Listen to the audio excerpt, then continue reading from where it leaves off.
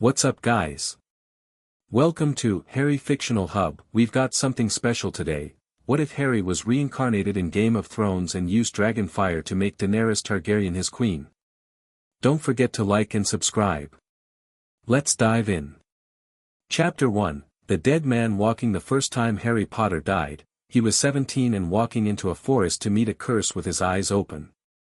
The second time, he was 143, sitting in an armchair by a fire that had burned low, and he simply stopped. The space between that ending and this beginning was not empty. Death had a face, or rather, death wore the absence of one, a hooded impression that Harry had long since stopped fearing. "You're bored," Death said. "Not a question." "Tired," Harry corrected. "There's a difference." "Is there?" Harry considered this. His friends were gone. Ginny, 50 years gone. Ron and Hermione, decades before that. His children had grown, aged, and some had followed. The wizarding world spun on without him, and he'd become a relic, the boy who lived, the man who conquered, and finally just the old man in the tower who sometimes visited Hogwarts to frighten first-years with stories they thought were fairy tales. "No," Harry admitted. "I suppose there isn't." Death extended a hand that wasn't quite a hand. "Then let me show you something new." He remembered being born. That was the worst part. The indignity of it, 143 years of accumulated wisdom crammed into a screaming infant's skull, the overwhelming flood of sensation without the neurological architecture to process it. Harry spent his first year in this new world in a state of furious, helpless awareness, unable to do anything but eat, sleep and silently rage at the ceiling. His new parents called him Heron. House Orleys, a minor family of Old Valyrian blood, merchants who'd fled the doom 4 centuries past and settled in Pentos. They had silver-gold hair, purple eyes, and just enough dragon's blood to make them interesting to the magisters without being threatening enough to kill. His mother sang to him in High Valyrian. His father smelled like sea salt and parchment. They were kind, ordinary people who had no idea what lived behind their infant son's too aware eyes. Harry learned to love them anyway. He'd had enough of being an orphan. By 3, he was reading. By 5, he was practicing wandless magic behind the family estate, pulling memories of spell theory from a mind that stretched across 2 lifetimes. The Deathly Hallows weren't physical objects anymore, they'd sunk into his bones during that long first life, becoming part of whatever Harry was. He could feel them, the cloak like a second skin he could pull around himself at will, the stone humming in his chest, and the wand, the Elder Wand's power threaded through his magical core like lightning frozen in amber. He didn't need to hide. Not here. This world had magic, he could feel it in the earth, in the sea, in the faint warmth of the Valyrian steel dagger his father kept above the mantle. But it was dying. Guttering like a candle in a draught. The doom had shattered something fundamental, and the world's magic was bleeding out slowly, century by century. Harry intended to fix that. But first, he needed to grow up. 22 years. That's how long Harry waited. Not idly, never idly. He spent his adolescence learning this world, its history, its politics, its geography. He sailed to Bravos and walked the halls of the Iron Bank, memorizing faces and debts.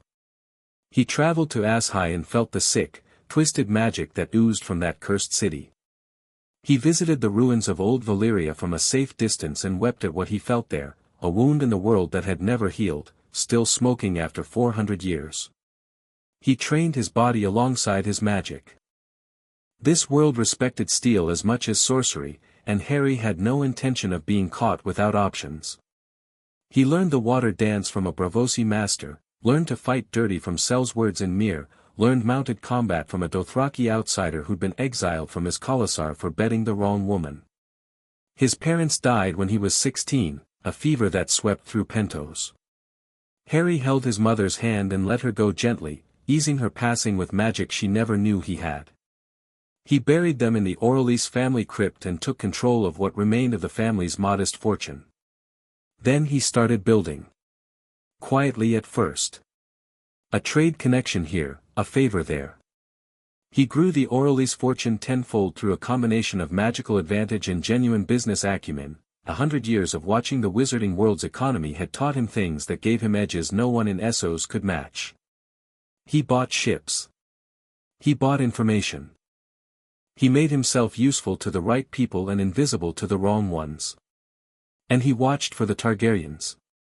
He knew they were out there, 2 children, exiled and running. The last dragon lords. Harry had read about them, heard whispers in the Magister's courts. Viserys, the broken prince who called himself king. And Daenerys, the girl who'd been born in a storm and raised in her brother's shadow. Harry knew what was coming. He'd pieced together the history of this world like a puzzle, and the picture it made was terrifying. The long night. The others. An army of the dead marching south while petty kings played their petty games. This world needed dragons. It needed fire. It needed someone to unite it before the cold swept everything away. And that meant he needed Daenerys Targaryen. Not as a tool, Harry had spent one lifetime watching people get used as instruments of prophecy, and he'd be damned before he did it to someone else. But she was the key. The blood of the dragon, the mother of what would come. He could feel it in the magic of this world, the way certain threads converged around her name. So when word reached him that Illyrio Mopatis was hosting the Targaryen siblings, that a marriage was being arranged with Khal Drogo of the largest Khalasar on the Dothraki Sea, Harry knew his waiting was over. Pentos in spring smelled like jasmine and horse dung. Harry walked through the merchant quarter in clothes that marked him as wealthy but not ostentatious, dark fabrics, well cut, a silver pin at his throat in the shape of a dragon eating its own tail. His hair was the Orelli silver gold, worn long enough to brush his collar, and his eyes were a purple so dark they looked almost green in certain lights. He'd kept his old face's bone structure, more or less. Death had been kind in that regard, but the coloring was pure Valyrian. He'd arranged this meeting through 3 intermediaries and a carefully placed bribe. Illyrio Mopatis collected people the way some men collected art, and a young Valyrian-blooded lord with a growing fortune and whispered connections to the Iron Bank was exactly the sort of piece the Magister liked to have on his board. The manse was obscene. Harry had seen wealth. He'd been in Gringotts' deepest vaults, in the Malfoy treasury, in the ancient halls of Hogwarts, but Illyrio's display was something else. Wealth deployed as weapon, as statement.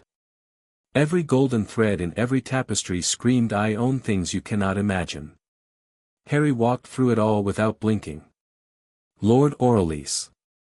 Illyrio emerged from an archway like a silk-wrapped boulder, all smiles and calculated warmth.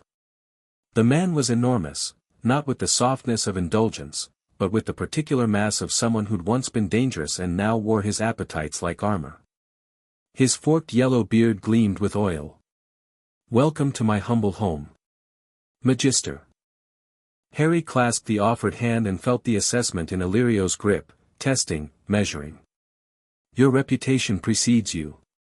As does your hospitality. Come, come. Wine. I have a Dornish red that would make a Septon weep." They settled in a courtyard where a fountain sang softly and servants moved like ghosts. Harry accepted wine he didn't intend to drink much of and let Illyrio lead the dance of pleasantries, weather, trade, the tedious politics of the Pentoshi Magisters. After 10 minutes, Harry cut through it. "You're hosting the Targaryens." Illyrio's smile didn't falter, but something sharpened behind his eyes. "An open secret, my lord. I am a sentimental man. The plight of exiled royalty moves me." Sentiment. Harry let the word hang. "Is that what we're calling it? What would you call it?" "Investment." Harry set his wine down. "You're selling the girl to Drogo. A Khalasar of 40,000 screamers in exchange for 1 Valyrian maiden. The return you're expecting isn't sentimental, Illyrio. It's continental." The Magister studied him with new eyes. The jovial mask remained, but behind it, machinery was turning. "You are remarkably well informed for a young man." "I'm remarkably well informed for anyone." Harry smiled, and it wasn't a kind smile. Let me save us both time. I'm not here to disrupt your plans. I'm here to improve them. Improve them. Illyrio's fingers drummed on the arm of his chair. And how would you propose to do that? Dragons, Harry said. The fountain kept singing. A bird called somewhere in the gardens. Illyrio went very still. The eggs you're planning to give her as a wedding gift, Harry continued. Pretty stones, you think? Fossils. A symbolic gesture. Here, little dragon girl, have some petrified memories of what your family once was. He leaned forward. What if I told you they could be more than symbols? I would say you've been drinking something stronger than wine. And I would say you've spent 20 years planning to put a Targaryen back on the Iron Throne, and you've never once stopped to wonder whether the magic that made House Targaryen might still be alive. Illyrio's eyes were flat and calculating now, the pretense of warmth abandoned. What are you, Lord Orelys? Someone with the blood of Old Valyria who never forgot what that blood means.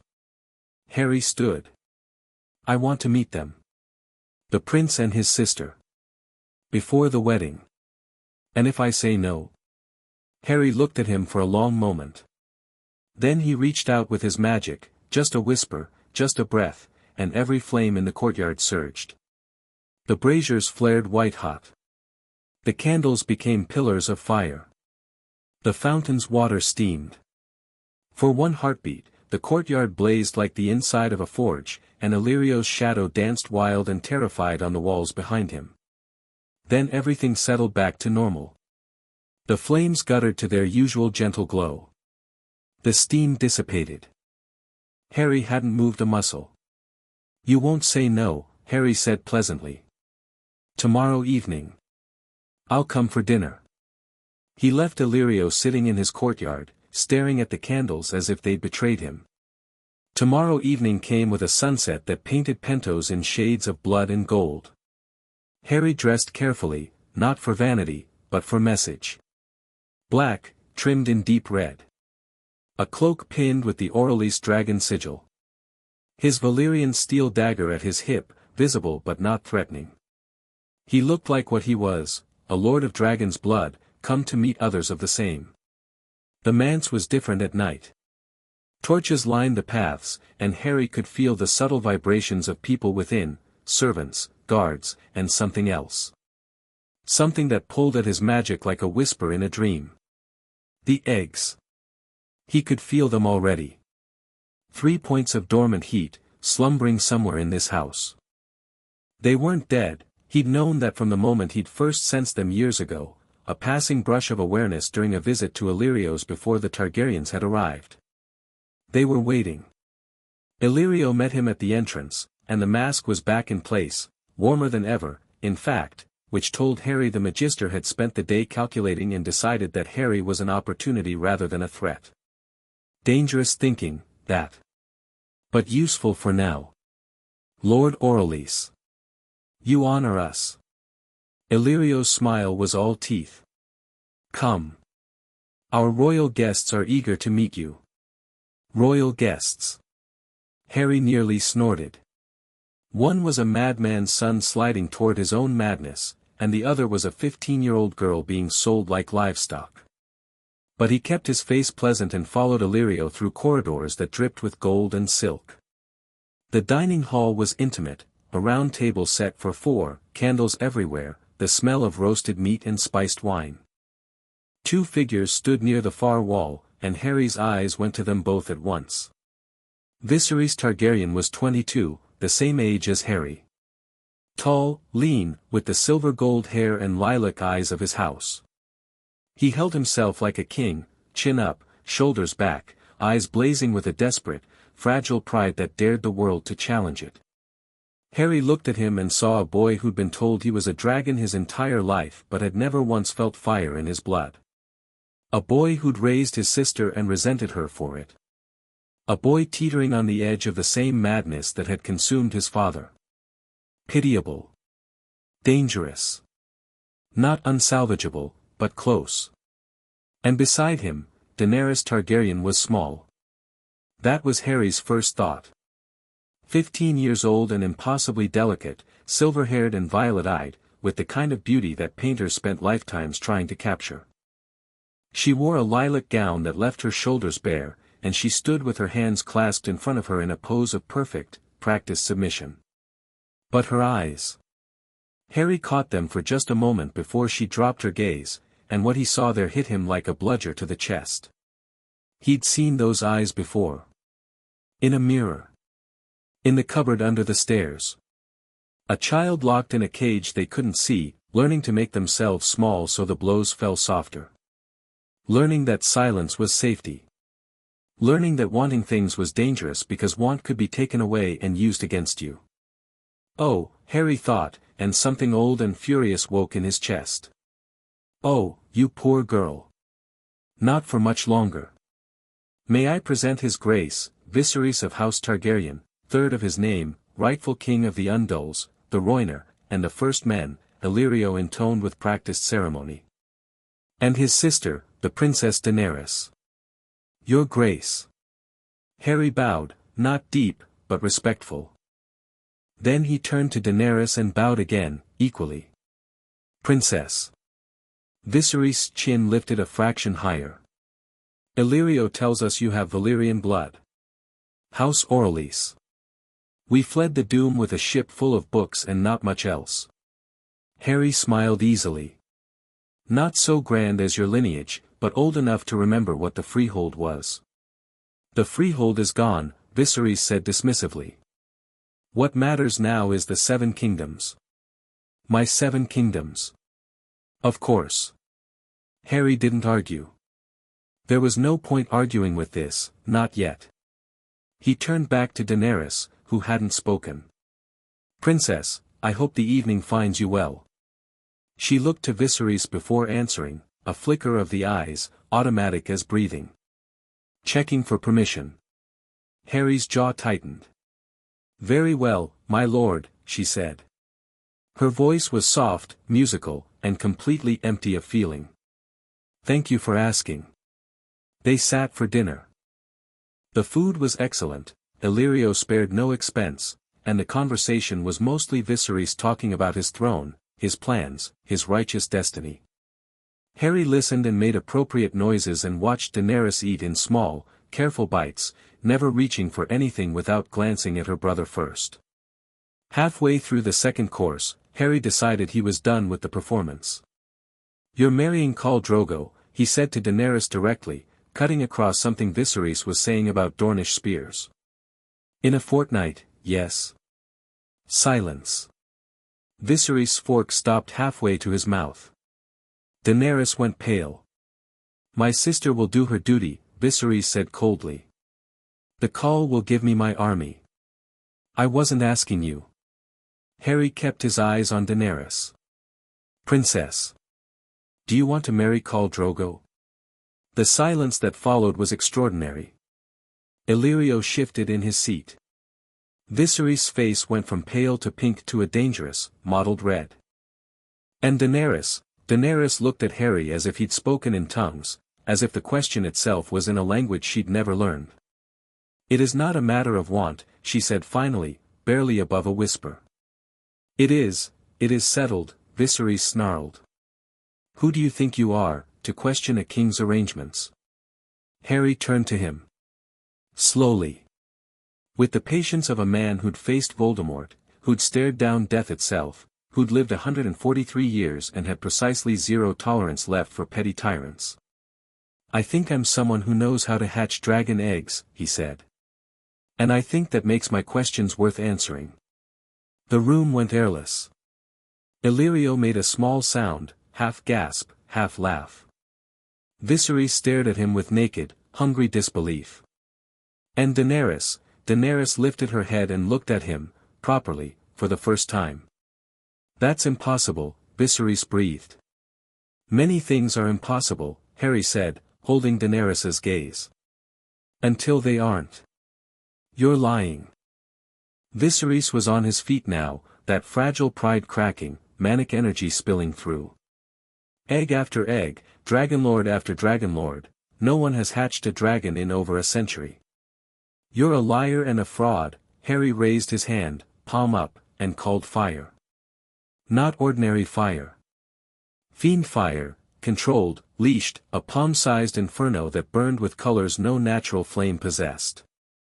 It writhed and coiled above his hand, taking shapes, a serpent, a dragon, a phoenix. The heat of it pushed Viserys back a step. 2 steps. The candles on the table bent toward it like flowers toward the sun. I'm many things, Harry said calmly, the fire dancing above his skin without burning him. A liar isn't one of them. He closed his fist and the fire vanished. The afterimage hung in the air, a ghost of impossible heat. No one spoke for a long time. Then Daenerys said, in a voice that trembled only slightly, "How?" Harry looked at her. At this girl, this child, with dragon's blood in her veins and iron underneath the fear, who just watched a man conjure fire from nothing and asked how instead of running. Magic, he said simply. The same magic your ancestors used to conquer a continent. The same magic that sleeps in those eggs Illyrio's been keeping as decorations. He leaned back in his chair. The world's forgotten, but I haven't. And I can teach you. Teach me. Something flickered across her face, hope, maybe, or its ghost. Immediately smothered. She looked at Viserys. Teach us, Viserys corrected, leaning forward, all hunger now. The anger was gone, replaced by that desperate, grasping need that defined him. Teach the dragon. Give me back my birthright, I'll teach whoever has the capacity to learn, Harry said, and the words landed like a blade between the siblings. Viserys flinched. He knew, somewhere beneath the madness, he knew, that the fire hadn't answered to him. That he'd never felt its call. That his sister looked at flames the way other girls looked at mirrors, and he'd always looked at them the way children look at dogs that might bite. We'll discuss terms, Illyrio cut in smoothly, the consummate negotiator recovering his footing. Tomorrow, perhaps, when, no. Harry stood. Here's what's going to happen. The wedding proceeds, I've no interest in making enemies of a Khalasar. But I'll be there. I'll be part of this alliance, not as a servant or a gift, but as a partner. I bring magic, knowledge, and resources. In exchange, I want a place at the table when the real planning begins. He looked at each of them in turn. The Iron Throne isn't won by 40,000 screamers alone. It's won by dragons. And I can give you dragons. Viserys opened his mouth, to argue, to demand, to assert his kingship over this stranger who'd walked in and seized control of the conversation. But Illyrio's hand was on his arm, and the Magister's eyes were bright with a greed that dwarfed even the prince's. You'll stay here, Illyrio said. As my guest. Until the wedding. I have my own accommodations, but I appreciate the offer. Harry had no intention of sleeping under a roof controlled by a spymaster. I'll be here at first light. The princess and I have work to do. He bowed to the table, straightened, and walked toward the door. At the threshold, he paused and looked back. Daenerys was watching him. Not with the vacant submission she'd worn all evening, but with something else, something alive, something burning low and careful behind those violet eyes. Like an ember that had been smothered so long it had forgotten it was fire. Harry smiled at her. Not a political smile, not a calculated one. A real smile, the kind he hadn't worn in longer than he could remember. Good night, princess, he said. Tomorrow's going to be interesting. He made it 2 streets from the manse before the footsteps resolved into a figure stepping from an alley ahead of him. Harry's hand didn't go to his dagger, he didn't need steel for anything this world could throw at him, but he noted the movement, catalogued it. Lord Orelys. The voice was northern, Westerosi, carrying the accent of the cold. A tall man, broad-shouldered, with a bear's build gone slightly soft with years of exile. His face was weathered, lined, and his eyes held the particular guilt of a man who'd done things he couldn't undo. Jorah Mormont. Harry recognized him from descriptions, Illyrio's man, or Varys's man, or whoever was pulling which string this particular week. A spy in the making, sent to watch the Targaryens and report back to Robert's court. Ser Jorah, Harry said pleasantly. Taking the night air. The knight's hand rested on his sword hilt. Not aggressive, wary. I saw you enter the manse. You're not one of Illyrio's usual merchants. No, I'm not. What do you want with them? With the princess? Harry studied him. The guilt, the watchfulness, the way he said princess with something that might become devotion if given time. Jorah Mormont was not yet the man who'd followed Daenerys Targaryen through fire and betrayal. Right now he was a disgraced knight selling secrets for a royal pardon, hating himself for it, and looking for something, anything, to make the shame worthwhile. Walk with me, Harry said, and started moving. After a moment, Jorah fell into step beside him. You're reporting to Varys.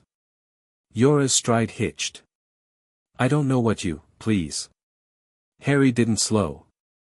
You're an exiled northern lord, convicted of selling slaves, desperate to go home. The Spider offers you a pardon in exchange for intelligence on the Targaryen movements. It's not complicated. The silence stretched for half a block. Then, are you going to tell them? That depends entirely on what you do next. Harry stopped at a corner where two streets met, torchlit and empty. He turned to face the bigger man. I'm going to make you an offer, Ser Jorah, and I'd like you to think carefully before answering. Jorah's jaw was tight. His hand on his sword was white-knuckled. I'm listening. Stop reporting. Feed Varys nothing, or feed him exactly what I tell you to. In exchange, I'll get you a pardon that doesn't come from a usurper's hand, one that comes from a queen. A queen. Jorah's voice was flat with disbelief. The girl is 15. She's being sold to a horse lord. She's not, she will be. Harry's voice carried certainty like stone carries weight. I've seen futures, Ser Jorah. Not prophesied, seen. That girl in there has more fire in her little finger than every king who's sat the Iron Throne in the last century combined. All she needs is someone to stop smothering her. He paused. And she'll need loyal men. Truly loyal, not bought. Can you be that? Jorah stared at him. The torchlight carved deep shadows in his face, making him look older than his years, more worn. Harry could see the war happening behind his eyes, pragmatism versus something better, self-interest versus the first stirring of genuine belief. You don't know me, Jorah said finally. You don't know what I've done. You sold poachers into slavery to fund a wife who didn't love you. You ran rather than face Ned Stark's judgment. You've spent years drifting through the free cities, drinking too much and hating yourself just enough to keep doing it. Harry shrugged. I know exactly what you've done. I also know what you could do. The question is whether you're interested in finding out. Another long silence. Then Jorah's hand fell from his sword. What are you? He asked, and it wasn't a challenge. It was genuine bewilderment. A dead man walking, Harry said, and grinned. Come to breakfast tomorrow. The princess needs a sword, and you'll do nicely. He left Jorah standing at the crossroads, staring after him, and walked home through streets that smelled of jasmine and possibility. His apartments were in the merchant district, comfortable but not lavish, chosen for the rooftop access and the 3 separate exits. Harry warded the doors out of habit, layering protections that would stop anything short of a dragon, and climbed to the roof to think. Pentos spread below him, a carpet of lights and shadows. Beyond the city walls, the sea glittered under a half-moon. Somewhere out there, a Khalasar was riding closer, 40,000 Dothraki following a Khal who'd never been defeated, coming to claim a silver-haired bride he'd never met. Harry sat on the roof's edge and let the night air cool his skin. His mind was working, turning pieces, seeing patterns. The timeline was accelerating. In the world story, the great narrative that death had shown him in fragments during his passage between lives, events were converging. Robert Baratheon sat the Iron Throne and grew fat on wine and hatred. The Lannisters circled like golden vultures. In the north, Ned Stark kept his honor and his secrets in equal measure. And beyond the wall, Harry closed his eyes and reached out with his senses, not physically, but magically, stretching his awareness northward across impossible distance. He couldn't see details, couldn't hear voices. But he could feel it, a cold so profound it made the spaces between stars seem warm. A darkness that was alive, that hungered, that was stirring after millennia of sleep. The Night King. The others. The army of the dead. They were still distant, years away from being a true threat. But they were growing. Every winter that didn't come was building toward the one that would end everything. And when it finally broke, Harry needed dragons. He needed an army. He needed someone on the Iron Throne who would listen when he said the dead are coming and not dismiss him as a madman. He needed Daenerys Targaryen to become the queen she was meant to be. Not a puppet. Not a weapon. A queen, with all the fire and fury and compassion that implied. Someone who could unite 7 fractious kingdoms against a threat they refused to see. Someone who could make hard choices and live with them. Someone who reminded him, achingly, of another woman he'd loved in another life.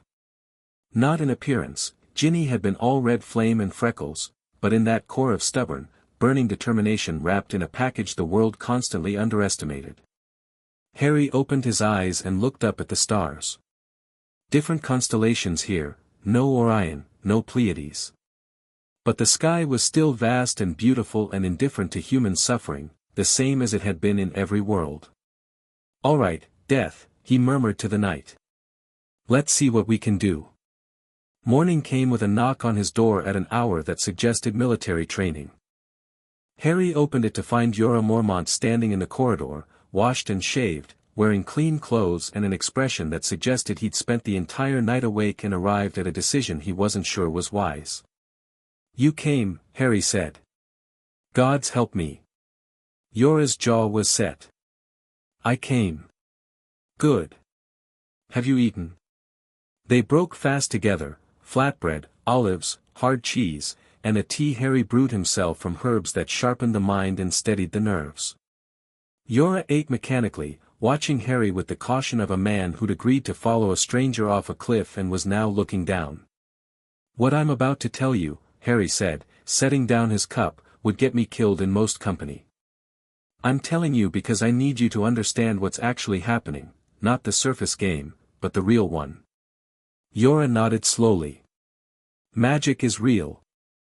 Not the tricks of shadowbinders or the smoke of red priests, real magic, old magic, the kind that built the freehold and raised the wall and forged Valyrian steel."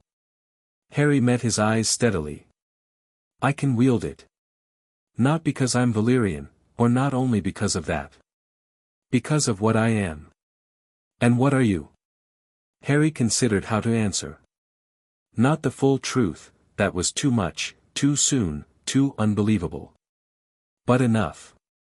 "I've lived before," he said. "Another life, another world. I was a wizard, that's what we called it there.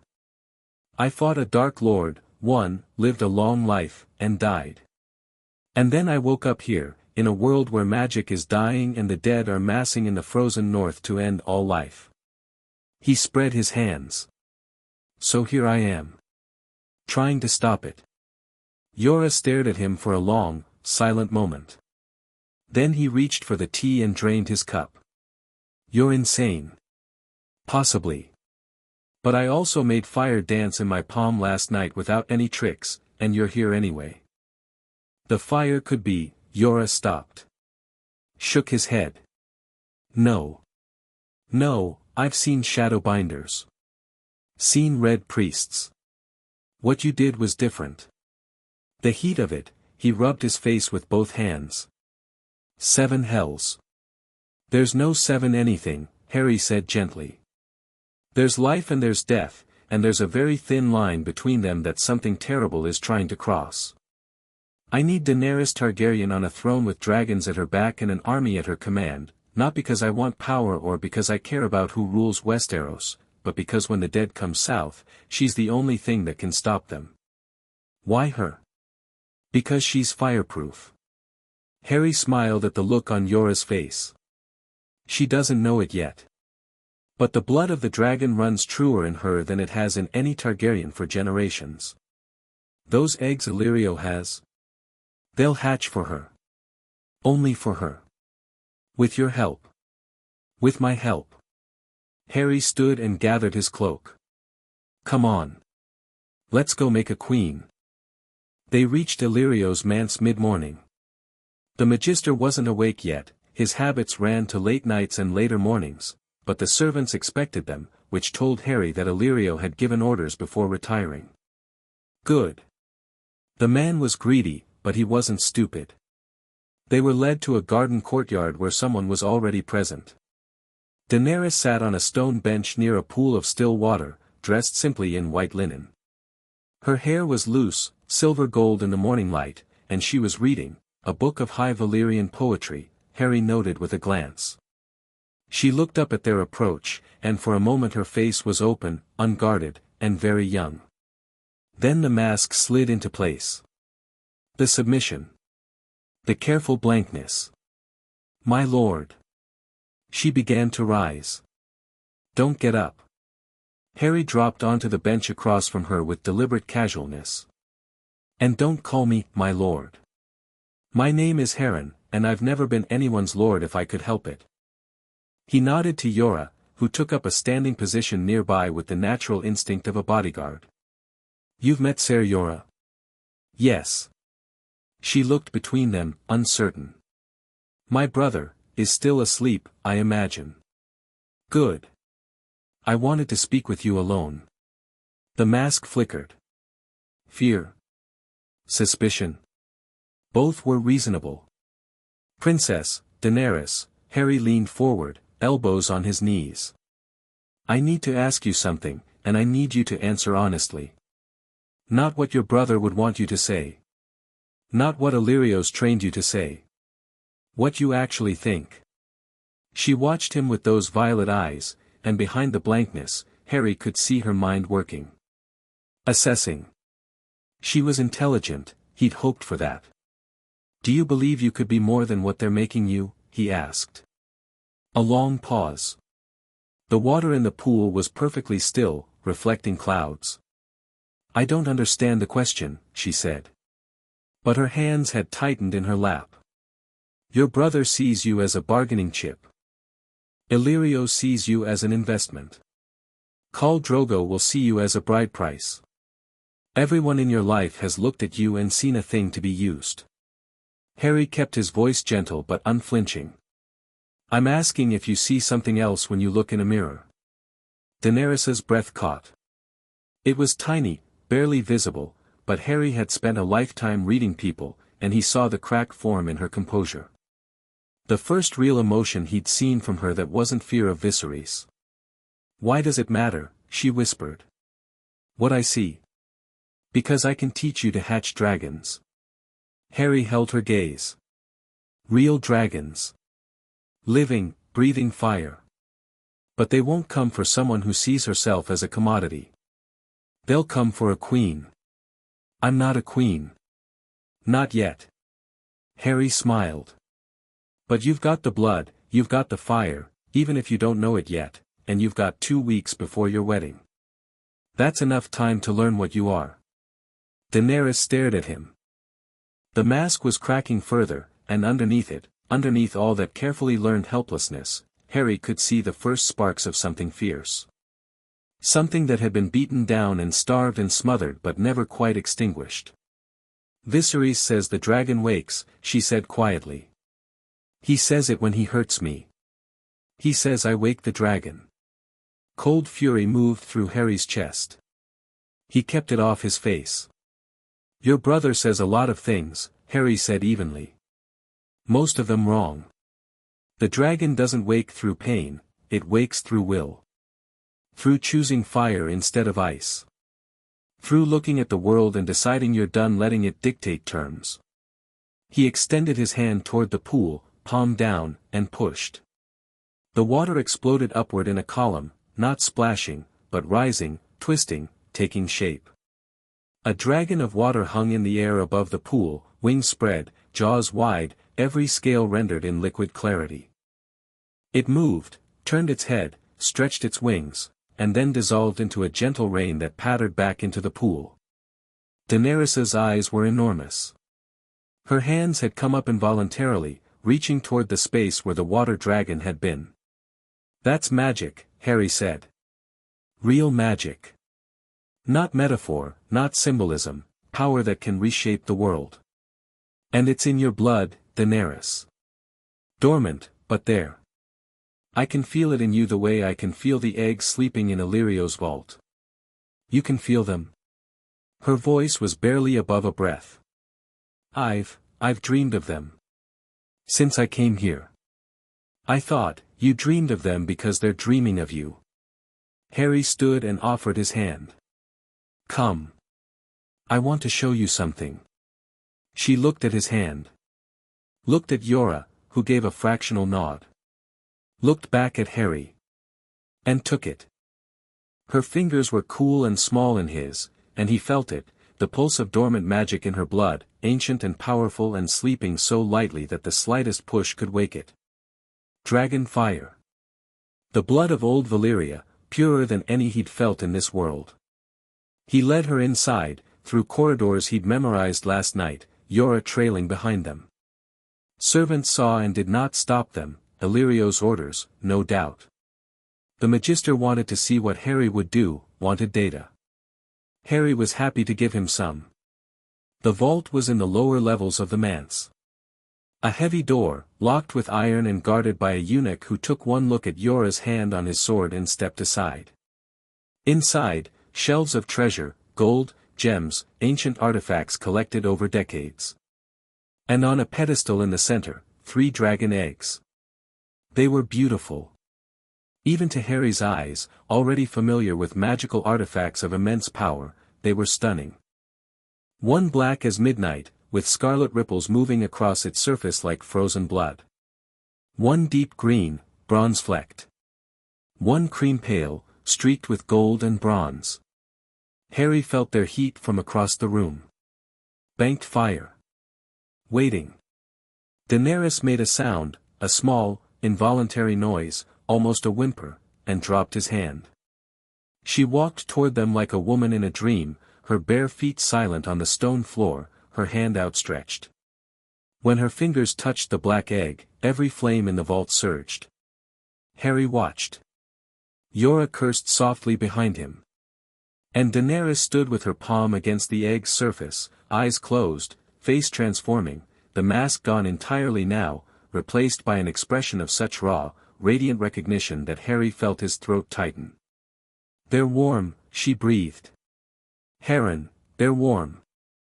They know you," he said. "They've been waiting for you." She opened her eyes. They were wet, but she was smiling, a real smile, nothing practiced or performing about it, and in that moment, Harry saw her. Not the abused girl, not the political chess piece, not even the future queen. Just Daenerys. Young and fierce and burning with a wonder that the world hadn't managed to kill. "Can you really hatch them?" she asked. "We can." Harry smiled back at her. Together. Behind them, Yora leaned against the doorframe and watched them both with something new in his expression. Not belief, not yet. But the beginning of it. The first fragile shoot of something that might, given time and fire, grow into faith. Above them, in his chambers, Illyrio Mopatis was being woken by a servant who told him that his guests were in the vault and the dragon eggs were glowing. And far to the east, on the Dothraki Sea, Khal Drogo rode at the head of 40,000 warriors toward a wedding that would be nothing like what he expected. The game was changing. Harry could feel it in the air, the way magic shifted when great events drew near, the way reality seemed to hold its breath before the world broke open. He'd felt it before, in the graveyard with Voldemort, in the forest with the stone, in the room of requirement as fiendfire consumed a lifetime of hidden sins. He'd been the weapon last time. The boy who lived to die, the sacrifice that stopped a monster. Not again. Never again. This time he was the one wielding the fire, and he would burn every obstacle between this girl and her throne until there was nothing left but ash and a crown.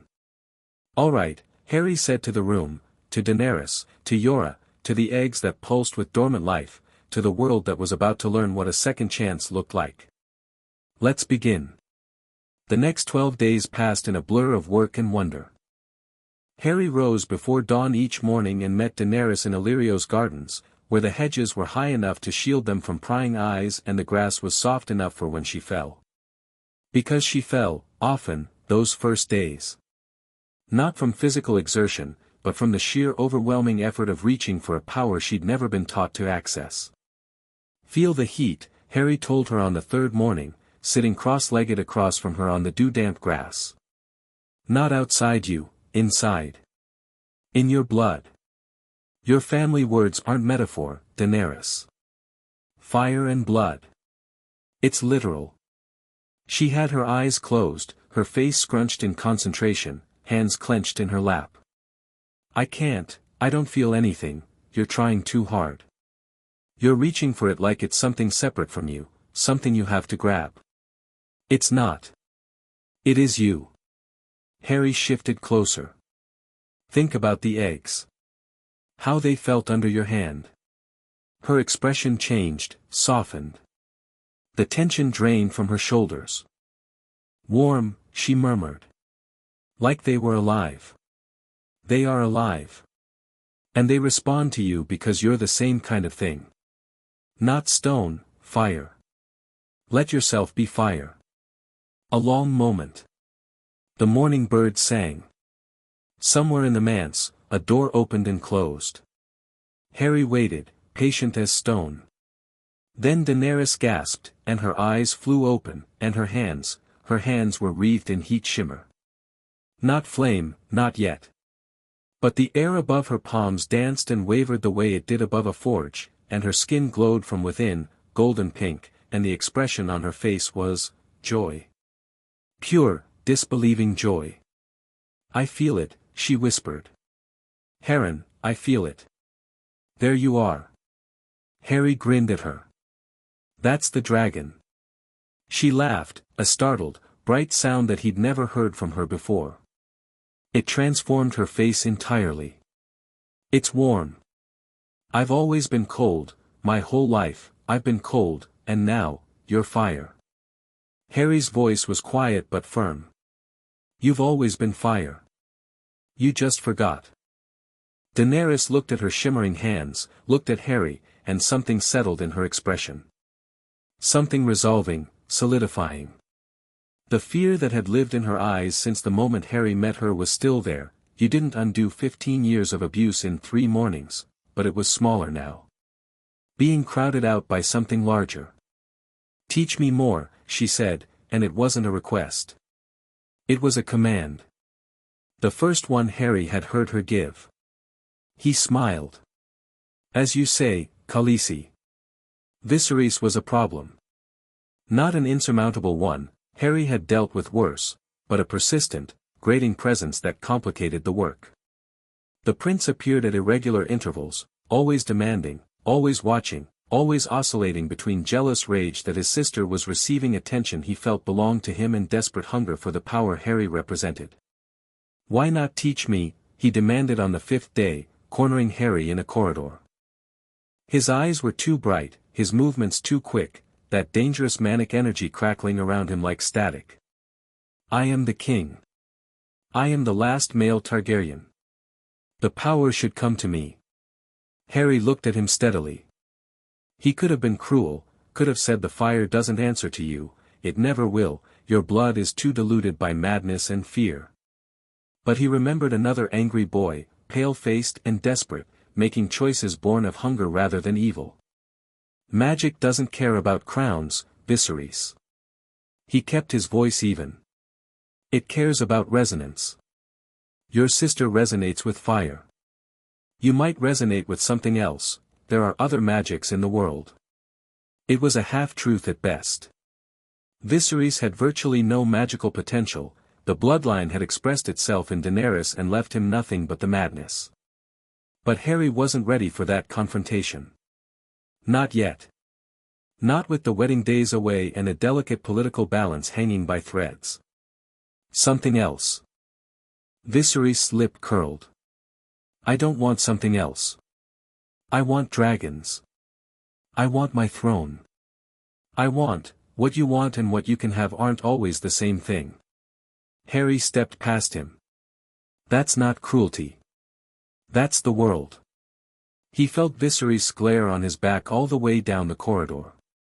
Another problem for another day. On the 9th day, something changed.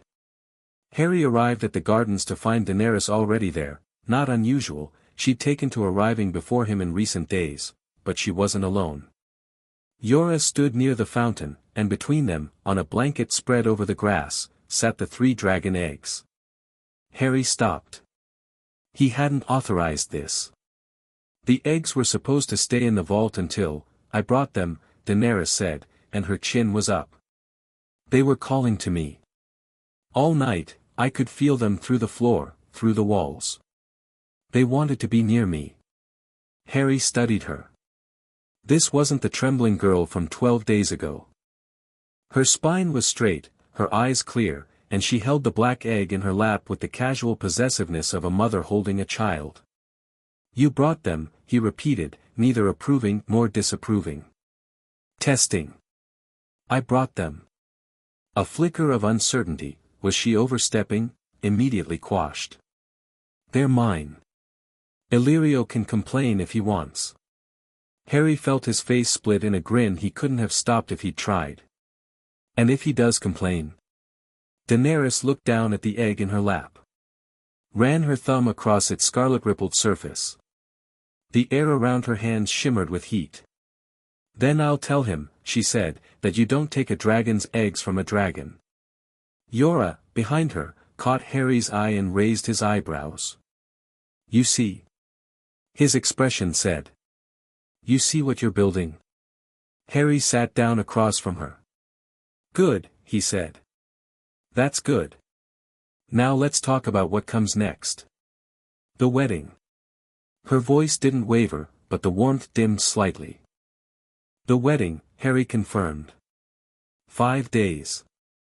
Khal Drogo arrives tomorrow. Daenerys was quiet for a moment, her fingers tracing the egg's contours. I've accepted it, she said.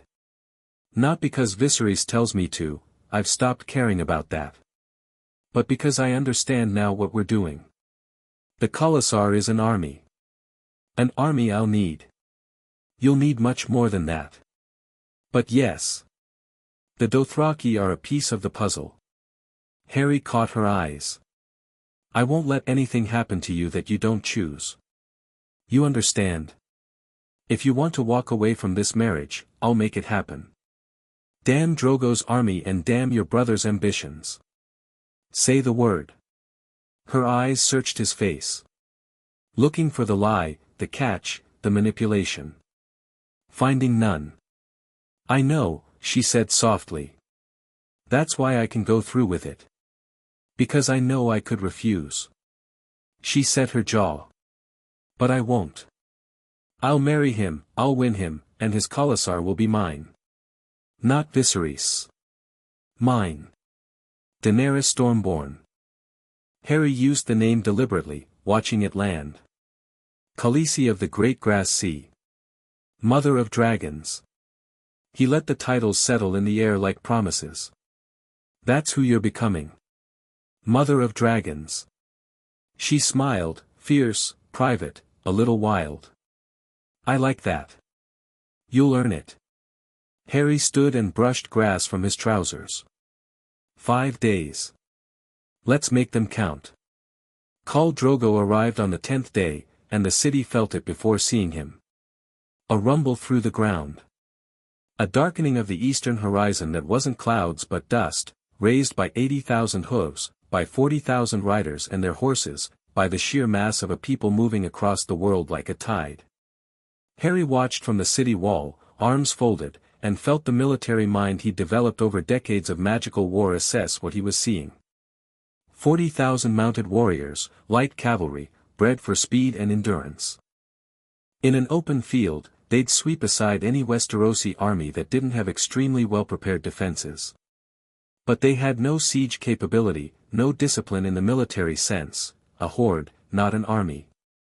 Still. Impressive.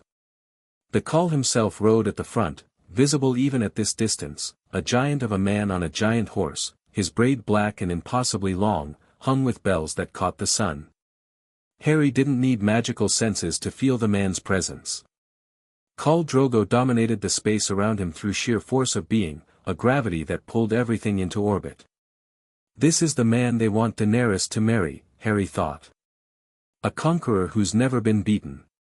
A king who wears no crown because no one alive dares challenge him. He'd need to be handled carefully. Not with deception, Dothraki despised liars, but with a display of strength so undeniable that Drogo's warrior instincts would be engaged rather than threatened. Harry had a plan for that. It involved quite a lot of fire. The meeting was arranged for that evening. Illyrio's manse, again, neutral ground, as much as anything controlled by the Magister could be neutral. Harry dressed for war without looking like it, dark fabrics, yes, but cut to allow full range of motion. His Valyrian steel dagger. And beneath his skin, coiled and ready, enough magical power to level a city. He arrived before the Dothraki. Daenerys was already present, dressed in Dothraki style by Illyrio's servants, a gown of purple silk that left one shoulder bare. She looked like a sacrifice prepared for an altar, and Harry saw the deliberateness of it in the way Illyrio hovered, adjusting details. "Stop fussing over her," Harry said, stepping between them. "She's not a roast you're presenting to a customer." Illyrio's smile was thin. "Appearances matter, Lord Orelys. Particularly first ones. Then let her appear as what she is." Harry turned to Daenerys, who was watching this exchange with something between gratitude and amusement. "You look fine. You look like a queen. Stop letting them make you feel like a product." "I know what I look like," she said, and there was steel in her voice now, new steel, freshly forged in 12 days of fire and will. "And I know what I am." She met his eyes. "Do you have the eggs?"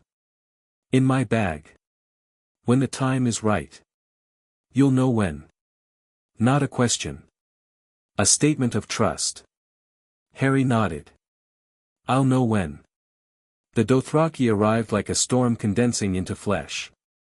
30 of them, an honor guard, Harry assumed, though with the Dothraki the line between honor guard and raiding party was non-existent.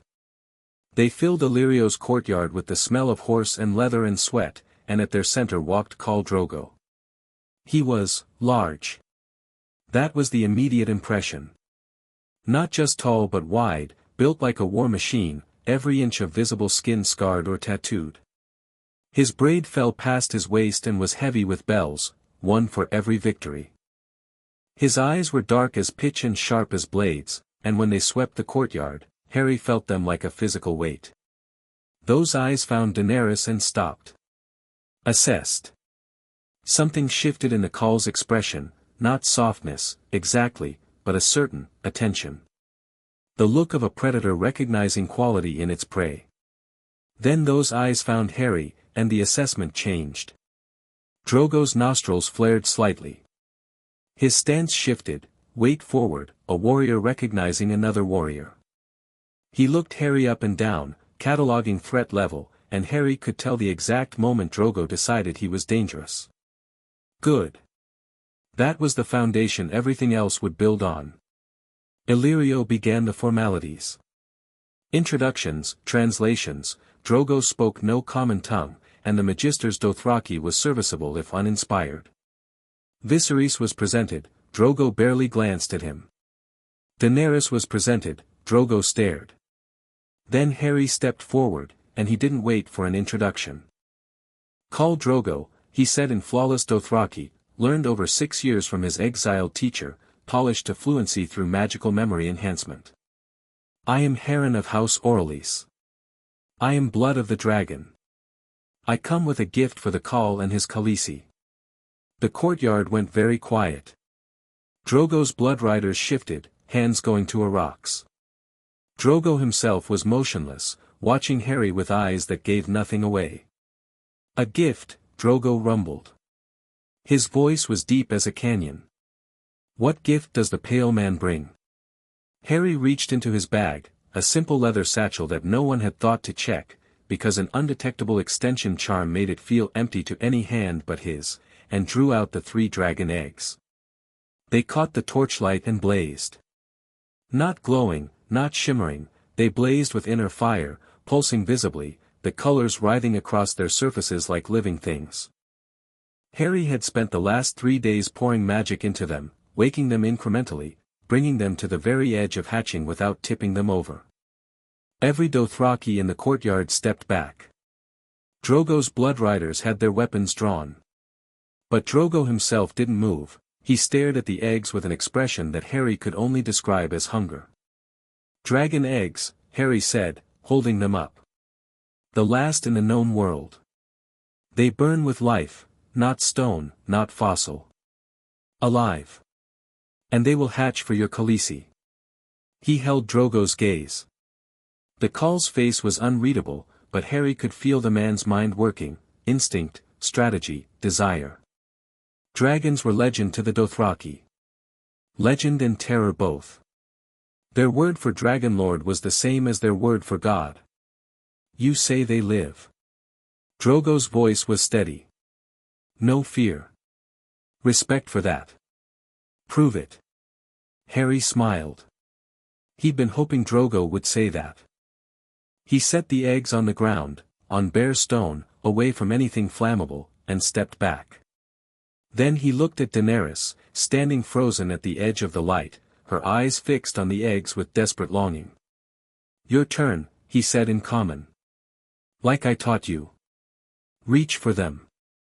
She moved forward, past Viserys' grab for her arm, she brushed his hand off without looking at him, and that alone made the moment historic, and knelt before the eggs. Her hands trembled as she reached for the black one. Harry poured power into the connection. Not the hatching, that would come later, that needed ritual and precision and the right moment, but enough to make the eggs respond. Enough to show Drogo and his warriors what they were dealing with. Daenerys' hands closed around the black egg, and fire erupted. Not destructive, not outward, but the egg blazed between her palms like a captive sun, light pouring between her fingers, and Daenerys threw her head back and laughed. The sound rang off the walls, free and fierce and joyful, and even the Dothraki warrior women at the back of the guard stopped retreating and stared. The other 2 eggs ignited in sympathy, green and gold fire, pulsing in rhythm with the black, 3 hearts beating as one. The heat was immense, rolling across the courtyard in waves that had everyone shielding their faces. Everyone except Daenerys, who knelt in the center of it all, wreathed in fire she couldn't feel, laughing. And Khal Drogo looked at this girl, this small, silver-haired girl who held fire in her bare hands and laughed, and for the first time in Harry's observation, the great Khal's expression changed. He was smiling.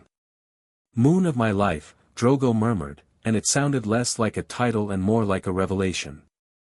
Harry stood back and let the fire speak for itself. Illyrio was sweating, pressing against the far wall.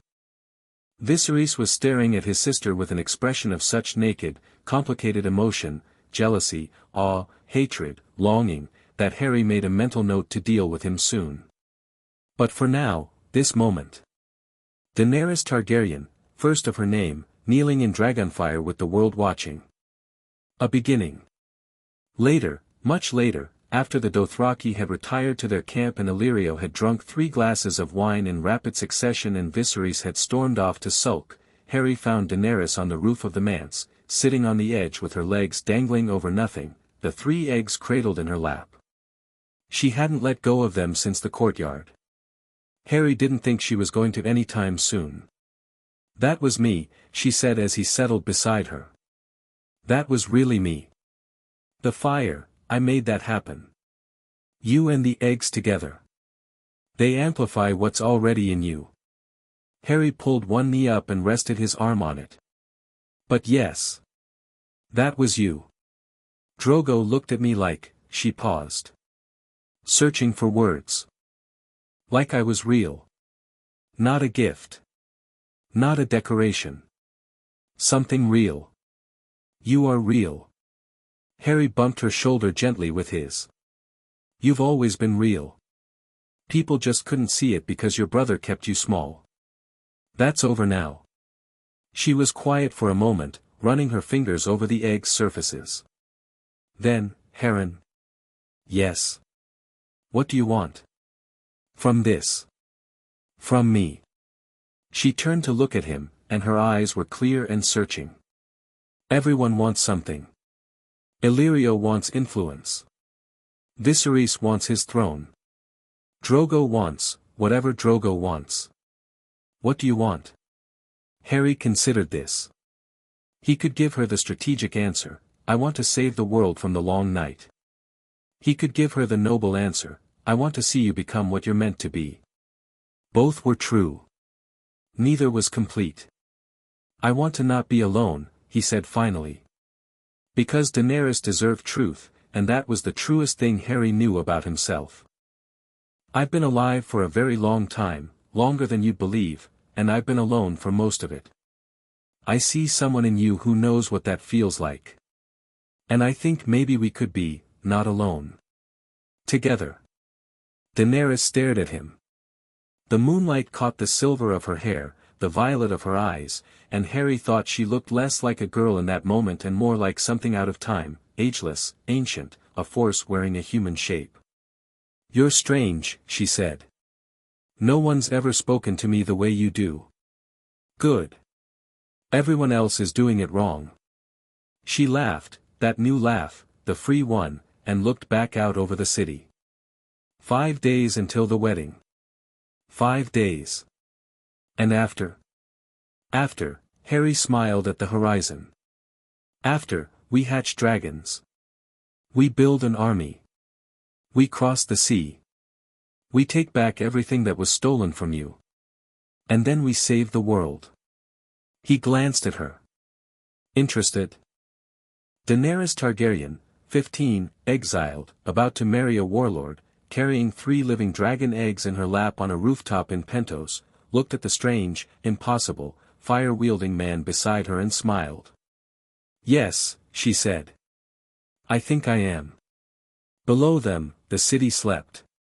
In the east, the Khalasar waited. Far to the north, behind a wall of ice, something ancient stirred in its frozen sleep and felt, for the first time in 8,000 years, the faintest breath of warmth. The game was changing. The dead man was walking. And the dragon was waking up. Chapter 2, Fire cannot kill a dragon. The morning of the wedding dawned red as blood.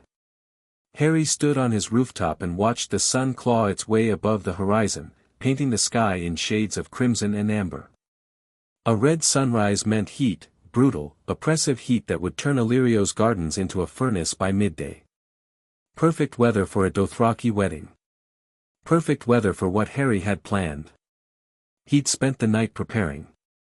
Not sleeping. Sleep was optional when you could sustain yourself with magic, and Harry hadn't slept more than 2 hours in the last 3 days. The ritual he'd designed for the hatching was intricate, layered, drawing on everything he'd learned in 2 lifetimes about fire magic, blood magic, and the particular resonance of draconic power. Fiend fire was the key, not the wild, destructive curse that had nearly killed him in the Room of Requirement, but a controlled variant he'd spent decades perfecting in his first life. Focused. Purposeful. Hot enough to wake stone into life. He dressed simply. Black trousers, black shirt, boots that allowed quick movement. His Valyrian steel dagger at his hip. No cloak, too hot, and besides, he wanted freedom of motion in case things went sideways. Things always went sideways. Illyrio's manse was chaos by the time Harry arrived. Servants ran in every direction, carrying bolts of silk and platters of food and casks of wine that would fuel the Dothraki celebration. The gardens had been transformed overnight, a massive open space cleared for the feast, with a raised platform at one end where the marriage ceremony would take place.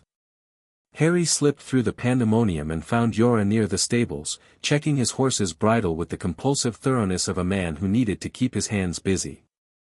"How is she?" Harry asked without preamble. "Calm." Yora tightened a buckle. "Calmer than she should be. She's been with the eggs all morning, wouldn't let the handmaiden separate them from her while they dressed her." He looked up, and his eyes were troubled. "Heron. Are you certain about tonight? The hatching?" "Yes. Not just that." Yora abandoned the bridle and turned fully. "All of it. The girl is 15. You're asking her to, I'm not asking her anything. She's choosing. Every step." Harry met his concern squarely. "I know what it looks like from the outside. Man with power appears, manipulates young girl, uses her for his own ends. I know. But you've been with her every day for nearly 2 weeks. Has she seemed manipulated to you?" Yora was silent. "Then, no. She seems like someone waking up." "That's because she is." Harry clapped him on the shoulder. "Stay close today. Things will get intense, and I need someone I trust watching her back when I'm focused on the ritual." "You trust me?" Genuine surprise.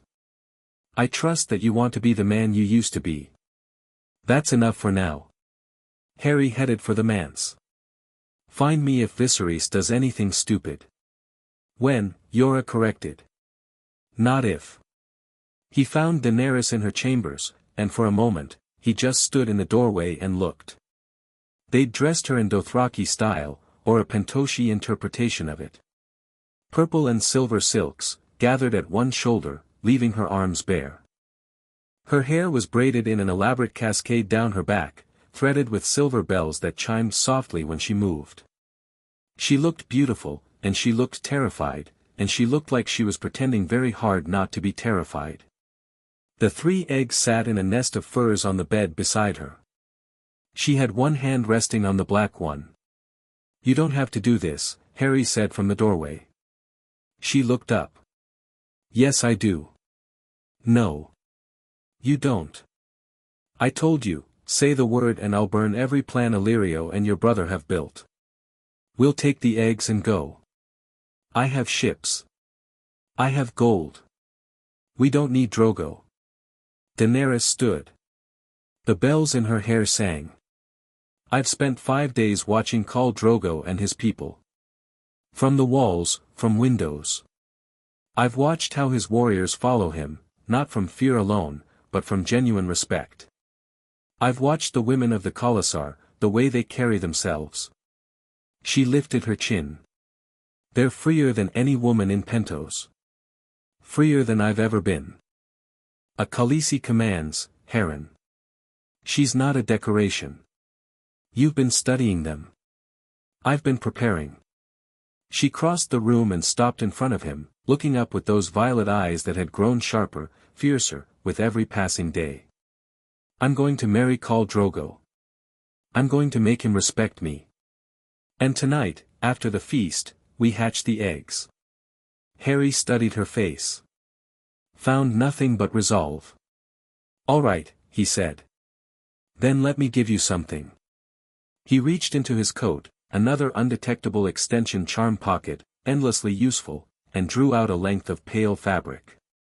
"Wrap this around your wrist. Under the silk, where no one can see it."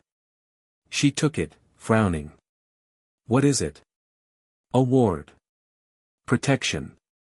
He'd spent 3 days weaving the enchantment, layers of shielding that would deflect a blade, absorb a blow, turn an arrow. Not invulnerable, nothing was, but enough to stop most physical threats short of a charging destrier. "If anyone tries to hurt you today, this will stop it."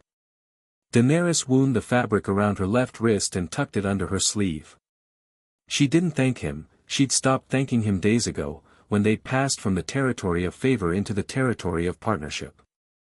Instead she nodded, once, firmly. "I'll see you at the ceremony," she said. Harry allowed himself one small, private smile. "Try not to set anything on fire before I get there." No promises, she said, and closed the door. A Dothraki wedding without at least 3 deaths was considered a dull affair. This one was not dull. The feast began at midday, spilling across Illyrio's gardens and beyond into the fields outside the manse where the Khalasar had camped. Thousands of Dothraki filled the space, drinking fermented mare's milk, eating horse meat charred over open fires, fighting and fucking with equal enthusiasm while drums pounded out a heartbeat rhythm that Harry felt in his teeth. He positioned himself near the raised platform where Daenerys sat beside Drogo, close enough to intervene if needed, far enough to not crowd the proceedings. Yora was on the platform itself. Illyrio had introduced him as a Westerosi knight, a gift of service to the Khaleesi, and Drogo had accepted with the indifference of a man who collected swords the way others collected coins. Viserys was drunk. Already. Harry kept half an eye on him while watching the ceremony unfold. Drogo was, not what Harry had expected, up close and in his element. Among his people, the Khal was different than he'd seemed in Illyrio's courtyard. Relaxed. Almost expansive. He laughed at his bloodrider's jokes, a deep, rolling sound, and tore into his food with uncomplicated pleasure. When he looked at Daenerys, there was something almost gentle beneath the intensity. Not love, not yet, maybe never in the way Westerosi understood it, but interest. Engagement. The look of a man encountering something novel and being delighted by it. Daenerys sat straight back beside him, eating little, watching everything with those sharp violet eyes. She didn't flinch at the violence that erupted periodically among the revelers, 2 men dead already over a disputed woman, blood soaking into the grass while the crowd cheered. She didn't look away. Good girl, Harry thought. Don't show them weakness.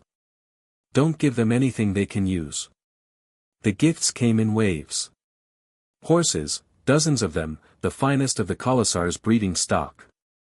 Weapons, barracks inlaid with gold, bows of dragon bone. Silks from Et, spices from the Jade Sea, slaves from a dozen conquered cities. Then Illyrio's turn came, and the Magister presented the dragon eggs with all the ceremony of a man laying down his finest card. The crowd murmured, they were beautiful objects, whatever they were, and the Dothraki appreciated beauty in a raw, acquisitive way. Daenerys took them one by one, and Harry saw her fingers tremble, not with fear but with restraint. She wanted to pull them close, to feel their warmth against her skin. Instead she set them carefully in a padded chest beside her seat and thanked Illyrio with gracious propriety. But her eyes found Harry's across the crowd, and the message in them was clear, tonight. The trouble started 3 hours into the feast, and it wore Viserys' face. Harry saw it building, the prince drinking too fast, his movements growing wilder, his laughter too sharp and too loud. Viserys was drowning. The attention Daenerys received, the way Drogo looked at her, the way the entire Khalasar oriented around his sister like she was the center of gravity, it was destroying him. Every cheer, every bell, every admiring glance at the silver-haired queen was a knife in Viserys' pride. Harry was moving before the blow fell. Viserys had seized Daenerys' arm, yanking her half out of her seat, his fingers digging into the bare skin above her elbow, his face twisted with jealous fury. "Do you think this makes you queen?" he hissed, loud enough for the nearest Dothraki to hear and stiffen. "Do you think this horse lord makes you anything? You are nothing without me." Harry's hand closed around Viserys' wrist. Not gently. The prince gasped, tried to pull free, couldn't. Harry's grip was reinforced with magic, immovable as iron, and he applied pressure with surgical precision to the nerve cluster on the inner wrist until Viserys' fingers spasmed open and Daenerys' arm dropped free. "Not today," Harry said quietly. His voice was calm. His eyes were not. "Unhand me." Viserys' voice cracked upward. "I am the king." "I am," Harry twisted. Just slightly. Just enough to send white-hot pain shooting up Viserys' forearm and drive the prince to his knees with a strangled yelp. The music hadn't stopped, the Dothraki drums didn't stop for anything, but the warriors nearest the platform were watching now.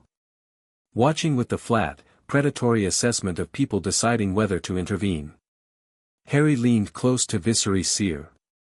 "You touch her again," he murmured, soft as silk, "and I will do to you what your father did to Rickard Stark. Do you understand me?"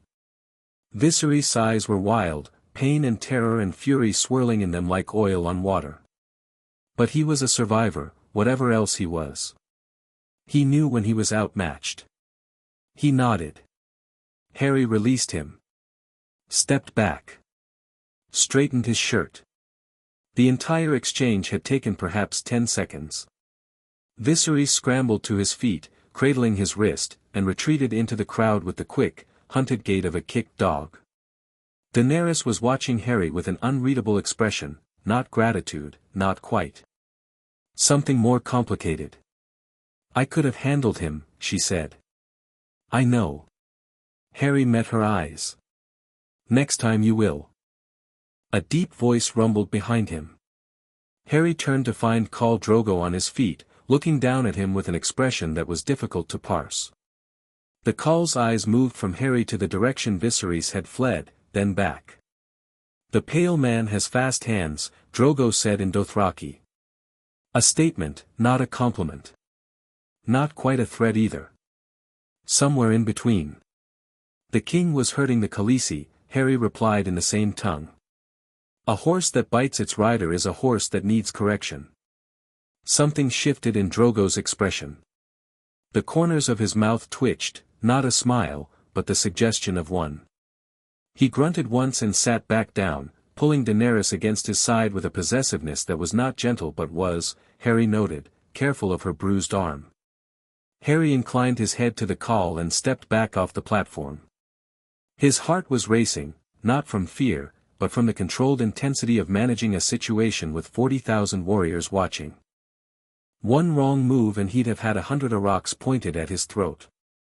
Well, they wouldn't have killed him. But it would have complicated things.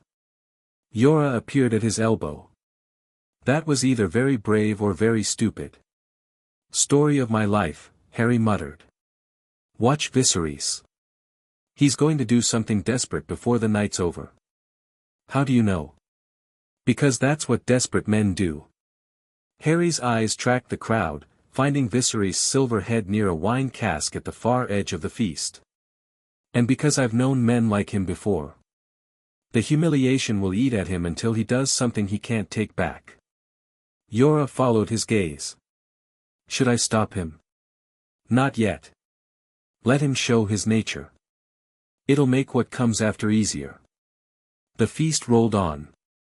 Afternoon became evening. The sky shifted from blue to orange to deep violet, and torches were lit, transforming the celebration into a sea of flame and shadow. 5 deaths by Harry's count, a good wedding by Dothraki standards. As darkness settled fully, Drogo rose from his seat and extended his hand to Daenerys. The Khalasar roared its approval, drums hammering, voices raised in a war cry that shook the air. Time for the Khal to take his Khaleesi. Daenerys stood. She was small beside Drogo, absurdly so, a sparrow beside a stallion, but she stood straight, and when she took his hand, she did it without hesitation. Her eyes found Harry one more time across the firelight. A question. A confirmation. After, her look said. "Come find me after." Harry nodded, fractionally. "I'll be there." Drogo led her away into the darkness beyond the torchlight, toward his tent, and the Khalasar cheered and drank and fought, celebrating their Khal's conquest. Harry watched them go and felt the weight of the evening settle on his shoulders. He didn't like this part. Didn't like what was about to happen to a 15-year-old girl in a tent with a man 3 times her size. Didn't like that his carefully laid plans required her to go through this, to endure this night so that everything else could unfold. But Daenerys had chosen. Eyes open, spine straight, fire in her blood. She'd chosen. Harry respected that. Even when it cost him. He found a quiet spot at the edge of the feast, away from the noise, away from the press of bodies, and sat with his back against an olive tree and began to prepare. The ritual needed moonlight. It needed fire. It needed blood, Daenerys's blood, freely given, and the blood of the dragon that already lived in her veins. And it needed Harry's magic, vast and ancient, to bridge the gap between sleeping stone and waking life. He meditated. Drew his power inward, condensing it, focusing it to a razor's edge. In his mind's eye, the spellwork unfolded like origami, layer after layer, fold after fold, intricate and precise. Fiend fire at the core, controlled by will. Blood magic as the catalyst. The resonance between Daenerys and the eggs as the channel. Hours passed. The feast began to wind down, warriors passing out where they fell, women drifting back to their tents, the drums fading from thunder to heartbeat. Harry waited, patient as death. Near midnight, a shadow detached from the darkness and moved toward him. Harry opened his eyes. Yora. His face was tight, worried. She sent for you. Harry rose. Take me to her. Drogo's tent was enormous, large enough to hold 20 men standing, draped in horsehides and silk, furnished with a brutish luxury that spoke of a life spent taking beautiful things from conquered peoples. Harry entered through the back, a flap Yora held open, and found Daenerys sitting on the edge of a vast bed of furs. She was wrapped in a Dothraki riding blanket. Her hair was loose, her braids undone. Her face was composed, but Harry could see the fine tremor in her hands, the slightly too careful way she held herself. His jaw tightened. He breathed through the anger.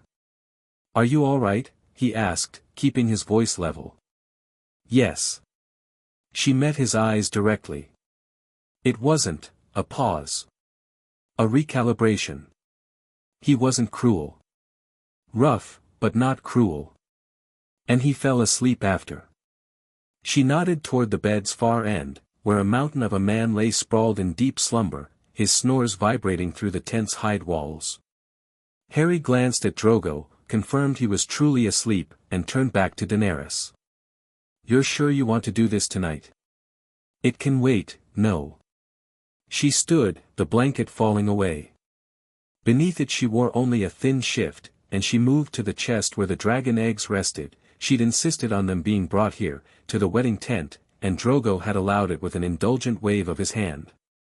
"Tonight. Now. While the fire in my blood is up, while I can still feel," she pressed her palm to the black egg and closed her eyes. "They're screaming, Heron. Can you hear them? They want out." Harry could hear them. A high, keening vibration at the edge of consciousness, the sound of life straining against a shell that had held it too long. The eggs were ready. Had been ready for days, probably, the only thing missing was the final push. "All right." Harry shed his coat and rolled his sleeves. "Here's what's going to happen. I'm going to build a fire. Not a normal fire, nothing about this is normal. I need you to hold the eggs and step into it." Daenerys looked at him. No fear. A raised eyebrow. "Fire cannot kill a dragon," she said. Harry grinned. "Exactly." He chose the center of the tent, moving aside a low table and a pile of cushions. Drogo snored on, oblivious. Harry had pushed a subtle sleep enchantment into the air around the Khal, deepening his natural rest. He'd wake eventually, but not for hours. Yora, standing at the tent's entrance, cleared his throat. "Is this going to be safe? For her?" "Yes." "For the tent?" Harry considered. "Probably. Stand back regardless." He began. The fire started small, a spark of ordinary flame between his palms, coaxed from nothing. Harry fed it, shaped it, and then, carefully, precisely, transformed it. Fiend fire bloomed to life, but not the wild beast he remembered from the Room of Requirement. This was domesticated fire, leashed and directed, burning in a perfect circle on the ground. It shifted colors, orange to red to white to that impossible blue-violet that spoke of temperatures beyond naming. The heat filled the tent instantly. Sweat broke out across Harry's forehead. Yora fell back with a curse, throwing his arm across his face. The tense hide walls would have caught, from ordinary fire, but Harry layered containment wards as he worked, keeping the blaze's hunger directed inward, focused. Now, he said to Daenerys. Bring them. She gathered the eggs against her chest, all three, cradled in her arms like infants. The black against her heart. The green and gold flanking it. She walked toward the fire, and Harry saw her shift in the shifting light, not frightened. Not even hesitant. She walked toward the fiendfire the way someone walks toward a lover, with anticipation. Daenerys. Harry caught her eyes one final time. This is going to feel like dying. It's not. Trust the fire. I trust you, she said, and stepped in. The fiendfire surged, roared, erupted upward in a pillar of blue-white that pierced the tent's roof and shot skyward into the night. Harry staggered under the magical load, pouring everything he had into control, into containment, into keeping the fire purposeful rather than destructive. His teeth were gritted, his hands outstretched, every nerve alight with the effort of directing a force that wanted nothing more than to consume the world. And inside the pillar of fire, Daenerys burned. Her shift dissolved instantly.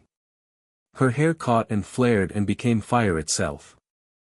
The eggs in her arms glowed, red-hot, white-hot, beyond hot, and Harry could hear them now without magical senses, hear the shells cracking, hear something within them keening and crying and straining. The first egg shattered. The black one, against her heart.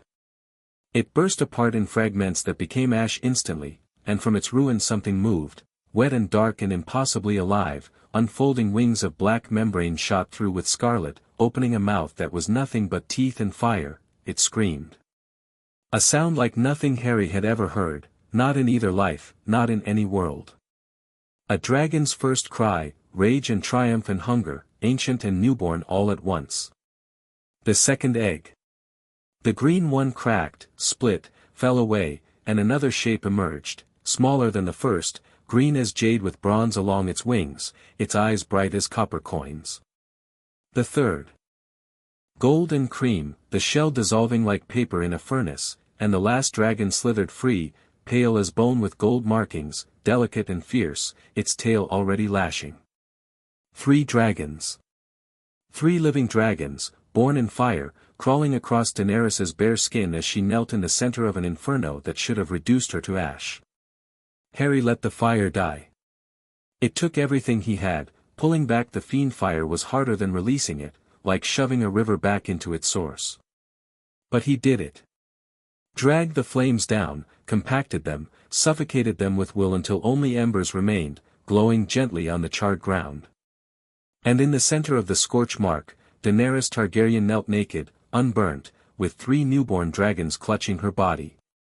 One on her shoulder, the black, already the largest, its tail wrapped around her arm.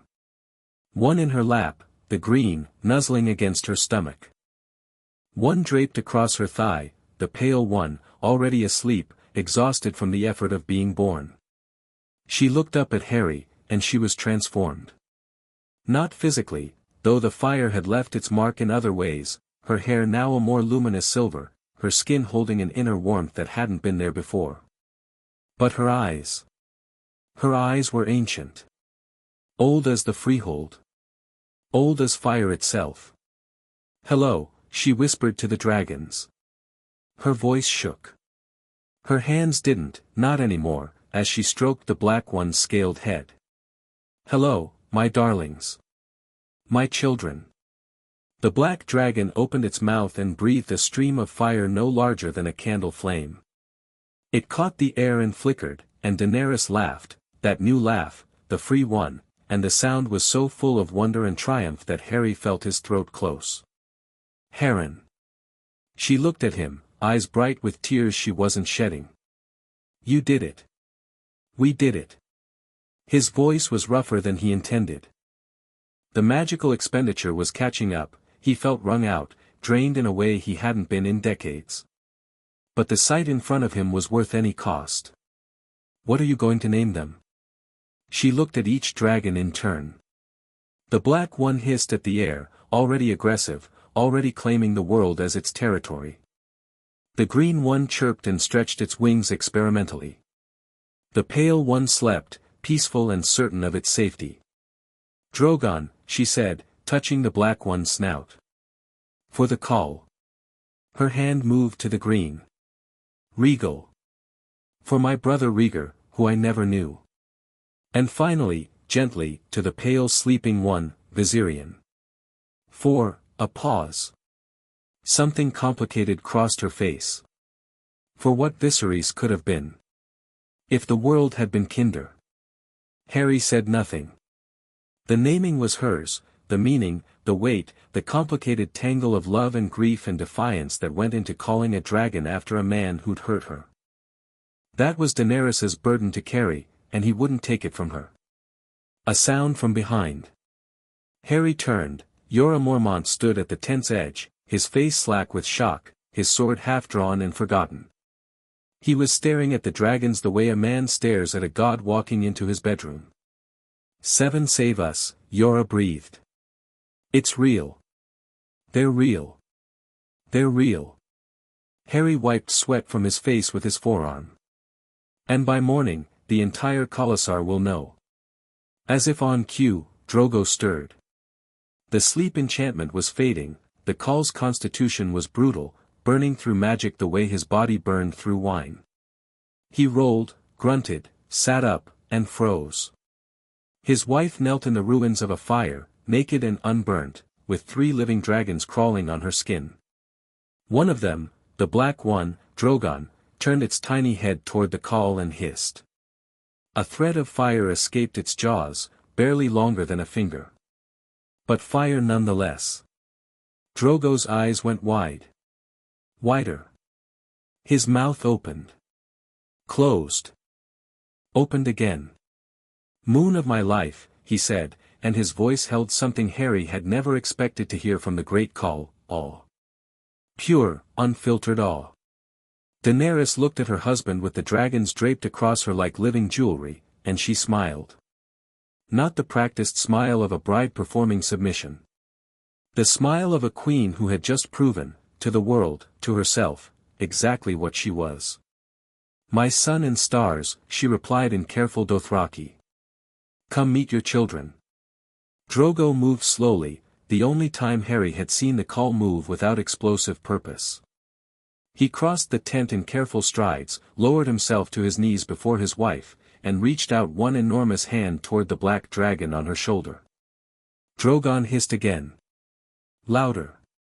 Its tiny wings spread in warning, and its eyes, red as rubies, fixed on the Khal with unmistakable challenge. Daenerys murmured something, not words, just a sound, a crooning vibration that came from deep in her chest, and the dragon settled. Its wings folded. It regarded Drogo with suspicion but allowed the Khal's finger to brush its scaled back. Drogo's hand was trembling. The most feared warrior on the Dothraki Sea had a hand that shook as he touched a creature no bigger than a cat. "Magic," Drogo rumbled. He looked at Harry, still standing to the side, drained and watching. "Your magic did this." "Her blood did this," Harry said. "I only gave the fire. She gave them life." Drogo looked back at Daenerys. And then the great Khal did something that shocked Harry more than anything else that evening. He pressed his forehead to Daenerys's and breathed deep, a gesture so intimate and reverent that Harry felt like an intruder witnessing it. "The stallion who mounts the world," Drogo murmured against her skin. "You will give me this. You and your fire children. We will ride to the ends of the earth." Daenerys's hand came up, small and pale against Drogo's dark skin, and cupped the back of his head. "Yes," she said. "And further." Harry caught Jorah's eye and jerked his head toward the tent flap. They slipped out together, leaving the Khal and Khaleesi in their private moment, 3 dragons chirping softly in the fire-lit dark. Outside, the night was cool after the inferno of the tent. Harry breathed deep, the air tasted like horse and smoke and crushed grass, and let his legs give way, slumping against a tent pole with the boneless exhaustion of someone who just channeled enough magical energy to level a castle. You look terrible, Yora observed. Feel worse. Harry closed his eyes. That ritual took more than I expected. The eggs were more resistant, older, dormant longer. Took everything I had to break through. But you did it. Yora's voice held wonder beneath the gruff northern accent. You actually did it. Dragons. Living dragons. 3 of them. Harry managed a smile. And growing. Fast. I poured enough ambient magic into that hatching to accelerate their growth for months. They'll be cat-sized by week's end. Dog-sized by the fortnight. Horse-sized within the year. Yora was quiet for a moment. Then, everything changes now. Everything changed the moment she decided to stop being afraid. Harry opened his eyes and looked up at the stars. The dragons are just the world catching up to what Daenerys already knew about herself. You love her. Not an accusation. An observation. Harry considered the question. Love. It was a word that meant too many things: need, desire, possession, devotion, worship. Which one was this? He'd loved Ginny with the desperate passion of youth. He'd loved his children with the fierce protectiveness of a father. He'd loved Hermione and Ron with the unshakable bond of shared survival. What he felt for Daenerys was different. Newer and older at the same time. The recognition of a kindred spirit, someone who'd been forged in fire and refused to break. The desire to see her become everything she could be. The willingness to stand beside her while she did it. I think I could, Harry said finally. Given time. And permission. Yora grunted. She's married. To a Khal who rides with a dozen concubines. Dothraki don't exactly practice monogamy. Harry pushed himself upright. But that's not the point. The point is what comes next. By morning, 40,000 Dothraki will know that their Khaleesi hatched dragons from stone. That changes her position. That changes everything. The Khalasar will follow dragons, Yora agreed slowly. The Dothraki follow strength above all else. And dragons are the ultimate strength.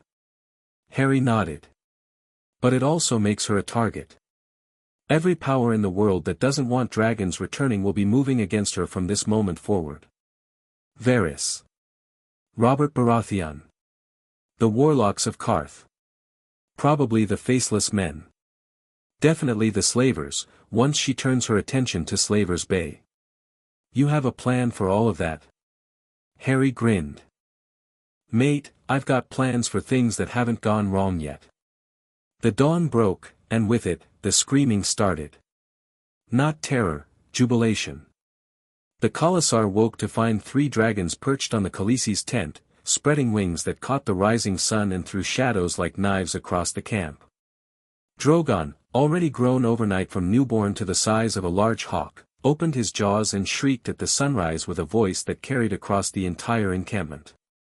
Harry watched from a distance as the Dothraki came running, warriors first, hands on rocks, and then women and children following, all of them staring upward at the creatures they'd thought were legend. Myth. Ghost stories from the time before the doom. Alive. Spreading wings above their Khaleesi's tent. Real as the sun. The reaction built like a wave. First silence, shocked, breathless silence.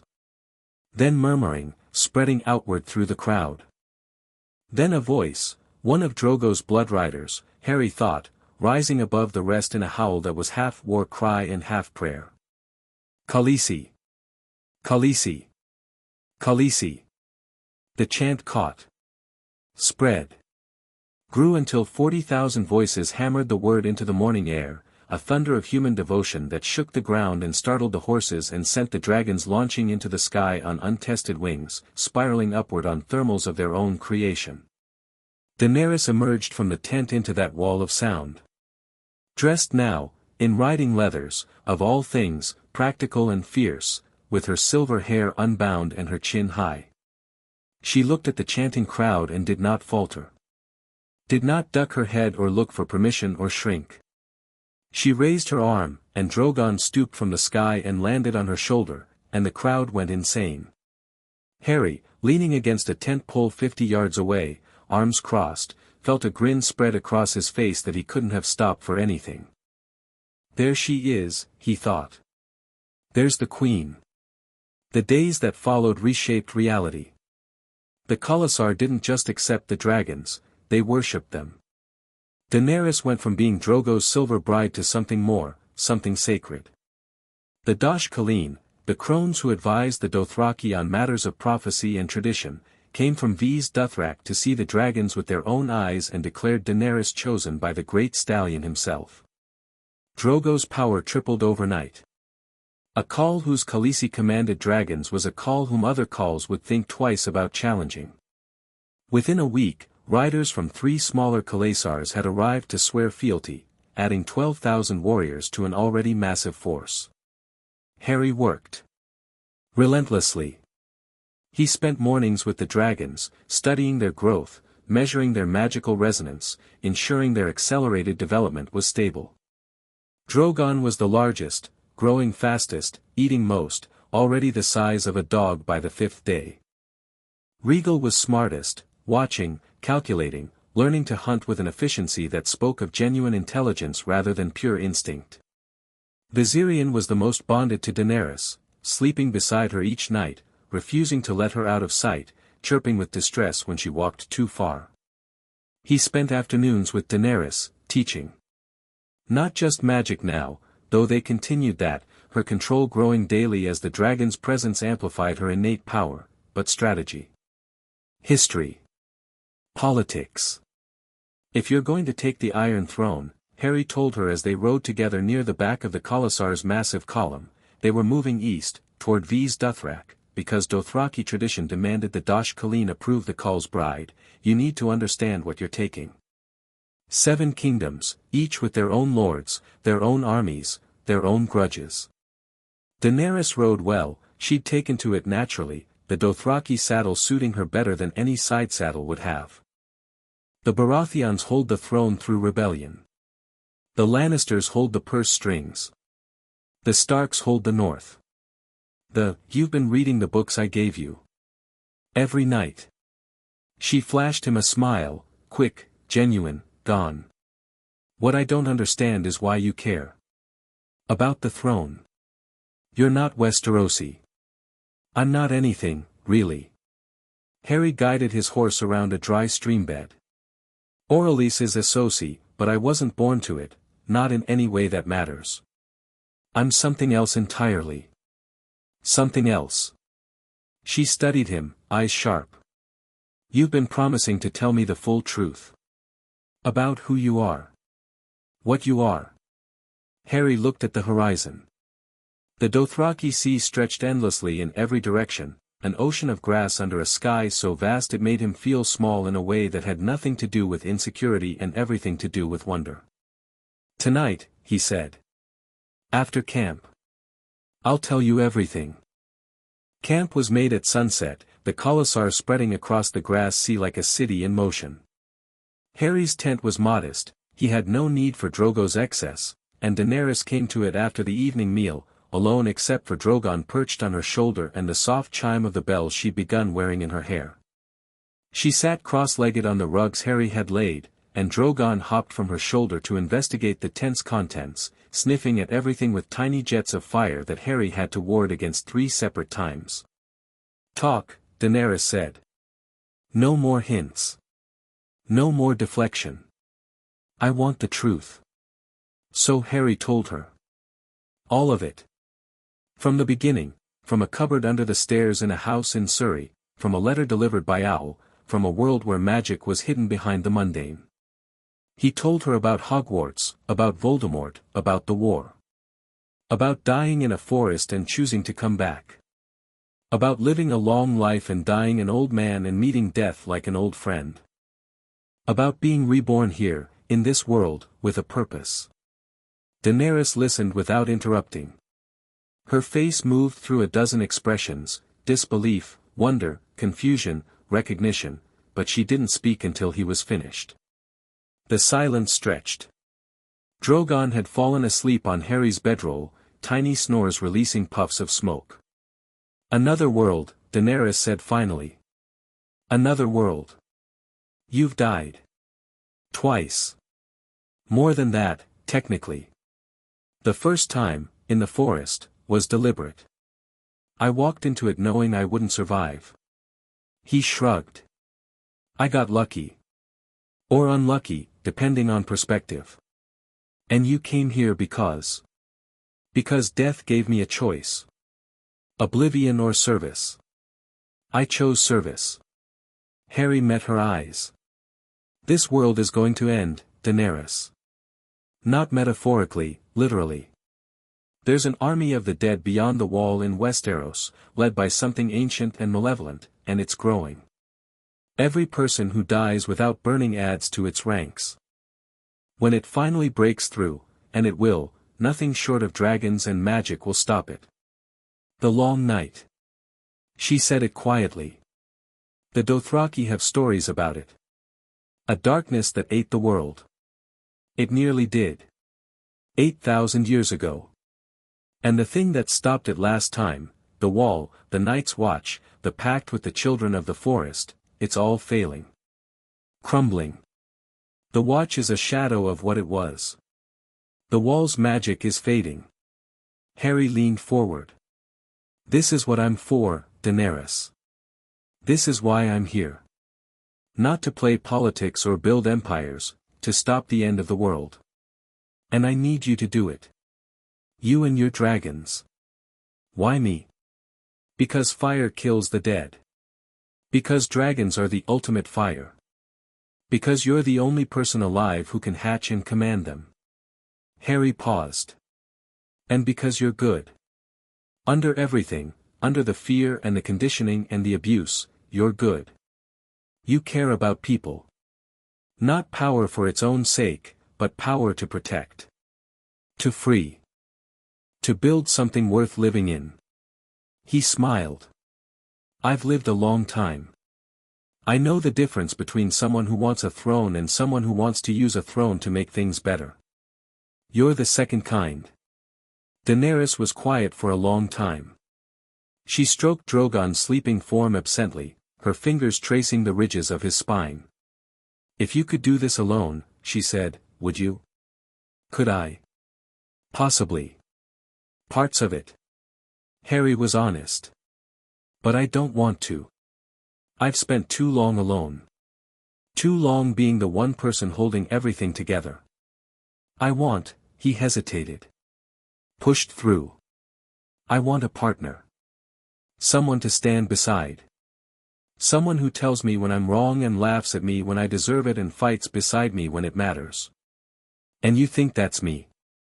I know it is. She looked at him across the dim tent, firelight from outside painting shifting shadows across her face. Then she reached out and took his hand, simple, direct, the way she did most things now. Her fingers were warm. Warmer than natural. Dragon's blood running hot beneath her skin. Then you'll have it, she said. Whatever comes, the dead, the living, the throne, all of it, you'll have me beside you. Her grip tightened. But I won't be your tool, Heron. Not anyone's tool. Not ever again. I wouldn't want you to be. He squeezed back. I want you to be a queen. A real one. And I'll burn anyone who tries to make you less.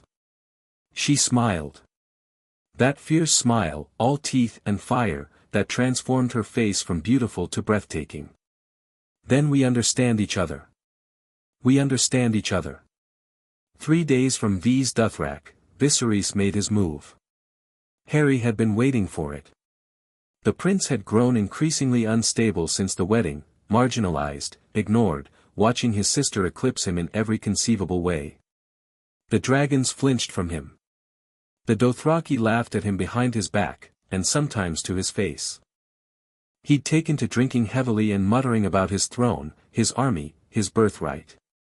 It happened at the evening meal. Drogo's great tent, packed with his blood riders and their women, the air thick with smoke and the smell of roasted horse meat. Daenerys sat at Drogo's side with Drogon draped across her lap like a scaled cat, picking meat from her fingers. Viserys stumbled and drunk. Not just drunk, armed. He'd gotten a sword from somewhere, probably bought from one of the Dothraki slaves, and he wore it at his hip with the clumsy aggression of a man who'd never learned to use one properly. The tent went quiet. In the Dothraki sacred city, it was forbidden to draw a blade, the only place in the world where the horse lords brooked no violence. They weren't there yet, still 3 days out, but the drawing of steel in the Khal's tent was its own kind of violation. "I want my crown," Viserys announced. His voice was too loud, cracking on the edges.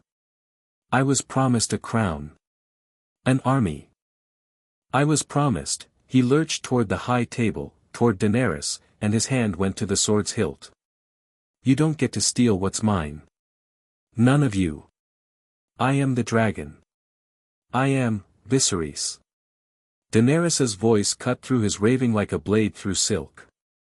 Clear. Calm. Commanding. "Stop." He didn't stop. His hand closed on the sword's grip and pulled. Harry didn't move. Didn't need to. He sat at the far end of the tent and watched. Because Daenerys didn't need him for this.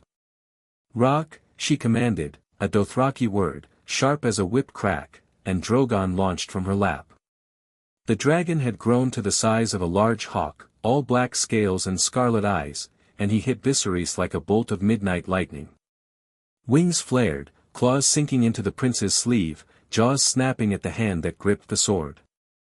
Viserys screamed, shock, pain, terror, and the blade clattered free as Drogon's teeth broke skin. The dragon landed on the fallen sword and screamed back at Viserys, a sound so full of fury that several warriors reached involuntarily for rocks they hadn't drawn. Viserys fell backward, clutching his bleeding hand, staring at the dragon and then at his sister with an expression of absolute, shattering incomprehension. "You," he choked. "You set that thing on me, I protected the Khal's peace." Daenerys stood. She didn't raise her voice. She didn't need to. "As is my duty as Khaleesi. I am your king, you are a guest in my husband's tent." Each word precise, deliberate, dropped like a stone into still water. "You threaten violence. You insult your host. You shame yourself before the Khalasar." She stepped around the table, and Viserys flinched, from the girl he'd slapped and grabbed and controlled for 15 years. "You have no army. You have no crown. You have nothing but the mercy I choose to extend." The tent was silent. Every Dothraki warrior present stared at their Khaleesi with expressions ranging from approval to outright devotion. This was strength they understood. Not physical size or martial prowess, but dominance. Will imposed on the world without apology. Drogo hadn't moved from his seat. He watched his wife with that look again, the one from the wedding, when she'd held fire in her hands. Hunger and awe and something that might have been the Dothraki version of love. Viserys was on the ground, bleeding, tears cutting tracks through the grime on his face. "You can't," his voice broke. "Dany, please, I'm your brother. I took care of you. I kept you alive, you sold me." She didn't bend. Didn't soften. "For an army you could have never commanded. For a crown you have no right to wear. A beat. Our father was mad, Viserys. And you, I am not mad, you drew steel in the Khal's tent." Her voice dropped. Quiet. Final. "Be grateful I stopped Drogon. Be grateful Drogo's bloodriders haven't taken your head. Be grateful I am merciful, brother." She turned her back on him, deliberate, devastating. "Take him away. Give him a tent. Keep him away from wine." Dothraki warriors moved, not on Drogo's order but on hers, and dragged the weeping prince from the tent. Drogon flew back to Daenerys' shoulder, settling with a possessive chirp, and she reached up to stroke his jaw without looking. The feast resumed as if nothing had happened. That was the Dothraki way, strength exercised cleanly deserved no further comment. Harry met Daenerys's eyes across the tent. She looked calm. She looked like a queen. But he could see the faintest tremor in her hands, quickly hidden, and the brightness in her eyes that might have been triumph or might have been grief. She'd just broken free of the last chain her brother held. It was a liberation. It was also a loss. Harry raised his cup to her across the fire. She raised hers back. Magnificent, he thought. Absolutely magnificent. Later, with the camp quiet and the dragons asleep in their nest of coals near Daenerys's bed, Harry walked the perimeter. Not for security, he'd warded the camp so thoroughly that a mouse couldn't enter without him knowing, but for the thinking. The night was vast and star-scattered, the grass sea whispering in a wind that smelled of nothing but open space, and Harry needed the quiet to process what was happening. Daenerys was evolving faster than he'd anticipated. Not just in power, though that too, her control over fire magic growing daily, the dragon's bond with her deepening with every passing hour, but in self. The abused girl from Illyrio's manse was disappearing, replaced by someone Harry hadn't entirely planned for. Someone with her own ideas. Her own will. Her own vision of what her queendom should look like. She was going to be extraordinary. She was going to be difficult. And Harry found he relished both prospects equally. A footstep behind him. Harry didn't turn, he'd sensed Yora's approach 30 seconds ago. She didn't need you tonight, Yora said, falling into step beside him. No. She didn't. Does that bother you? Harry laughed, quiet, genuine. Gods, no. That's the whole point. I don't want a queen who needs me. I want a queen who chooses me. He glanced at Yora. How's Viserys? Sleeping. Or unconscious, hard to tell the difference with him. Yora's face was troubled. She'll have to deal with him eventually. Properly. I know. Harry's good humor dimmed. But not like you're thinking. She won't kill him, it's not in her nature, not family. She'll find another way. What other way is there? He'll never stop claiming the throne.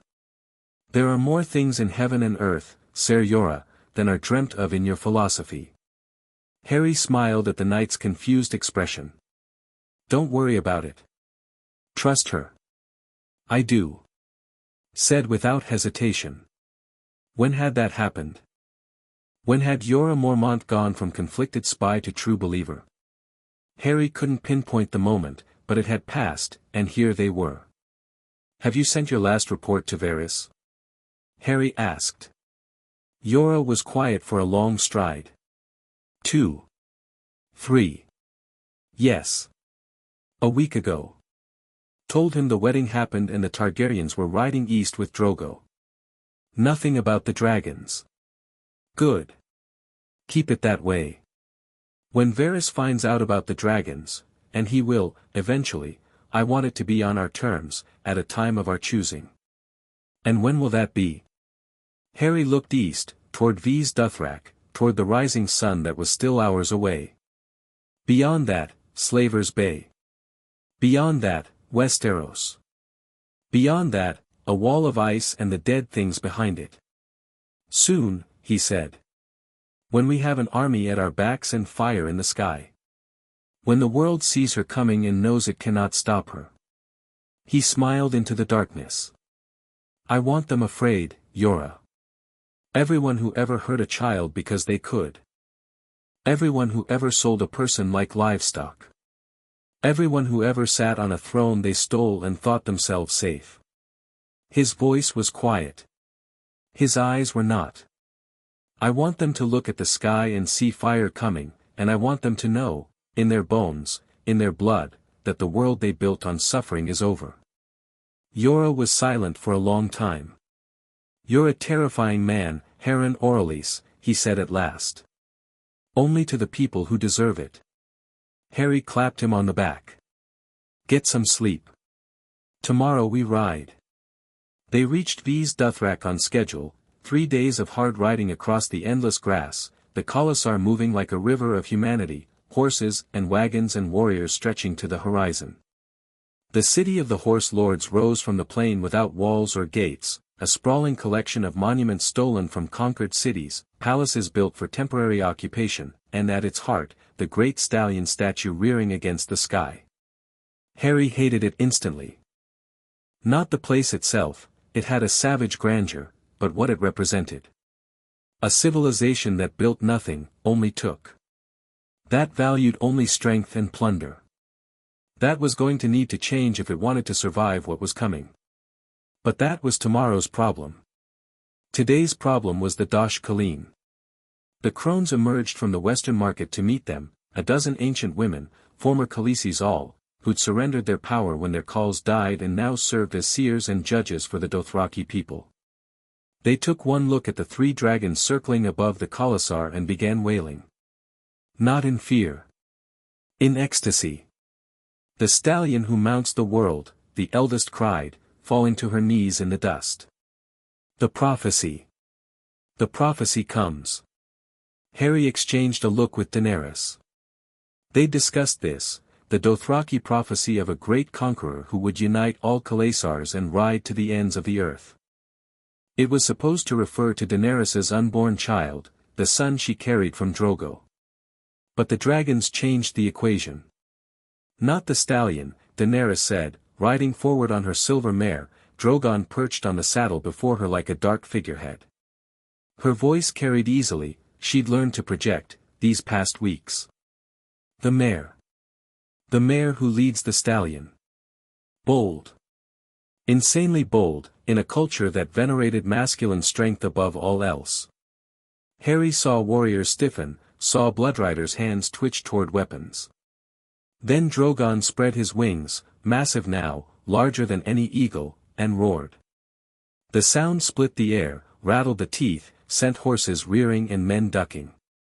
Fire followed, a gout of black flame that shot skyward and hung in the air like a pillar of night. The Khalasar went silent.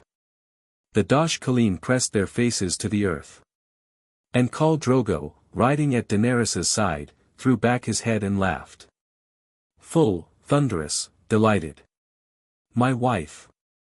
He roared to the assembled thousands. The Dragon Queen.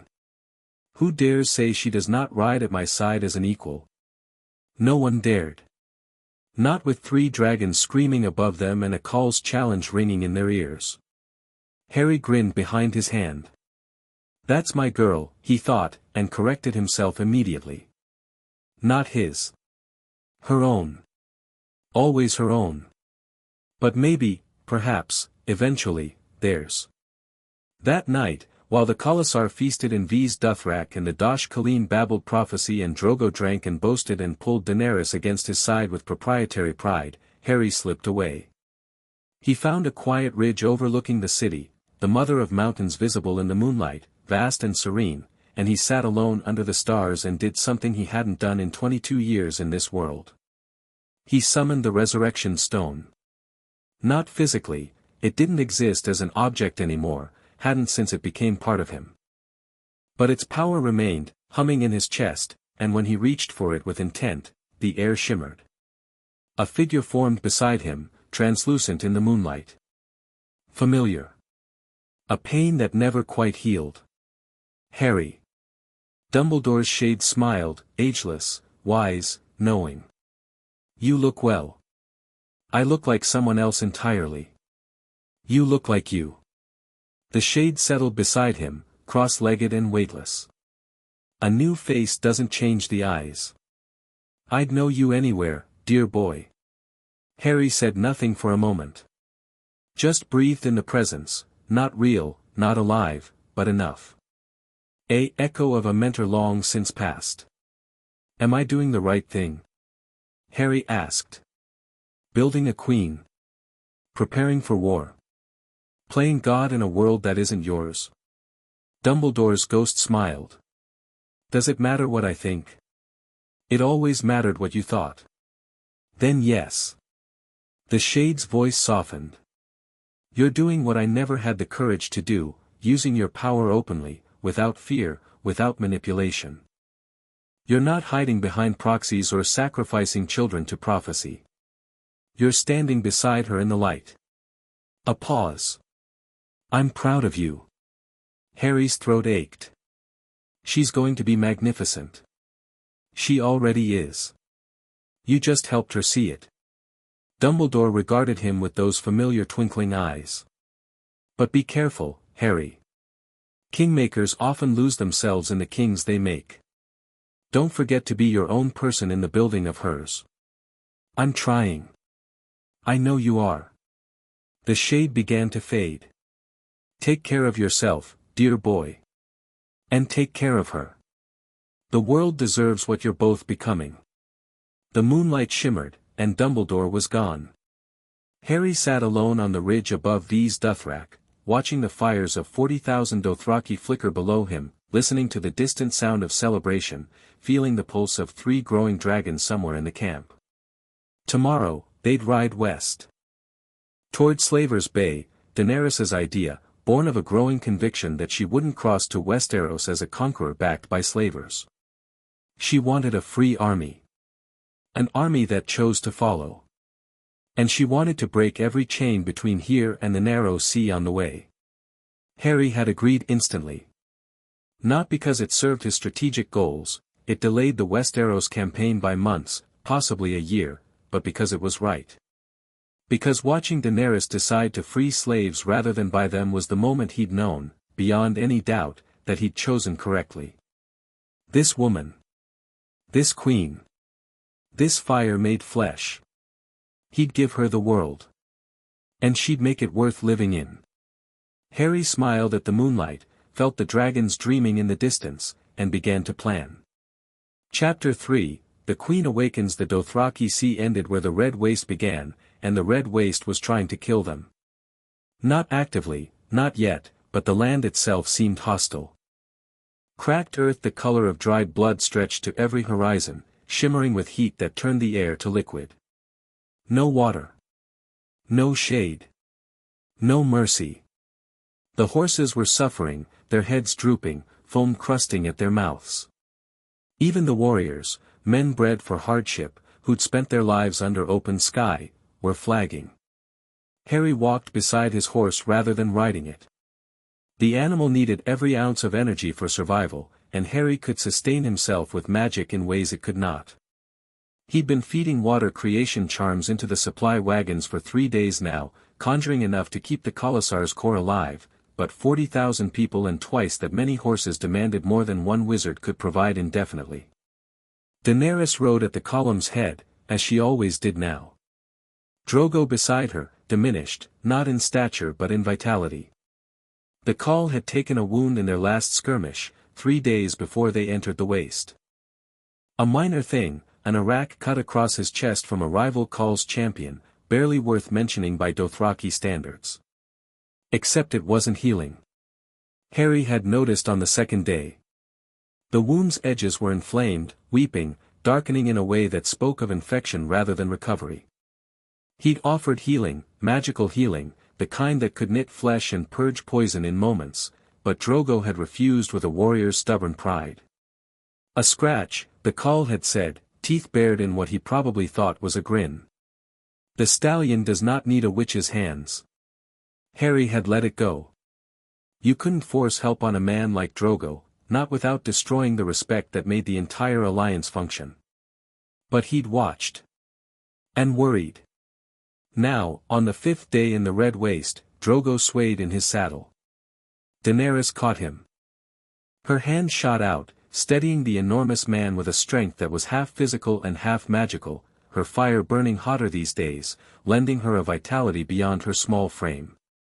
She called for a halt, her voice carrying across the column with an authority that no one questioned anymore. Harry was at her side in moments. "Let me see it," he said to Drogo. Not asking. Not this time. The Khal's eyes were glassy. Fever bright. The wound on his chest had gone from inflamed to black at the edges, and the smell, Harry's stomach turned. He'd smelled that before. In the aftermath of battles, in field hospitals, in places where death crept in through damaged flesh. Blood poisoning, Harry said flatly. Severe. Another day and it reaches his heart.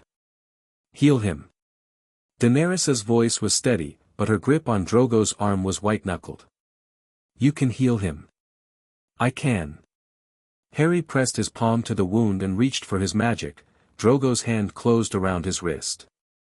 Even diminished, even fever-weak, the Khal's grip was enormous. Those dark eyes focused on Harry with a lucidity that cut through the fever haze. If you heal me, Drogo rasped in Dothraki, with your witch fire, what do I owe? Harry met his gaze. Nothing. Everything has a price. Not between allies. Harry didn't pull against the grip. I don't want your debt, Khal Drogo. I want you alive. Your wife wants you alive. Your son, he glanced at Daenerys's belly, the slight curve that had appeared in recent weeks, will want his father alive. Something shifted in Drogo's expression. The pride was still there, would always be there, forged into his bones by a lifetime of being the strongest thing in any room, but beneath it, a crack. The first acknowledgement that strength alone wasn't enough. That there were forces in the world that steel and muscle couldn't defeat. The Khal released Harry's wrist. Then heal me, Firewalker, Drogo said. And I will remember. Harry didn't hesitate. His magic poured into the wound, not gently, not gradually, but in a flood of golden light that burned the infection out of Drogo's flesh like sunlight burning mist. The black edges of the wound receded, healthy pink flesh rushing in to replace necrotic tissue. The fever broke in a wave of sweat that soaked the Khal's leathers. It was over in seconds. Drogo blinked.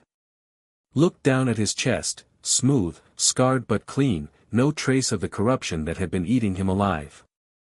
Looked at Harry. Firewalker, the Khal said again, and this time it sounded less like a label and more like a title. You ride beside me from this day. Not behind. Beside. Harry inclined his head. As you say, Khal. Daenerys's hand found Harry's as Drogo turned away, bellowing orders to resume the march. She squeezed once, hard, grateful, relieved, and then released. Thank you, she murmured. Don't thank me. I was protecting my investment. His tone was light, but his eyes weren't. Daenerys, that infection wasn't natural. I felt something in it. Something placed. Deliberate. Her expression sharpened. Poison? Not exactly. More like, a curse. Something woven into the blade that cut him. Subtle enough that I nearly missed it. Harry's mind was racing. Someone wanted Drogo dead. Someone with access to magic. Who? Harry thought of Miri Maz-Dur, a name from the story death had shown him, fragments of a future that was being rewritten with every choice they made. A healer witch who'd cursed Drogo in another timeline, a timeline where Harry didn't exist. Was that still playing out? Were there forces trying to maintain a course of events that Harry's presence had disrupted? I don't know yet, he said. But I'll find out. That night, while the Khalasar camped in the shadow of a ruined city, old stones, coffee by the architecture, abandoned centuries ago when the red waste swallowed the land, Harry went hunting. Not for food. For answers. He left his body sitting cross-legged in his tent, wrapped in wards, and sent his consciousness outward, a technique he'd perfected in his first life, somewhere between legilimency and astral projection. His awareness flowed through the camp like smoke, touching minds, reading surface thoughts, searching for the particular signature of malicious intent. The Khalasar was 40,000 strong. Most minds were simple, tired, hungry, focused on survival. Warriors thought of glory and women. Women thought of children and water. Slaves thought of nothing but the next moment, the next breath. But near the edge of the camp, in a cluster of tents belonging to the Lazarene captives taken in the last raid, Harry found something. A woman. Middle-aged, dark-skinned, with the calm surface thoughts of someone practiced in hiding deeper currents. A healer, genuinely skilled, Harry could sense the medical knowledge layered in her mind. But beneath that, he pushed deeper. Carefully. Not violating, just listening. Rage. Grief. A village burning. Children screaming. Her temple desecrated, her people enslaved, her life's work destroyed by Dothraki raiders. And beneath the grief, purpose. Cold, patient, deadly purpose. A spell learned in Ashai, woven into a poultice, designed to kill slowly enough to look natural. Miri Maz-Dur. Harry pulled back to his body and opened his eyes. She'd already made her move, the cursed blade that had wounded Drogo. And she'd try again if given the chance. The question was what to do about it. In another life, Harry might have struggled with this. She had legitimate grievances, her people had been brutalized by the Khalasar. Her rage was righteous. Her methods were those of a desperate woman with no other recourse. But she tried to kill a man Harry needed alive, and she'd try again. And if she succeeded, if Drogo died, the Khalasar would fracture. Daenerys would lose her army, her protection, everything they'd built. The timeline death had shown him would reassert itself, blood and fire and loss, years of struggling through Slaver's Bay with a fraction of the force they currently commanded. Harry stood up. Put on his boots. Walked out of his tent into the moonlit camp. He found Miri Maz-Dur's tent without difficulty. She was awake, sitting by a small fire, grinding herbs with a stone mortar, her face placid in the firelight. She looked up at his approach without surprise. "Firewalker," she said. Her common tongue was accented but clear. "I wondered when you would come. You know what I am. I know what you did today. I felt your magic heal what my magic tried to kill." She continued grinding, methodical and unhurried. "You are powerful. More powerful than anything I encountered in Ashai." Harry sat across the fire from her. He didn't draw a weapon. Didn't summon magic. Just sat, and looked at her, and let the silence build. "Why?" he asked finally. Not angry. Genuinely curious. "They burned my temple." Her grinding slowed. "Raped my sisters. Killed my children, not born of my body, but children I'd healed, delivered, raised. Taken as slaves or left as corpses." She looked up, and her eyes were dry but burning. "Would you not kill the man who commanded it?" "I would." Harry was honest. "I've killed men for less. But Drogo didn't command your village's destruction. His blood riders did, his KO, acting on standing orders that predate his rule. He probably doesn't even know your village's name. Does that matter? To me? No. To you? It should." Harry leaned forward. "Listen to me carefully, Miri Maz-Dur. I understand your anger. I respect it. But if you kill Khal Drogo, you don't just kill one man. You shatter a Khalasar. You send 40,000 warriors scattering back to their old ways, raiding, burning, enslaving. Without Drogo's control, without the Khaleesi's influence, they'll be worse than before. More villages. More temples. More children." She was silent. The grinding had stopped. "The Khaleesi is changing things," Harry continued. "Slowly, too slowly for your satisfaction, I'm sure. But she's already forbidden the rape of captives. She's freed 100 women from the riders' tents. She's trying. And she'll do more, given time. Time." Miri's voice was bitter. "While my people suffer. Your people will suffer regardless if you kill Drogo and the Khalasar fractures. At least this way, there's a chance for something better." Harry stood. "I'm not going to kill you. I'm not going to tell anyone what you've done. But I am going to bind your magic so you can't try again." Her eyes widened. You can do that? I can do most things. Harry extended his hand. Give me your wrist. She stared at him. Her jaw worked, pride, fury, helplessness churning behind her eyes. Then, slowly, she extended her arm. Harry wrapped his fingers around her wrist and pushed a binding spell through her skin, not cruel, not painful, but absolute. It settled around her magical core like a cage of golden light, allowing her medical knowledge to function but sealing away the darker art she'd learned in Ash-High. You can still heal, he told her. Still practice your craft. But you can't curse, and you can't kill with magic. He released her. If the world is just, and I'm working on that, your people will be free within the year. The Khaleesi will break the slavers. She'll free everyone the Dothraki have taken. I promise you that. Promises. Miri rubbed her wrist. Men's promises. A wizard's promise. Harry smiled, thin, sharp. Worth somewhat more. Ask around.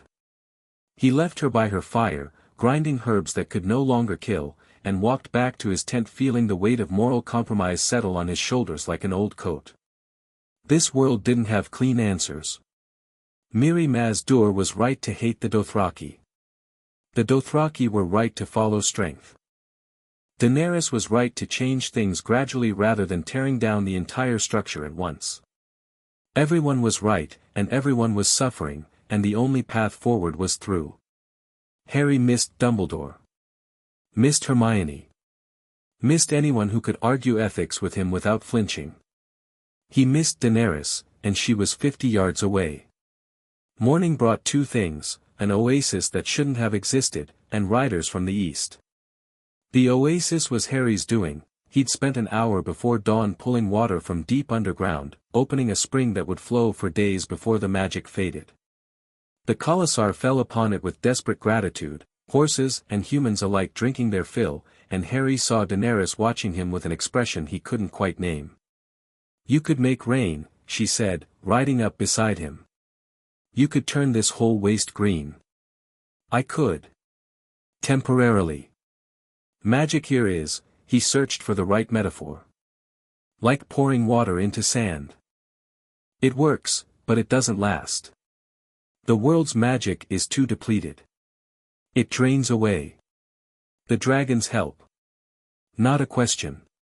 She'd felt it too, the way the air hummed differently since the hatching.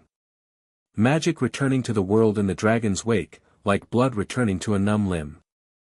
They do. And as they grow, it'll get better. The whole system is bootstrapping, more magic makes the dragons grow faster, bigger dragons produce more magic, and so on.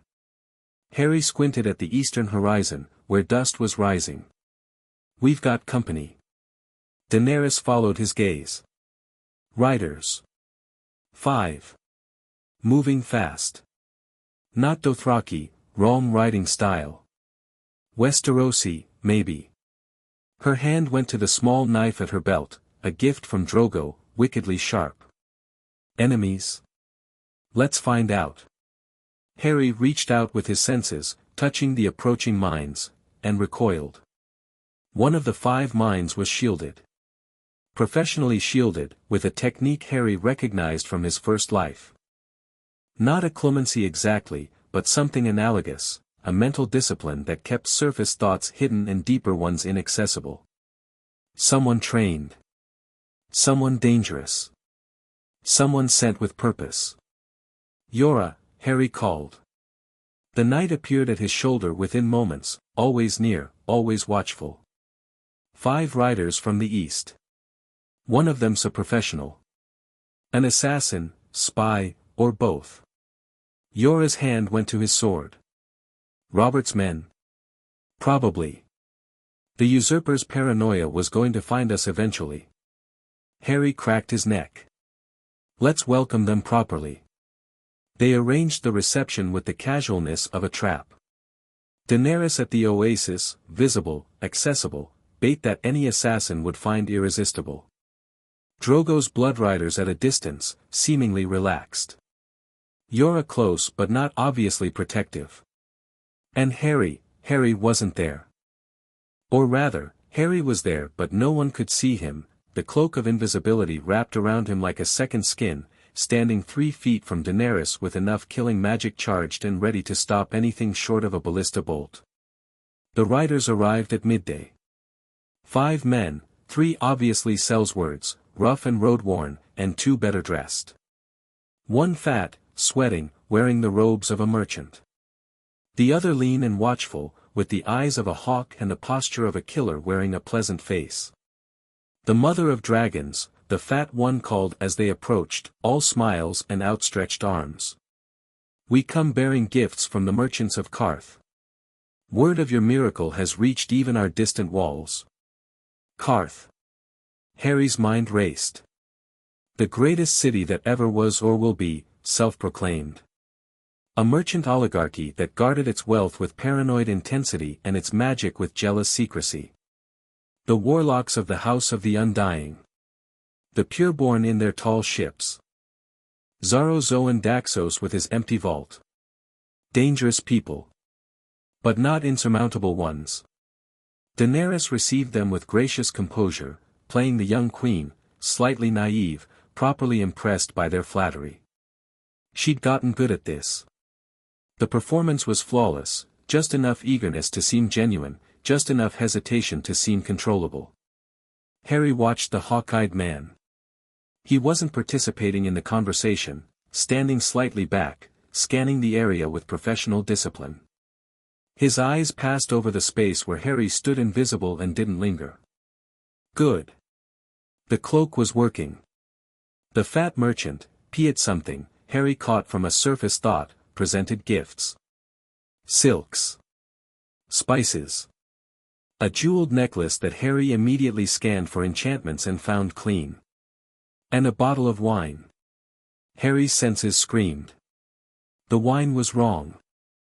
It looked fine, smelled fine, but magic coiled in it like a serpent in grass, a poison so refined, so perfectly crafted, that it wouldn't kill immediately. It would work over days, mimicking fever, imitating a dozen natural diseases. Untraceable by any means short of magical analysis. How generous, Daenerys said, reaching for the bottle. Harry dropped the cloak. He materialized between Daenerys and the bottle with a crack of displaced air that made every horse rear and every Sellsword reach for steel. His hand closed around the wine bottle's neck.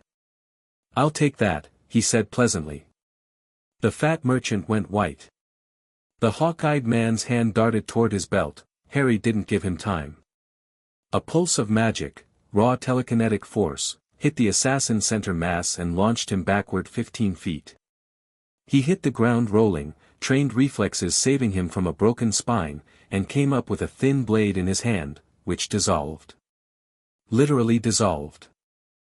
Harry unmade the steel with a thought, breaking the molecular bonds, turning the weapon to rust-colored dust that sifted through the man's fingers. "Don't," Harry said. His voice was gentle. His eyes were not. The 3 Sellswords looked at each other. Looked at the dragon that had appeared overhead, Drogon, drawn by the spike of magic, circling above with wings that blocked the sun. Looked at the Dothraki blood riders who'd materialized with rocks drawn. They dropped their weapons. Now. Harry turned back to the fat merchant, who was trying to back away and finding that his feet wouldn't move. Harry had stuck them to the ground with a charm so basic he barely had to think it. "This wine. Would you like to tell the Khaleesi what's in it? Or shall I demonstrate?" I don't, there's nothing." Harry uncorked the bottle. Poured a measure onto the ground. Where the wine touched earth, the grass, sparse and struggling, barely alive in the red waste, withered to black within seconds. Daenerys's face went cold. Not angry, cold.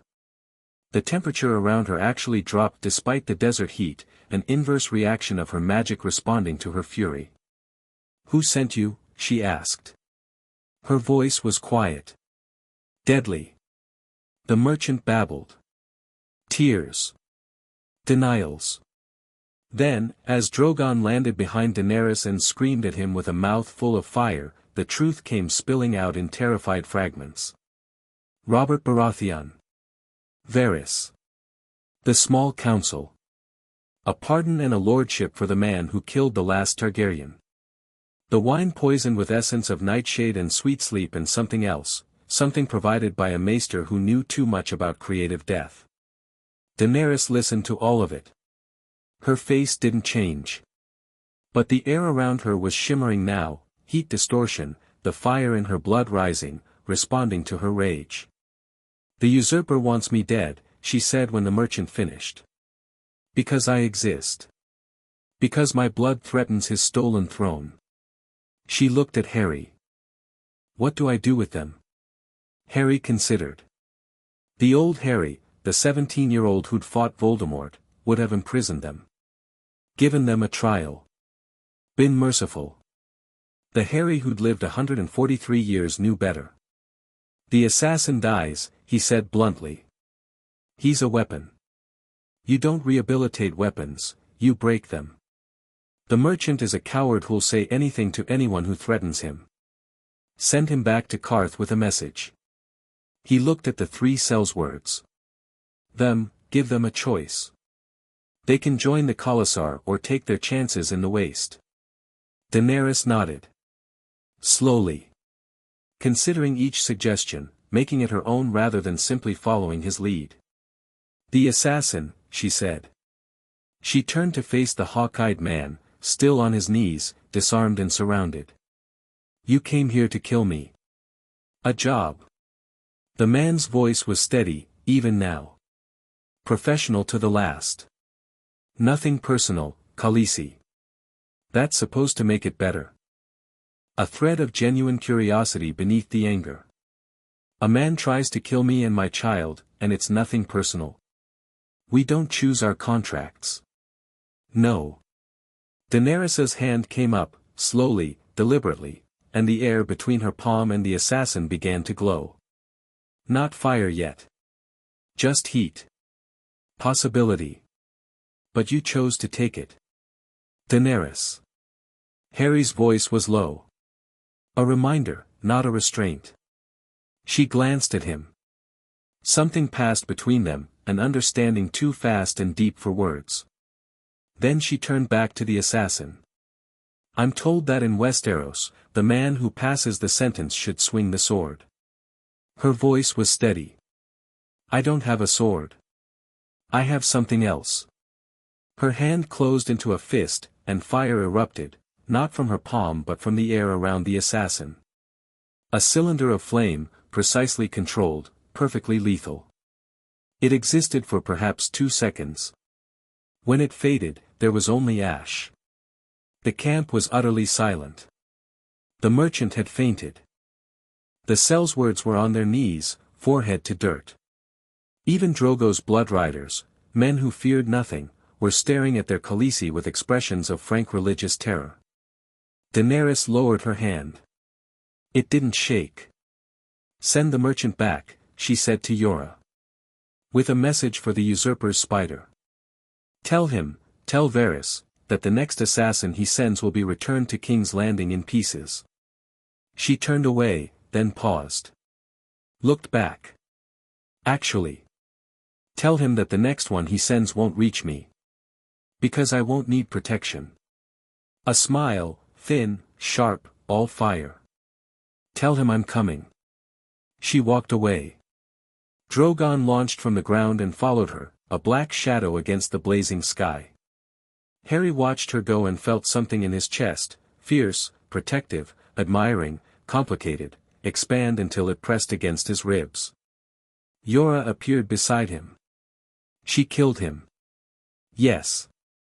Without hesitation. Without hesitation. Harry turned to the knight. "Does that bother you?" Yora was quiet. "Then, he came to murder her and her unborn child." "No." His jaw set. "It doesn't bother me." "Good." Harry started walking after Daenerys. "Because that was the first. It won't be the last." They emerged from the red waste on a Tuesday. Harry knew it was Tuesday because he'd been counting days obsessively, tracking the dragon's growth against time, measuring Daenerys's magical development, calculating resource expenditure against distance remaining. The mathematician in him, developed over decades of working with Hermione on magical theory, demanded precision. The red waste ended abruptly, one moment parched earth and shimmering heat, the next a cliff edge overlooking a river valley so green it hurt the eyes. Beyond the valley, visible in the middle distance, the walls of a city rose white and gold against the horizon. Yunkai. The Yellow City. One of the three great slave cities of Slaver's Bay. But they weren't going there. Not first. Astapor, Daenerys said, studying the map Harry had unfurled on a flat rock. The wind caught its edges, and she pinned them with her hands. The Unsullied. 8,000 of the finest infantry in the world, Harry confirmed. Slave soldiers. Trained from birth. Absolutely obedient, absolutely fearless, absolutely without mercy. He paused. And absolutely in chains. I want them. Her eyes were on the map but her mind was elsewhere, calculating, planning. She'd grown into this, these past weeks. The girl who'd trembled at her brother's tantrums now weighed armies and alliances with the calm focus of a natural strategist. But not as slaves. No. I won't buy people. She straightened. Whatever I build, it starts clean. No chains. No whips. No owners. Those violet eyes found his. Can we take Astapor without paying their price? Harry smiled. I thought you'd never ask. They reached Astapor on a morning that smelled like blood and salt. The city was visible for miles, red brick walls, red brick towers, everything the color of old wounds. Harry could feel the suffering radiating from it like heat from a furnace. Tens of thousands of slaves within those walls, beaten and branded and broken into tools. The Unsullied in their barracks, cut and shaped into weapons since childhood. The masters in their pyramids, grown fat on human misery. Harry had hated places before. Azkaban. Malfoy Manor. The Department of Mysteries on its worst days. But this was different. This was suffering elevated to industry, cruelty refined to art, evil so normalized that it had its own economy. The Commissar camped outside the city, too large to enter, too fearsome to be unwelcome. Drogo's presence alone guaranteed respectful treatment, the dragons guaranteed obsequious terror. The good masters of Astapor sent delegations before the first tents were raised. Harry, Daenerys, Yora, and a guard of 20 bloodriders rode to the gates. Inside, Astapor was worse than Harry had imagined. Slaves everywhere, carrying, building, serving, bleeding. Children in collars. Women with brands. Men with dead eyes and scarred backs, moving through their tasks with the mechanical efficiency of people who'd forgotten what choice felt like. Daenerys said nothing as they rode through the streets. Her face was stone. But her hands on the reins were white, and the air around her shimmered with heat that had nothing to do with the climate. They were taken to the Plaza of Pride, a vast open space where the Unsullied trained. Rows upon rows of soldiers, identical in their leather armor and spiked helms, moving through combat drills with a precision that was beautiful and horrifying in equal measure. A translator met them, a slave girl, barely older than Daenerys, with haunted eyes and a voice trained to perfect neutrality. She introduced herself as Missandei. Harry looked at her and saw another person trapped behind glass, another mind drowning in a cage. He looked at Daenerys and saw the recognition flash, that same recognition Harry had felt when he'd first seen Daenerys herself. The good masters welcomed the mother of dragons, Missandei said in flawless common tongue, translating the sneering Valyrian of the slaver who accompanied her, a man named Krasny Zemonaklas, all perfumed and silk-wrapped, looking at Daenerys the way a butcher looks at livestock. Tell your master, Daenerys said coolly, that I wish to see the Unsullied's full capability. Missandei translated. Krasny's responded in rapid Valyrian, a stream of filth that Missandei sanitized with practiced ease, his actual words a mix of contempt for the Westerosi whore, and greed at the prospect of selling 8,000 soldiers. Harry understood every word. His High Valyrian was flawless, had been since childhood. He caught Daenerys's eye and raised an eyebrow. She gave the tiniest nod. She understood too. She'd let the man damn himself with every word. The demonstration was impressive, in the way that a flawless machine is impressive. The Unsullied moved as one, shield walls forming and dissolving, spear formations shifting with liquid precision. Krasny's had one of them stand motionless while his nipple was cut away, proving their resistance to pain. The soldier didn't flinch. Harry wanted to turn Krasny's inside out. He breathed through it. How much? Daenerys asked. The negotiation that followed was theater. Krasny's named an impossible price, gold the Khalasar didn't carry, resources they couldn't provide. He was testing her, trying to determine what she had to offer. Daenerys let the back and forth continue for precisely 10 minutes. Then she said, "I'll give you a dragon." The courtyard went silent. Krasny's eyebrows rose. His rapid Valyrian to his companions was suddenly eager, greedy, disbelieving. A dragon. An actual dragon. The masters conferred in frantic whispers. One dragon was worth more than any army, worth more than the city itself, worth, done, Krasny said, barely concealing his glee. One dragon for all 8,000 Unsullied. And the girl, he gestured at Missandei. A gift. To translate your commands. Harry saw Daenerys's mask holding perfectly. Saw the fire behind her eyes, banked and waiting. Tomorrow, she said. At dawn. Bring the Unsullied to the plaza. All of them. I'll bring the dragon. That night, in their camp outside Astapor's walls, Harry and Daenerys sat across a fire and planned.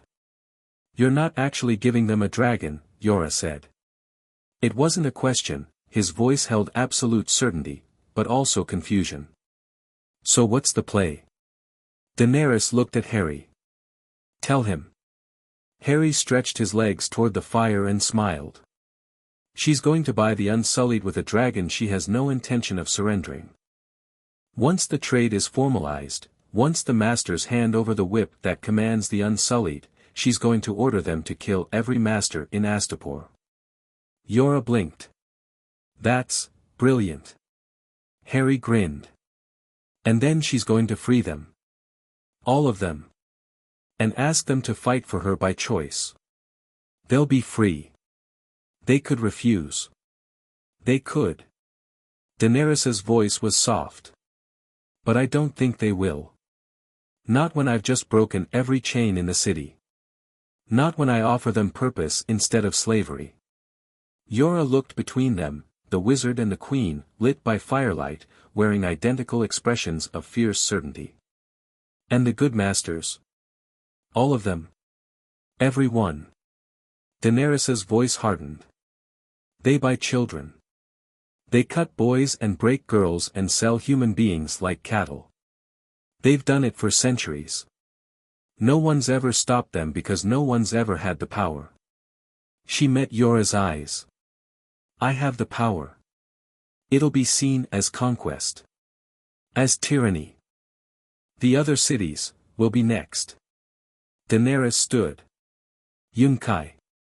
Meereen. Every slave city between here and the sea. I'll burn them all if I have to. She paused. Softened, slightly. Not the people. Never the people. But the masters. The system. Fire flickered at her fingertips, unconscious, responding to emotion. Yes. I'll burn that to the ground. Yora looked at Harry. Harry shrugged. Don't look at me. This was her idea. Completely. I may have mentioned the concept. Harry's smile was innocent. Months ago. In passing. Daenerys snorted. He told me on the third day of our lessons. The masters of Slavers Bay are going to be a problem. Unless you make them not a problem. His exact words. Guilty. Harry raised his hands. But the execution is all hers. I'm just the support structure. Some support structure. Jorah shook his head, but he was almost smiling. All right. Tomorrow, then. And if it goes wrong? Harry's expression went flat. Serious. The fire reflected in his eyes, making them look like dark mirrors. If it goes wrong, if they try to betray her, if they threaten her, if any harm comes to her or the dragons, I will unmake Astapor. Brick by brick. Until there's nothing left but red dust and a lesson that echoes for 1,000 years. Silence. The fire crackled. Somewhere in the distance, Drogon screamed at the night. It won't go wrong, Daenerys said, and her voice carried the weight of absolute conviction. I know what I'm doing. I know you do. Harry met her eyes across the fire. I just like them knowing what happens if they're stupid. Dawn came to Astapor, and with it, the end of an empire. The Plaza of Pride was full, 8,000 unsullied in perfect formation, their spiked helms catching the early light, their shields raised, their spears precisely vertical. Behind them, rows of slave children too young to have completed training. Around the edges, the good masters in their tokars and perfume, eager to complete the most profitable sale in the city's history. Krasny's Mo Naklas stood at the center, holding the whip, a leather thing, simple and brutal, that represented absolute command over 8,000 men. Daenerys rode into the plaza on her silver mare. Drogon on her shoulder, fully grown to the size of a large dog now, wings folded, eyes burning red. Behind her, Harry, Jorah, the Blood Rider Guard. And above, Regal and Viserion, circling. Waiting. The dragon, Krasny's called and bastardized Valyrian, barely concealing his greed. Bring me the dragon. Daenerys dismounted. Walked forward with the measured pace of a queen approaching her throne. Extended her arm, and Drogon hopped to the ground, stalking forward on his clawed feet, hissing at the air. Krasny's reached for the whip with one hand and the dragon's chain, a leash Harry had conjured that morning, all show, no substance, with the other. The exchange. Whip for chain. Command for dragon. Daenerys took the whip. Hefted it. Turned to face the unsullied. Then she spoke. Not in common tongue. Not in the bastard Valyrian of Slavers Bay. In pure, ringing high Valyrian. The tongue of dragon lords. Unsullied. I am Daenerys Stormborn of House Targaryen. I am your queen. And I give you your first command as free men. Krasny's was shouting, confusion first, then outrage, then terror as comprehension dawned. He yanked on Drogon's chain, and the dragon turned to him with a serpent's slow attention. Kill the masters, Daenerys commanded. All of them. And then, to Drogon, one word, ringing across the plaza like a bell, Dracarys. Drogon's jaws opened, and what came out was not the candle flame of a hatchling. Black fire, a torrent of it, vast and roaring, hit Krasny's Mo Nakla's center mass and consumed him. Consumed him utterly, the man becoming a pillar of flame that lasted precisely 1 second before collapsing into ash. The chain dissolved. It had never been real. Above, Regal and Viserion screamed and stooped, green fire and gold fire raining down on the master's gallery, on the silk-draped viewing platforms, on the tokard parasites who'd built their wealth on children's pain. The unsullied moved, perfectly, instantly, 8,000 spears turning outward and striking with mechanical precision at every slave master within reach. It was over in minutes. Perhaps less. Harry didn't participate. He stood beside his horse and watched and felt nothing but grim satisfaction. He'd seen worse, he'd fought in the Battle of Hogwarts, had watched friends die, had killed. This was cleaner. This was justice, rough, imperfect, violent justice, but justice nonetheless. When the screaming stopped, when the fires died, when the last master fell with an unsullied spear through his chest, Daenerys stood in the center of the plaza with the whip in her hand. She looked at it. Then she snapped it, broke it over her knee with a strength born of magic and fury, and threw the pieces to the ground. "You are free," she called to the unsullied. Her voice carried across the silent plaza, over the bodies, over the ash. "Every one of you. From this moment, you are free men. No one owns you. No one commands you. The chains are broken." Silence. 8,000 men, trained from birth to obey, standing in the ashes of their masters, processing a reality they'd never imagined. "I march to war," Daenerys continued. "Against slavers. Against tyrants. Against everyone who would put a chain on a human neck. I ask you, not command you, ask you, to march with me. As free soldiers. As men with choice. As warriors who fight because they choose to, not because a whip demands it." She paused. "Let the word settle. Any man who wishes to leave may do so. Now. Without consequence. You owe me nothing." Harry held his breath. This was the moment, the hinge on which everything turned. If the Unsullied walked away, the first spear struck the ground.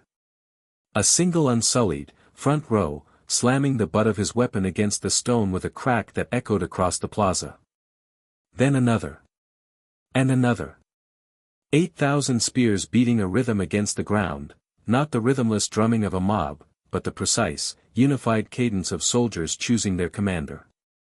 They were staying. All of them. Daenerys's eyes were bright, tears she refused to shed, and when she smiled, it was like watching the sun come up. Harry looked at Yora. Yora looked back. Neither spoke, because what was there to say? She's real, Harry thought. She's actually real. This isn't a fairy tale or a prophecy or a manipulated outcome. This is a girl, a woman, choosing to change the world because she can. He loved her. He realized it then, standing in the ashes of Astapor's slave empire, watching Daenerys Targaryen receive the devotion of 8,000 men she'd just freed. Not the cautious, intellectual affection he'd described to Yora. Not the strategic appreciation of an ally's value. Love. Real, devastating, impossible love for a woman who held fire in her hands and mercy in her heart. Well, Harry thought. That's inconvenient. Missandei found him that afternoon, while the city was being reorganized and the freed slaves were celebrating in the streets. The translator girl, free now, wearing clothes she'd chosen rather than the shapeless gray of servitude, approached Harry where he sat on the steps of the Great Pyramid, watching Drogon hunt pigeons in the plaza below. "You are the Firewalker," she said. Her voice was different, still soft, but with an undercurrent of curiosity that slavery had suppressed. "The one who hatched the dragons." "Guilty." Harry shifted to make room, and she sat beside him. "You're Missandei. You speak 19 languages. 23. Not correcting, stating. The first flash of personality he'd seen from her.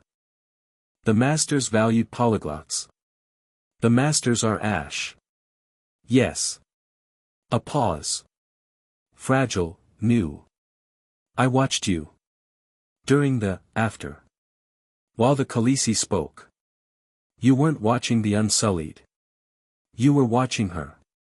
Harry raised an eyebrow. Observant. I've survived by observation. Missandei folded her hands in her lap.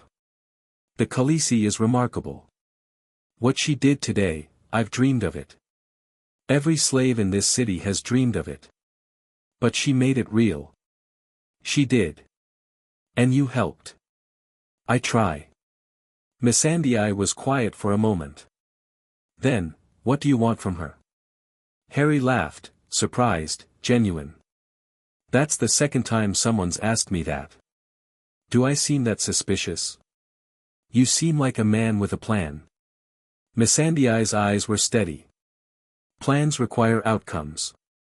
I would like to know yours. Harry studied her. Small, young, perceptive, brave in the quiet way of someone who'd survived by seeing what others missed. She was going to be magnificent in service to Daenerys, not as a slave, but as an advisor. A friend.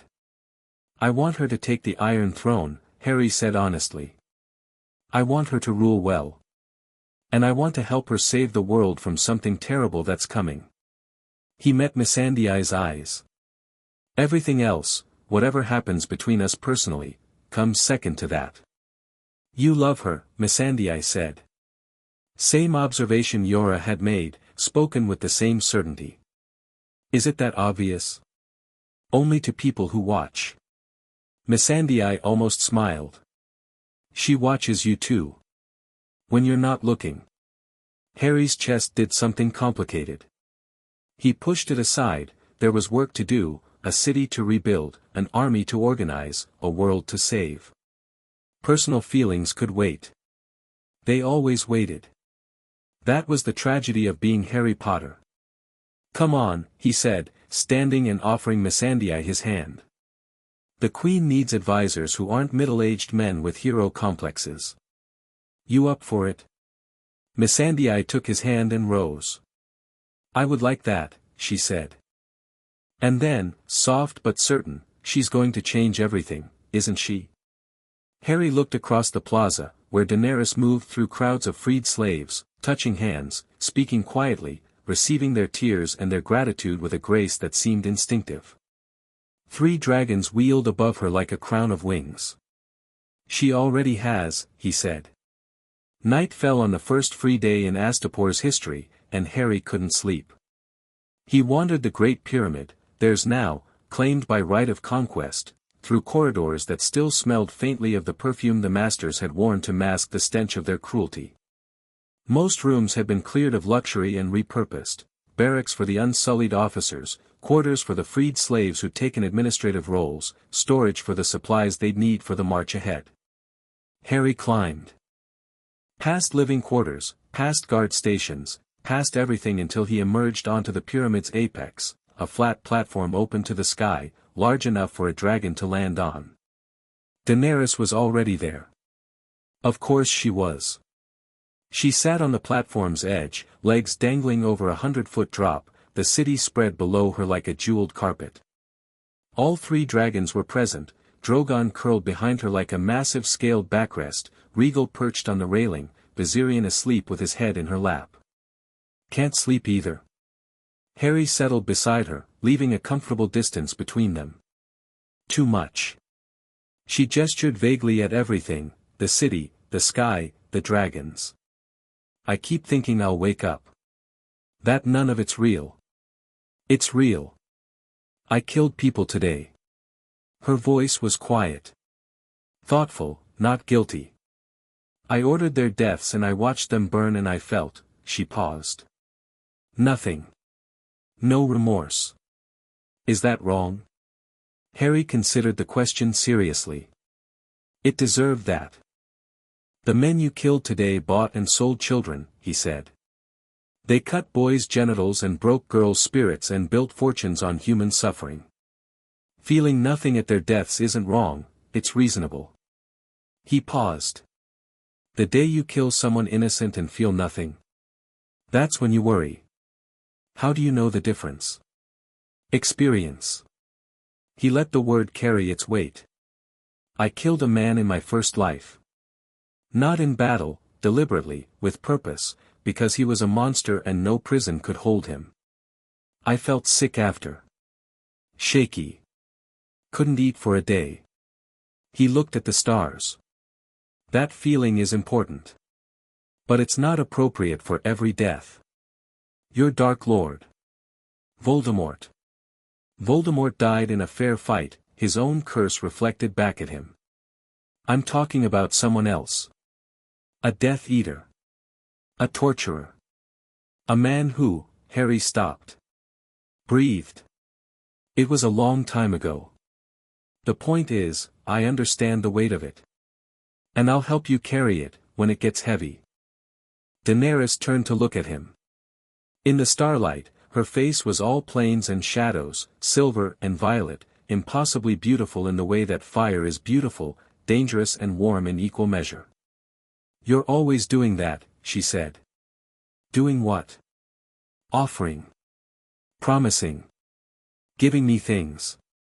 She shifted closer, slightly, just slightly, but enough that Harry felt the warmth of her through the gap between them. "When do you take something for yourself?" "I'm not, you are." Her hand found his on the cold stone. "You're so careful with me. So careful not to push, not to ask, not to want anything that I haven't explicitly offered. And I appreciate it, I do, after Viserys, after a lifetime of men taking without asking." Her fingers tightened on his. "But I'm not made of glass, Heron. I won't break if you want something." Harry's heart was hammering. Which was ridiculous. He'd lived 143 years, he'd been married, he'd loved and lost and loved again. He shouldn't feel like a teenager sitting next to a girl for the first time. But Daenerys Targaryen made him feel like the world was new. "I want," he stopped. Started again. "You're married. To a man who takes other women to his bed every third night." No bitterness, just fact. The Dothraki have no concept of exclusivity. Drogo would laugh at the suggestion that his Khaleesi couldn't take a lover. She raised an eyebrow. "This isn't Westeros." "No," Harry agreed slowly. "It's not." "So." Her thumb traced circles on the back of his hand. "What do you want?" He looked at her, this woman, this queen, this fire-made flesh who'd torn down a slave empire that morning and now sat on top of it asking him what he wanted. As if what he wanted mattered. As if he mattered. "I want to kiss you," Harry said. "I've wanted to for weeks. But I need you to know that whatever happens between us doesn't change anything else. The alliance, the plan, the Heron." "Yes." "Stop talking." She leaned across the distance between them and pressed her mouth to his. She tasted like smoke and something sweet, honey wine, maybe, from the celebration. Her lips were warm, warmer than natural, dragon's blood running hot beneath her skin. Harry's hand came up to cup her jaw without conscious decision, his thumb tracing her cheekbone, and she made a small sound against his mouth that sent lightning down his spine. It wasn't a long kiss. Wasn't desperate or consuming or dramatic. It was careful, deliberate, like everything Daenerys did now. A choice made with full awareness. She pulled back. Her eyes were bright, her cheeks flushed, a smile playing at the corners of her mouth. "There," she said. "Was that so difficult?" Harry laughed. He couldn't help it, a startled, delighted sound that echoed off the pyramid stones. "You terrify me," he said. "Absolutely terrify me." "Good." She settled against his side, her head finding his shoulder with the naturalness of something that had always been inevitable. A queen should be terrifying. Drogon opened one red eye, assessed the situation, and closed it again with a rumble that might have been approval. They sat together on top of the world, a world that was changing, that had changed, that would never be the same, and watched the stars will overhead. Below them, a city of freed slaves slept peacefully for the first time in generations. Behind them, 3 dragons dreamed of fire. Ahead of them, everything. War and love and death and crowns and the cold, cold north where the dead were stirring. But that was tomorrow. Tonight, just tonight, Harry let himself have this. This moment of quiet grace on the edge of the world, with a queen beside him and fire in both their hearts. Tomorrow they would march. Tomorrow the game would continue, Yunkai, Meereen, the Narrow Sea, and beyond. Tomorrow there would be blood and politics and the endless, grinding work of building a new world from the ashes of the old. But right now, in this perfect, fragile moment, Harry Potter was not alone. And neither was Daenerys Targaryen. And that was enough. Chapter 4, Crown of Ash. Yunkai surrendered without a fight. Harry hadn't expected that. He'd planned for a siege, had spent 3 days on the march from Astapor working out approaches, sketching ward placements, calculating how many Unsullied it would take to secure the gates while the dragons handled the walls. All of it unnecessary. The wise masters of Yunkai took one look at the force approaching their city, 8,000 Unsullied in perfect formation, a Dothraki horde 40,000 strong spreading across the hills like a dark tide, and 3 dragons circling overhead whose wingspans now blotted out the sun, and they sent a delegation before Daenerys's vanguard reached arrow range. "They want terms," Yora reported, riding back from the parley with an expression of disbelief. "Full surrender. Immediate emancipation of all slaves. The wise masters will retain their property, homes, gold, businesses, but release every person in bondage." "That's not enough," Daenerys said. She was riding at the column's head, as always, Drogon perched on her saddle horn like a monstrous falcon. The dragon had grown again, large as a pony now, his wings folding against his flanks in tight black sails, his teeth the length of daggers. "It's more than we expected," Yora pointed out. "It's not enough." Her voice carried that particular quality Harry had come to recognize, the sound of a queen who'd made her decision and was merely explaining it for courtesy. "They keep their wealth. Wealth built on slavery. They release their slaves today and buy new ones tomorrow from Meereen. What would you have?" Yora asked. "I would have them gone." Daenerys's jaw was set. "Every master who owned slaves, gone. Not killed. Gone. Exiled. They leave Yunkai with what they can carry and they never return. Their wealth goes to the freed slaves.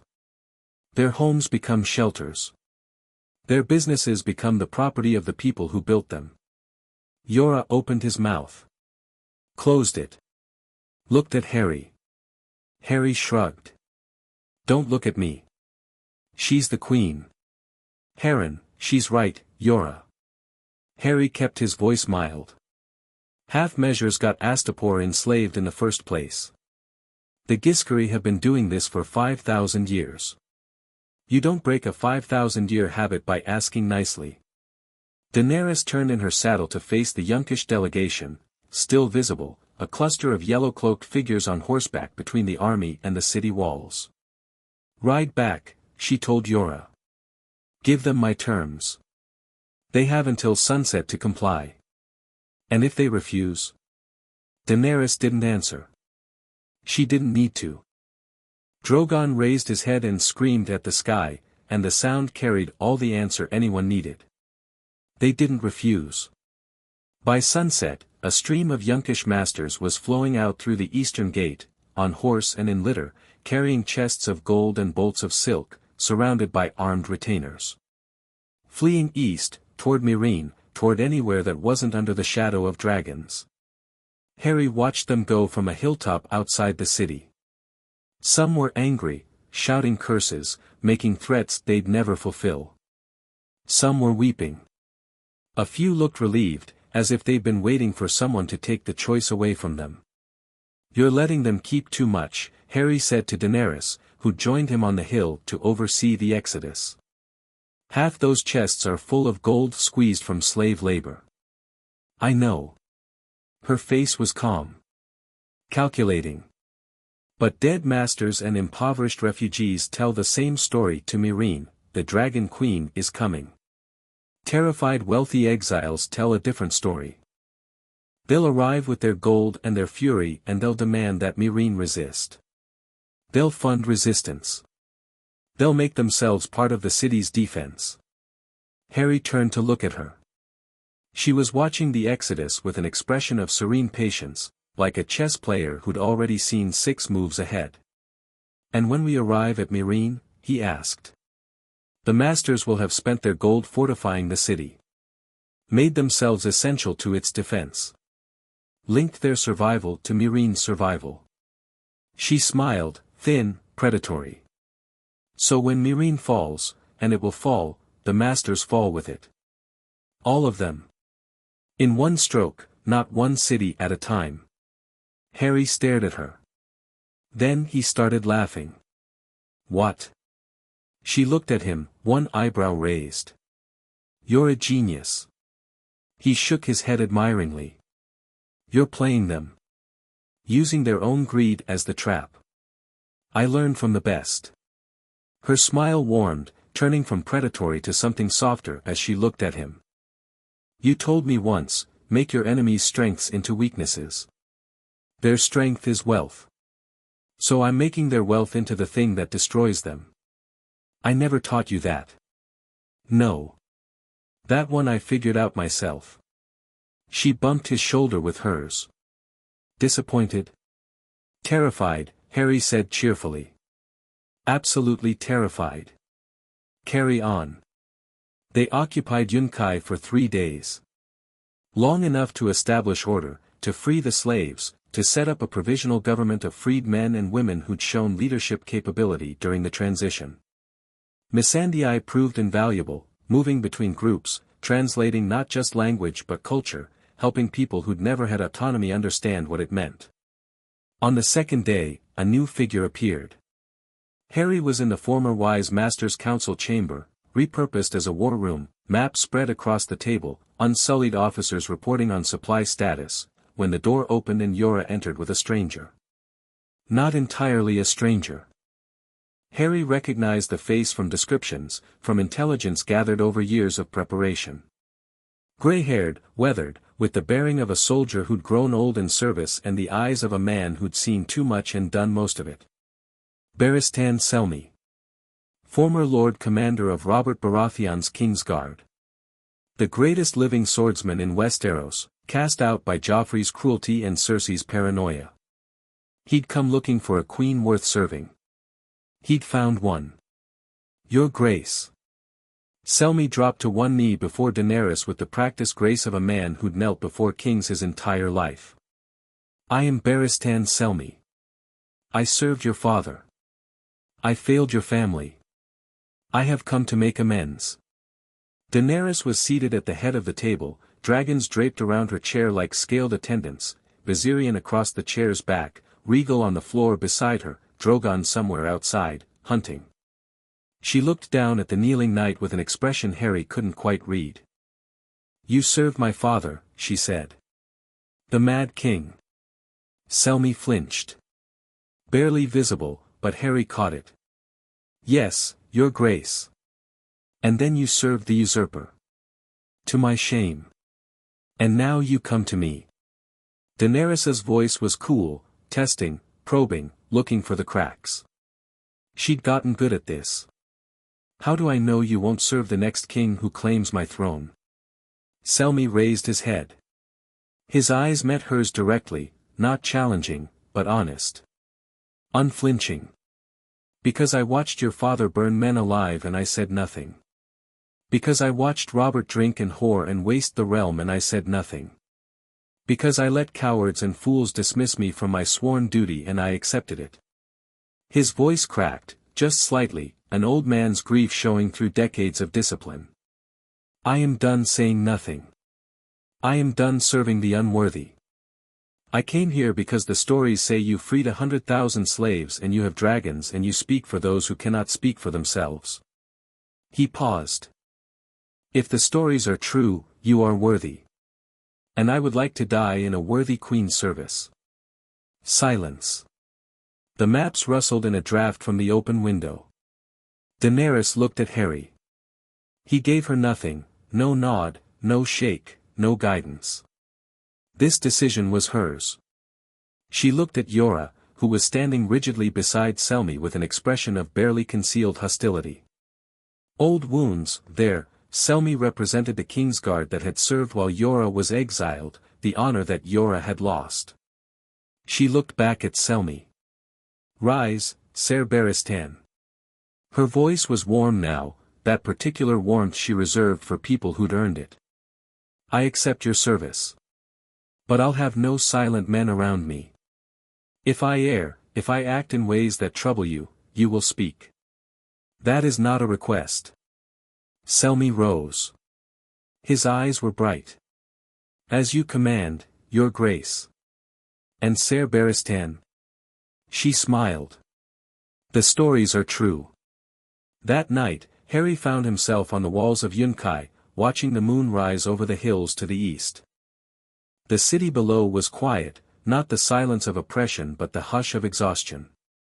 Freedom was tiring, it turned out. All those people figuring out for the first time what to do with themselves, where to go, how to live without someone's hand on their collar. Footsteps on the wall. Harry didn't turn, he'd sensed the approach, recognized the particular weight and cadence. Ser Barristan, he said. Taking the air. The old knight settled against the parapet beside him, moving with a fluid economy that belied his age. I wanted to speak with you. Privately. About? What you are. Selmy's eyes were direct. I've seen shadowbinders and fire priests and hedge wizards of every stripe. You're none of those. What you did at Astapor, what you do every day, the magic you work, it's something else entirely. Harry appreciated directness. Always had. I'm a wizard. From somewhere very far away. I came here because this world needs help, and I can provide it. A wizard. Selmy tasted the word. Like the stories of the children of the forest.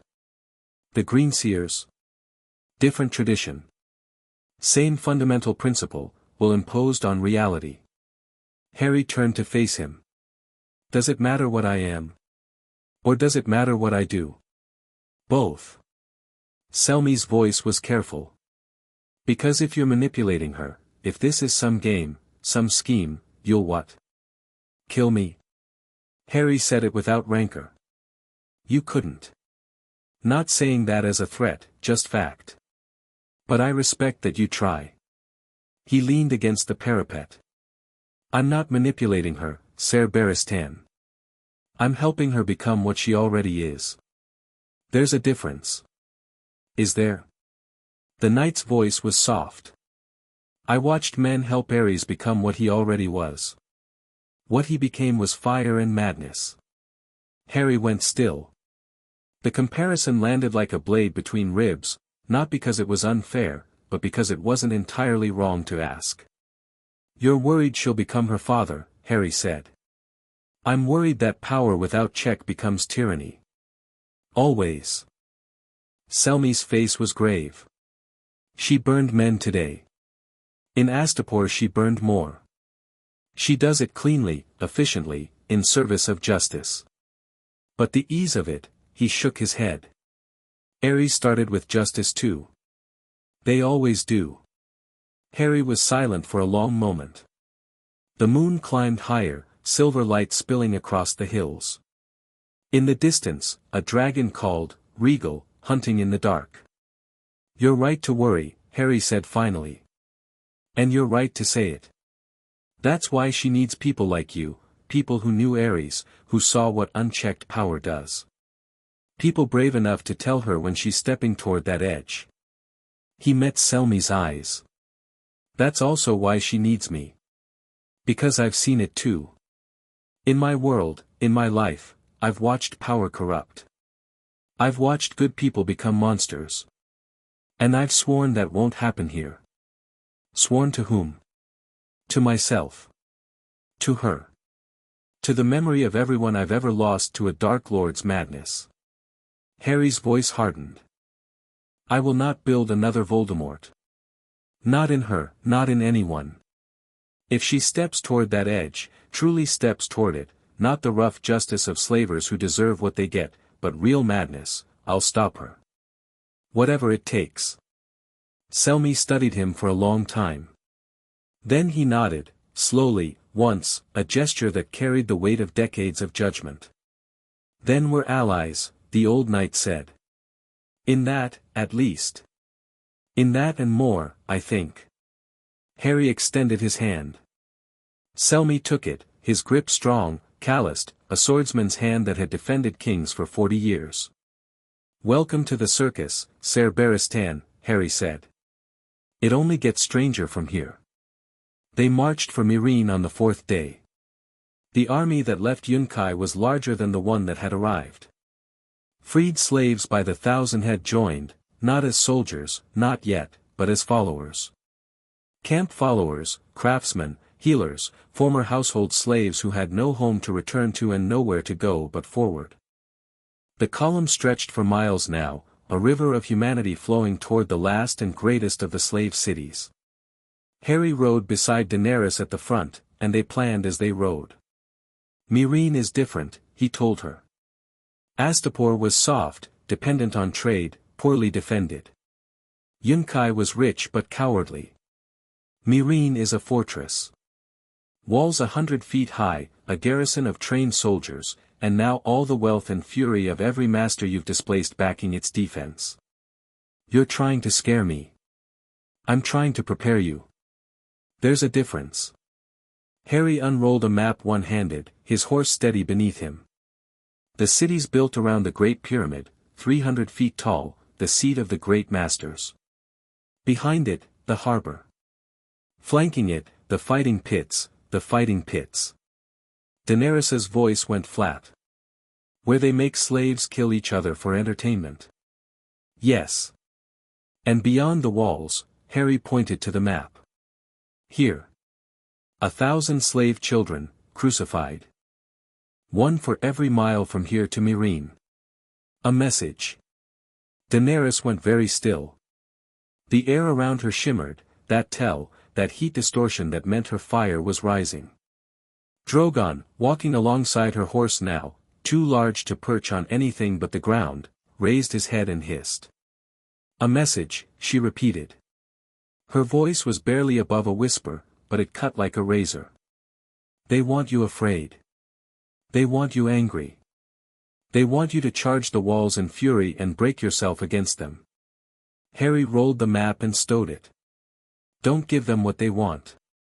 I won't charge the walls. Her jaw was set, her eyes burning. I'll break them from inside. Harry waited. He could see her thinking, that extraordinary mind working, turning the problem over, finding the angles. The slaves inside Meereen, she said slowly. How many? Over 200,000. And the masters? Perhaps 8,000. Plus their guard, sellswords, pit fighters, trained household troops. Call it 20,000 in total, if you count everyone who'd fight for the old order. 200,000 against 20,000. Daenerys smiled. It was not a kind smile. We don't need to breach the walls. We just need to give the people inside a reason to tear them down themselves. Harry said nothing. Just watched her work. We send in weapons, she continued. Smuggled through the sewers, through the harbor, through whatever gaps exist in their security. Knives. Broken chains. Anything. And we send in a message, the Khaleesi is coming. Free yourselves, and she will protect you. An insurgency. A revolution. Her eyes were fierce. When we arrive at the walls, we don't need to breach them. We just need to be there. The people inside will do the rest. Harry grinned. I can get weapons inside. And more than weapons, I can get in myself. Invisible. Intangible. I can appear in the slave quarters with armfuls of steel and vanish before anyone knows I was there. Then do it. She looked at him. Tonight. Tonight we're still 5 days from Meereen. Then in 5 days. Her hand reached out and caught his arm, brief, warm, grounding. But Harren, the children. On the road. The crucified children. His stomach dropped. He'd been hoping she wouldn't ask. Yes. Can you? Her voice broke. Just for a moment, the mask slipping, the girl beneath the queen showing through. Can you tell if any of them are still alive? Can you save them? Harry closed his eyes. Reached outward with his senses, far ahead, along the road to Meereen, searching for the faint flutter of life in those small bodies nailed to posts. Most were dead. Days dead, at minimum. But some, 3, he said, opening his eyes. 3 are still alive. Barely. I can feel them, hanging on by threads. He looked at her. I can go now. Fly, I have means. Reach them in hours instead of days. Go. No hesitation. Go now. Save them. Harry nodded. He pulled his horse to a stop, dismounted, and faced her. The column continued moving around them, unsullied, marching in perfect cadence, Dothraki riders flowing past like a river of horseflesh. I'll be back by dawn, he said. With 3 children. Or with the knowledge that I tried. Come back, she said. Not an order. A plea, small, personal, from a woman, not a queen. Always. Harry pulled the invisibility cloak around himself, not the physical cloak anymore but the concept of it, the Hallows power woven into his being. He faded from sight like smoke in wind. Then he apparat. The crack of displaced air split the evening silence 100 miles ahead of the army. Harry appeared on the road to Meereen and immediately wished he hadn't eaten that morning. The crucified children stretched along the road like a grotesque honor guard, small bodies nailed to wooden posts, each one pointing the way to Meereen. Most were dead, slack, grey, flies already at their work. Harry forced himself to look. To bear witness. To carry this. He moved fast. Post to post, checking for breath, for pulse, for any flicker of life. Dead. Dead. Dead. A girl no older than 8, her hands nailed through the palms, dead, eyes open and sightless. A boy with his throat cut ear to ear, dead for days. A child so small Harry couldn't tell the gender, dead. He kept moving. The magic in his chest hummed, not just power but fury, white-hot and righteous. The Master of Death walked among the dead children and remembered. Remembered Cedric's body hitting the ground. Remembered Colin Creevey in the Great Hall. Remembered every child this world and his had failed. The first survivor, 11 posts from Meereen's walls. A boy, maybe 10, dark-skinned and thin as a rail. His hands were nailed through the meat of the palms and his lips were cracked white with dehydration, but his chest moved. Barely. A whisper of breath. Harry worked fast. Magic flowed through his hands, healing charms to stabilize, pain nullification to prevent shock, careful extraction of the iron nails with telekinesis so precise it didn't tear a single additional fiber of tissue. He caught the boy as he slumped free of the post, cradling him, pressing a flask of conjured water to his lips. The boy's eyes fluttered open. Dark, glazed, confused. Mama? Not Mama, Harry said gently. But someone who's going to help. You're safe now. I promise. He wrapped the boy in a warming charm and a featherlight enchantment, laid him carefully in a conjured stretcher that would float behind him, and moved on. The second survivor, 6 posts further. A girl, older, maybe 12. She'd been stronger, fighting it, holding on through sheer will. Her nails had torn at the wood, leaving bloody furrows. She was conscious when Harry reached her, barely, but her eyes tracked him, and her mouth formed words he couldn't hear. I've got you, Harry murmured as he freed her. You're going to be all right. Kill them, she whispered. Her voice was a shredded thing, all blood and determination. Kill them all. Working on it, Harry said, and meant it with every fiber of his being. The third, the last. Closest to Meereen's walls, within sight of the city. A boy, young, 5 or 6 at most. Barely alive. Harry's healing magic worked frantically, pulling the child back from an edge so thin that death himself seemed to hover at the boy's shoulder. Harry looked at that hovering darkness and said, very quietly, not this one. The darkness receded. Professional courtesy. He gathered all 3 children, stabilized, healed as much as his field magic could manage, bundled in warmth and floating behind him like a strange procession, and apparat back to the army. He appeared in camp near midnight, and Daenerys was waiting. She took one look at the children, small, battered, sleeping in their enchanted stretchers, and her face went through something that Harry never wanted to see again. A crack in her composure so deep it showed everything beneath, rage and grief and a hatred so vast and focused it seemed to warp the air around her. Then it passed. Sealed over. The Queen returned. "Get them to the healers," she said, her voice steady as iron.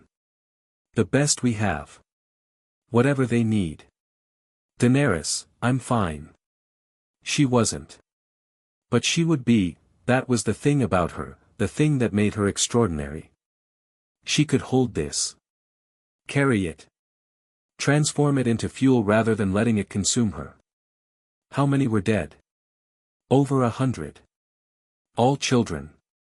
All slaves. She nodded. Once. Final. For every child they crucified, she said, a master of Meereen will die. 163 children on that road.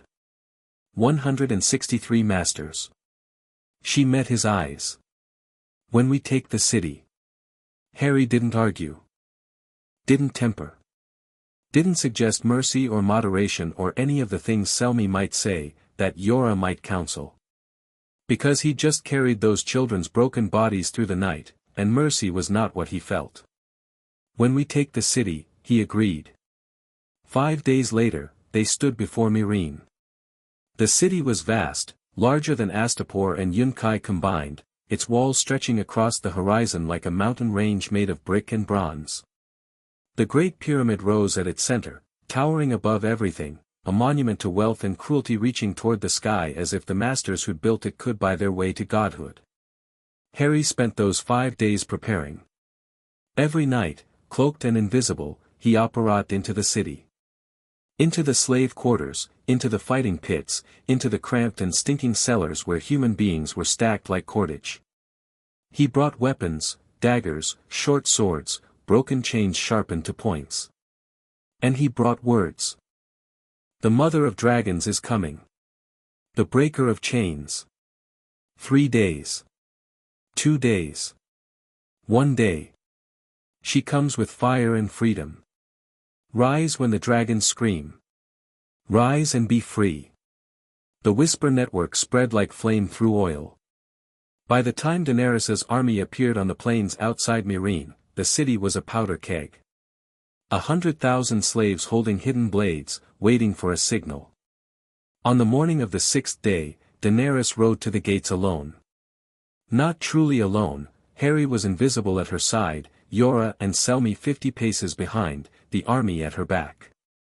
But she faced the walls alone, a single silver-haired figure on a white horse, with 3 dragons circling above her like a crown of wings.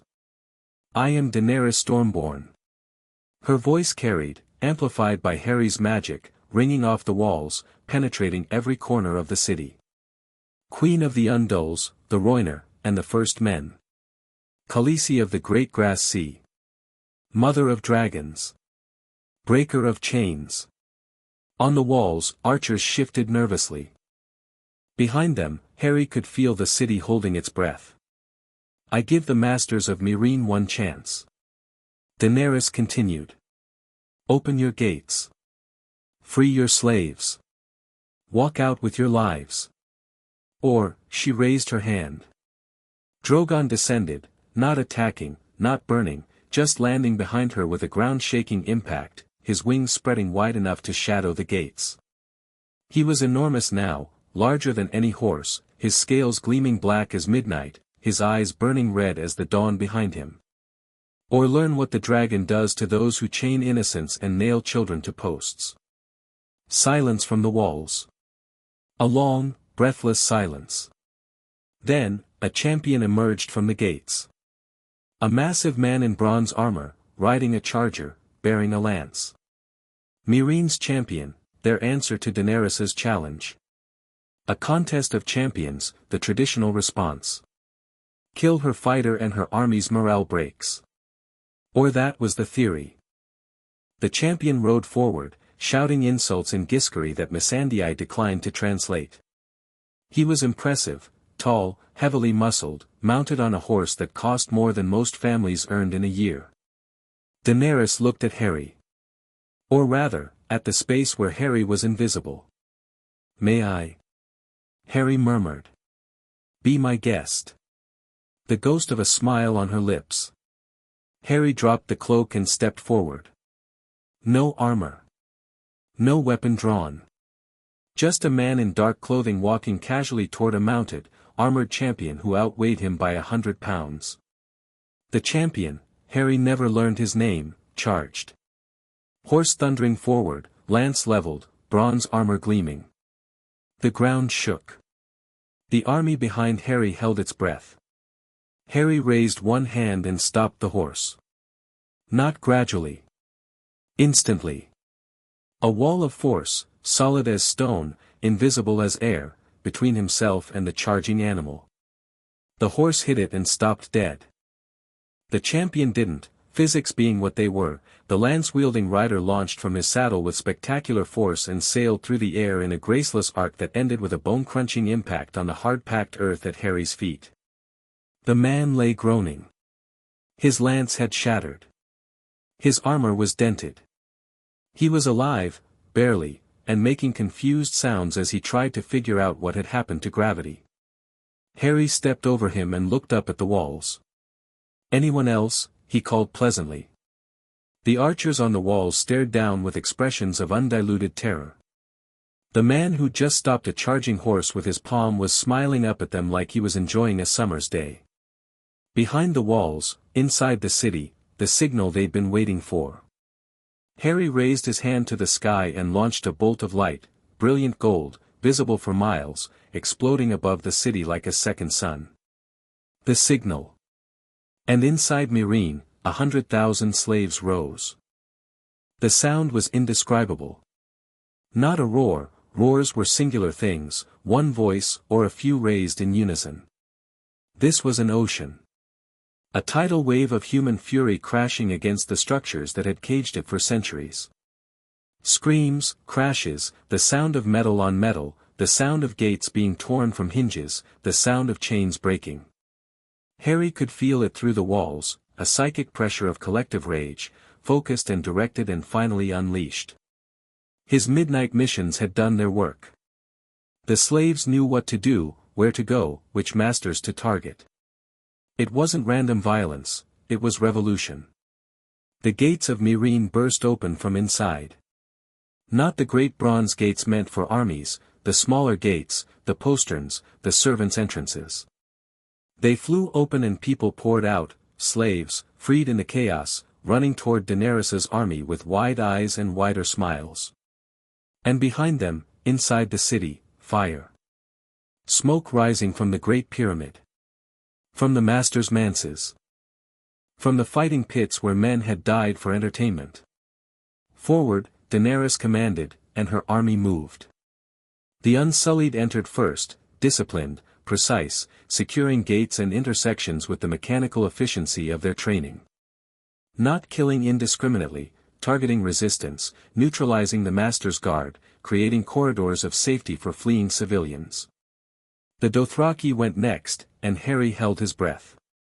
Mounted warriors in a city, a recipe for atrocity if not controlled. But Drogo rode at their head with his Khaleesi's orders ringing in his ears: no rape, no looting, no burning. Any rider who disobeys dies by my hand. The Khal had looked at his wife, at the mother of dragons, the woman who'd earned the worship of 40,000 warriors, and nodded once. His blood riders spread the word. The Khalasar entered Meereen like a knife, sharp, purposeful, cutting only what needed cutting. Harry walked through the chaos invisible, intervening where needed. A cluster of Master's guards making a stand at a fountain, Harry dropped them with stunners, non-lethal, efficient.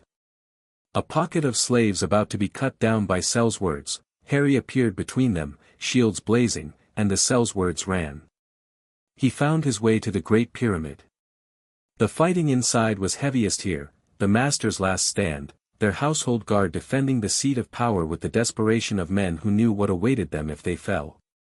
Harry could have ended it in seconds, a wave of force, a blast of fiendfire, anything from his arsenal of world-breaking power. But this wasn't his fight. This was Meereen's. He cleared a path to the top, stunning guards, breaking barricades, opening doors that had been sealed against the revolution, and emerged onto the Great Pyramid's apex just as 3 dragons landed on its edges. Daenerys arrived minutes later, climbing the steps with Missandei at her side and Unsullied at her back. She was breathing hard, the climb was brutal, but her face was incandescent. Not with triumph. With purpose. "The city?" she asked. "Falling," Harry reported. "Resistance is collapsing. Most of the guard have surrendered or fled. The masters," he paused. "Many are trying to reach the harbor. Ships. Block it. No hesitation. No one who crucified children gets to sail away." Harry reached outward with his magic, across the city, down to the harbor, and pulled. Every ship in Meereen's port found its anchors suddenly immovable. Its sails suddenly still despite the wind. Its rudder locked as if welded in place. "Done," he said. Daenerys walked to the edge of the pyramid's apex, the highest point in the city, looking out over streets where freedom was being born in blood and chaos and fierce, terrible joy. Below, she could see it all, the Unsullied securing the gates, the Dothraki herding surrendered guards into the plaza, the freed slaves tearing down the harpy statues that had stood at every intersection for 1,000 years. She turned to Harry. "The banner." Harry smiled. He raised his hand and conjured it, enormous, 50 feet of black fabric emblazoned with the 3-headed dragon of House Targaryen, blood-red on night dark. He levitated it up, impossibly high above the pyramid's peak, and fixed it there with magic that would hold against any wind. Meereen looked up and saw the dragon banner against the sky, and the cheering started. It rolled through the city like thunder, building, swelling, 100,000 voices raised in celebration and gratitude and the raw, overwhelming emotion of people tasting freedom for the first time. "Mysa," they called. "Mysa, Mysa, Mysa. Mother." Daenerys stood on the pyramid's edge with that sound washing over her, 3 dragons screaming joy into the sky, and Harry watched her face. Watched the tears she finally let fall, not weakness, not breakdown, but release. The culmination of everything she'd built, everything she'd become, everything she'd fought for since a man with green eyes and fire in his hands had told her she could be more.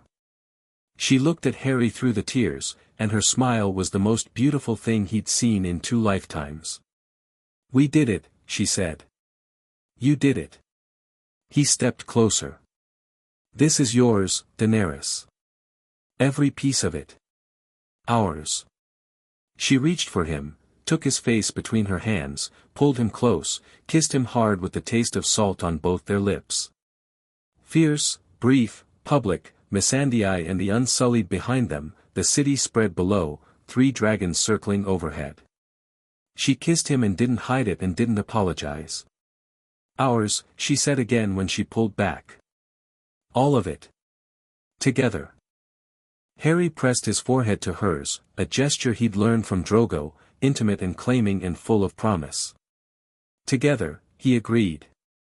"Now come on. You've got a city to rule." The first night in Meereen was chaos. Good chaos, the chaos of reorganization, of freedom, of a world being rewritten in real time, but chaos nonetheless. Harry worked through the night, setting up wards around key locations, helping the Unsullied establish order in the most volatile districts, healing the wounded where the fighting had been heaviest. Near dawn, he found a moment of quiet in a small garden near the pyramid's base. Collapsing onto a stone bench, he closed his eyes and let exhaustion wash through him. The magical expenditure of the last 6 days, the children, the smuggling missions, the signal flare, the harbor lockdown, was catching up. Even with his considerable reserves, he was running on fumes. "You push yourself too hard." Harry opened his eyes. Daenerys stood in the garden entrance, dressed simply in a linen shift, her hair loose around her shoulders. Behind her, the sky was turning pink with dawn. Says the woman who conquered a city today and hasn't slept. "I'll sleep when it's done." She crossed the garden and sat beside him, close, her thigh pressed against his, her head finding his shoulder. Is Drogo settled? His tent is established in the plaza. His blood riders have the eastern quarter. Harry paused. He's proud of you, you know. In his way. I know. A complicated pause. Harry, Heron, I need to tell you something. The name shift caught him. She used his true name so rarely, they'd agreed early on that it was too dangerous, too revealing. But in private, in moments like this, she sometimes let it slip. A secret shared between them. Tell me. Drogo and I, she straightened slightly. Not pulling away, just facing him directly. He knows. About us. I told him. Harry went very still. And? He laughed. A smile, surprised, amused, still slightly incredulous. He said, she shifted into Dothraki, mimicking Drogo's deep rumble, the firewalker is strong. A strong man shares a strong woman's bed. This is known. She shook her head. I don't fully understand Dothraki relationship structures. But he's not angry. He's proud, I think. That his Khaleesi has a powerful man's attention. That's. Harry searched for the right word. Not how I expected that conversation to go. Neither did I. She took his hand. But it means, if you want, we don't have to hide. Whatever this is between us, it doesn't have to be a secret. Harry looked at their joined hands. Her skin golden tan from weeks of riding under the sun. His paler, still carrying the Valyrian coloring he'd been born into. Both warm, both carrying fire in their veins, his magical and hers draconic, meeting in the press of palm against palm. I want, he said simply. I've wanted for months. I just, didn't want to complicate things. Didn't want to be another man claiming you. She squeezed his hand. You're not claiming me. I'm choosing you. There's a difference. Yes. He lifted their hands and pressed his lips to her knuckles. There really is. The dawn broke fully, painting Meereen's walls in gold. In the city below, freed slaves were waking to their first morning of liberty. On the pyramid above, 3 dragons greeted the sun with screams of joy. And in a quiet garden, 2 people who'd spent their lives alone found something neither had expected to find again. Not a happy ending. Not yet. There was too much work to do, too many cities to free, too many miles to cross. A continent waited across the sea. A throne waited. And beyond that, far to the north, the dead waited too. But for this one moment, in the rose-gold light of Meereen's first free dawn, Harry let himself have it. Let himself feel it.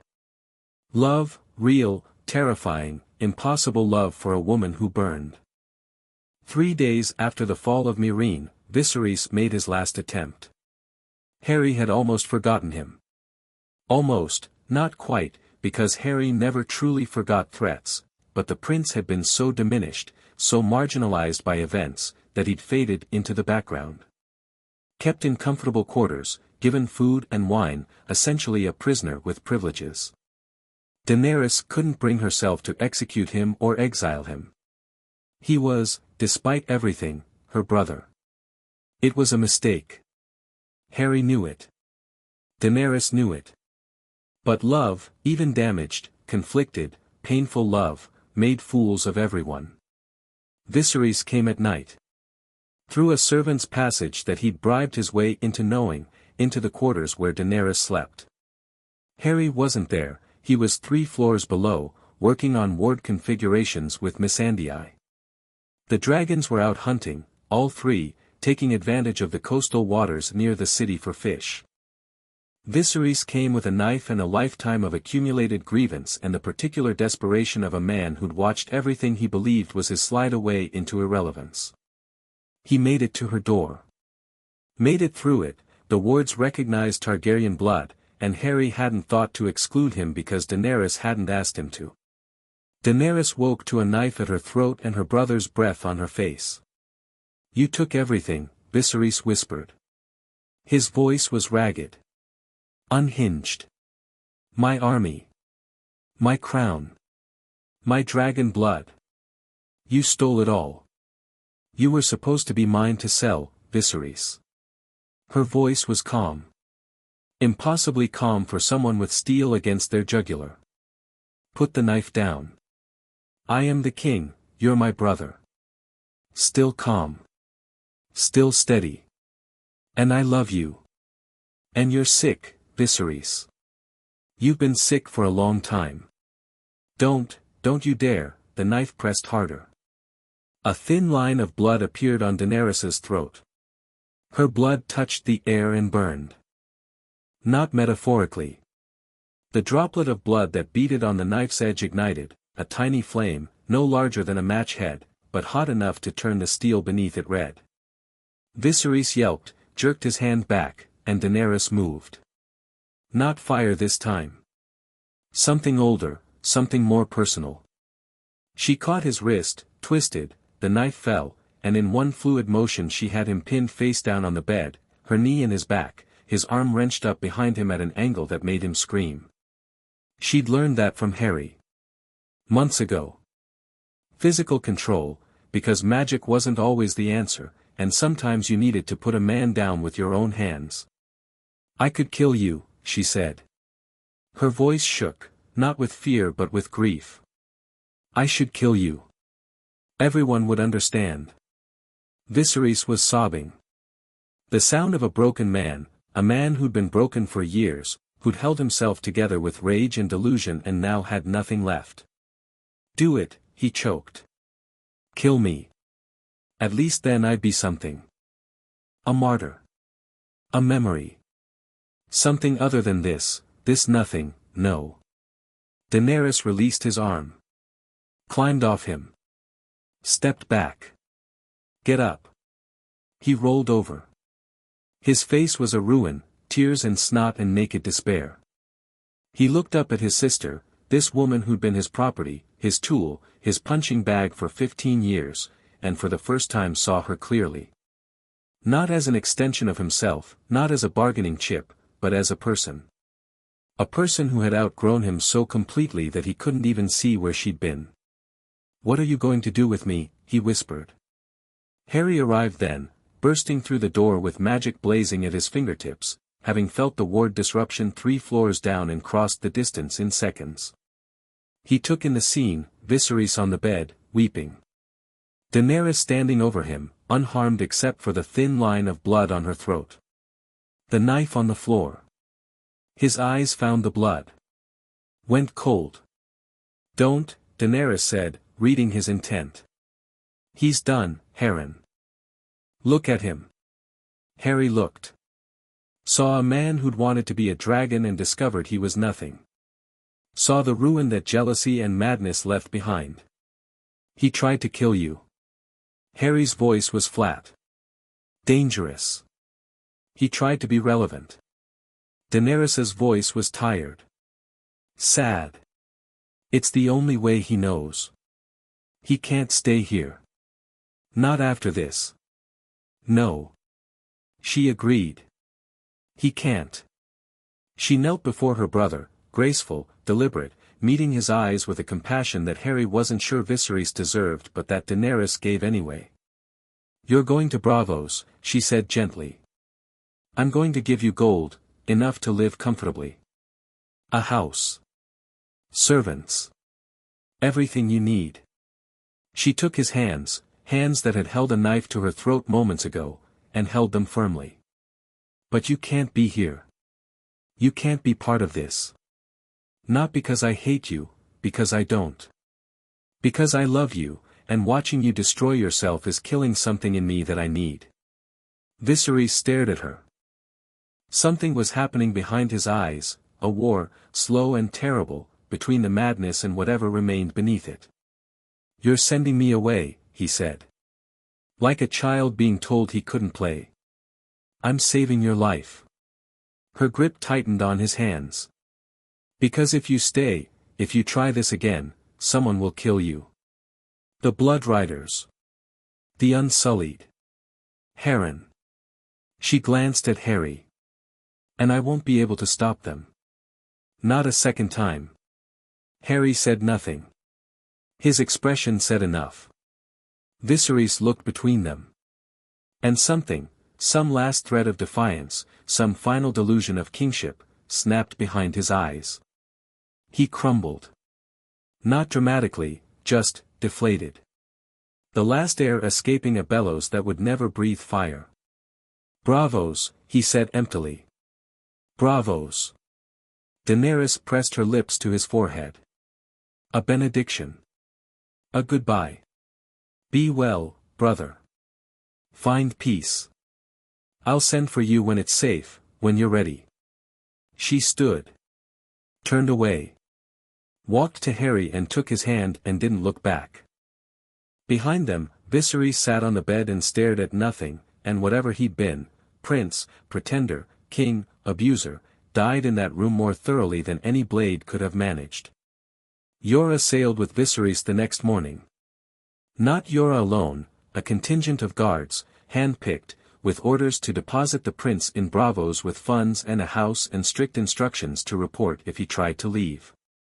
Harry watched the ship depart from the harbor wall, Daenerys beside him, her hand in his. "You could have killed him," Harry said. "Yes. Most people would have. I'm not most people." She watched the ship's sails fill with wind, growing smaller against the sea. "He was my brother. He was terrible to me. Both things are true." A pause. "I chose to let the first thing matter more." Harry squeezed her hand. "For what it's worth, I think you made the right call. And if he comes back? If he causes trouble? Then I'll deal with it." Harry's voice left no ambiguity about what deal with it meant. "But I don't think he will. I think you just broke him free of whatever was driving him.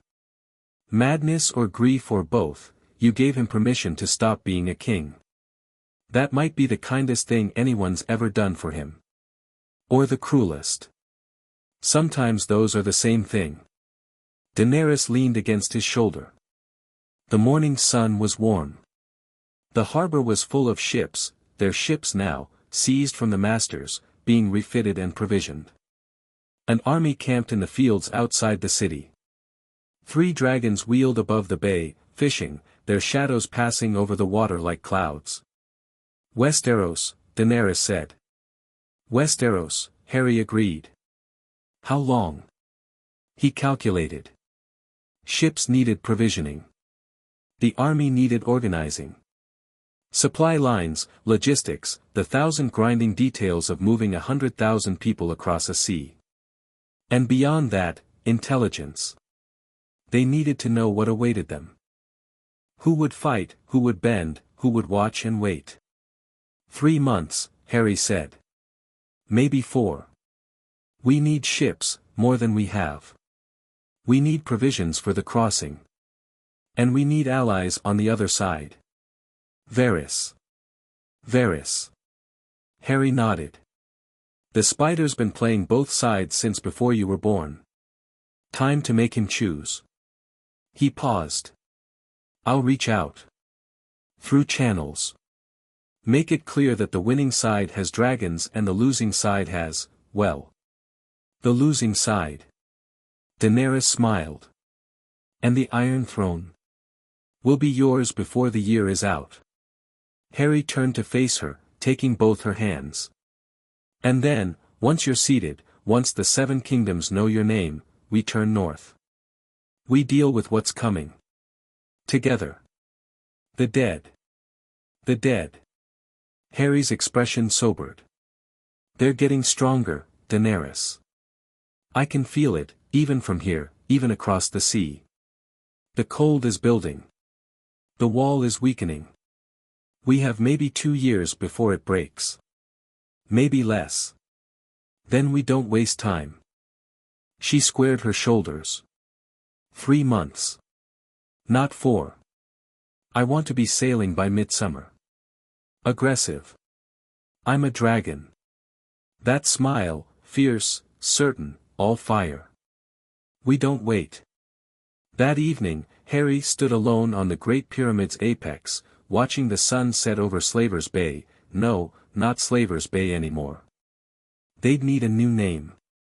The Bay of Dragons, perhaps. He reached out with his magic one more time, north, across the sea, past Westeros's southern shores, past the Neck and the north and everything between, to the wall. To what lay beyond. The cold touched his awareness like a knife. Worse than before, closer, sharper, more aware. As if something in that frozen darkness had noticed him looking and was looking back. Harry didn't flinch. Didn't retreat.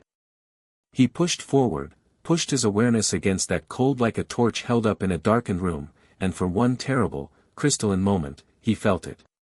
Intelligence. Ancient, vast, patient.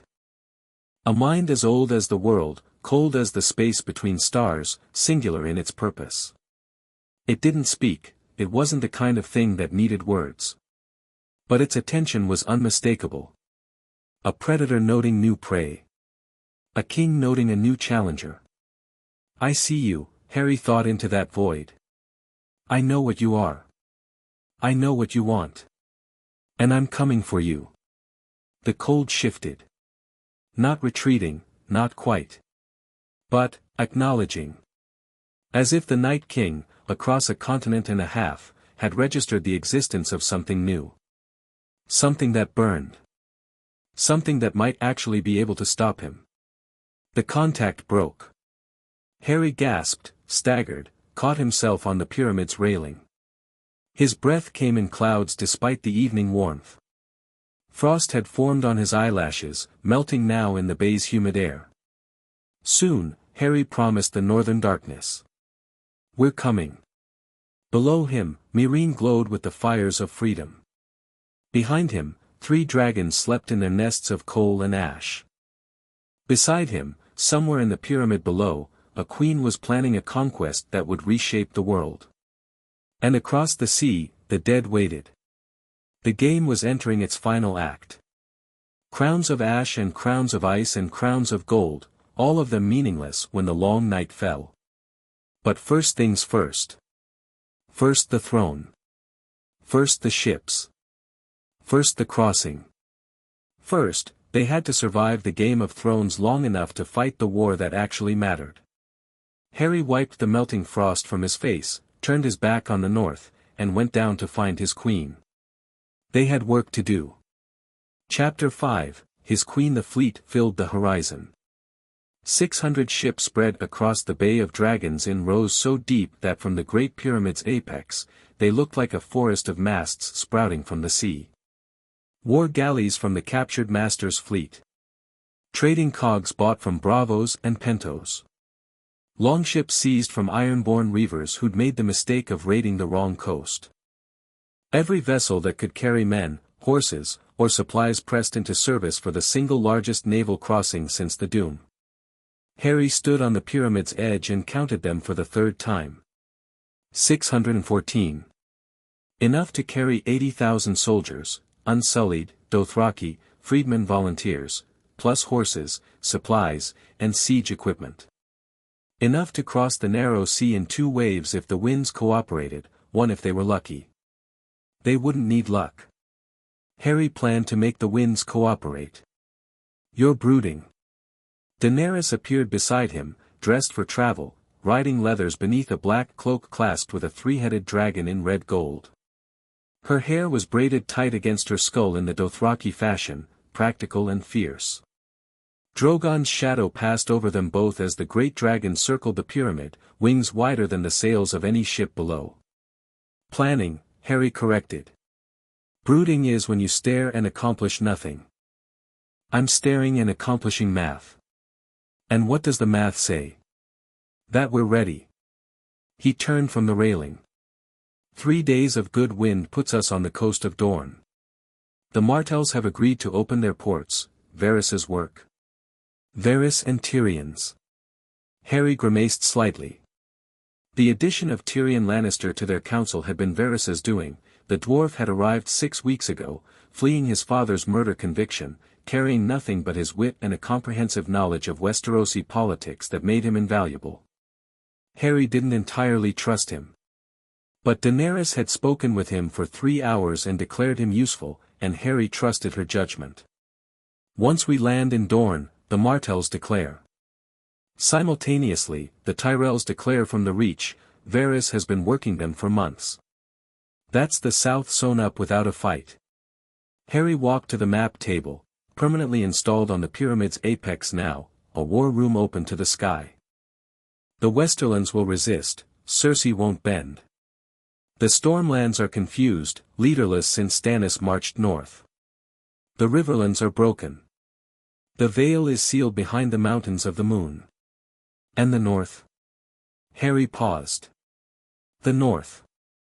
Ned Stark's country, except Ned was dead, butchered by Joffrey's cruelty.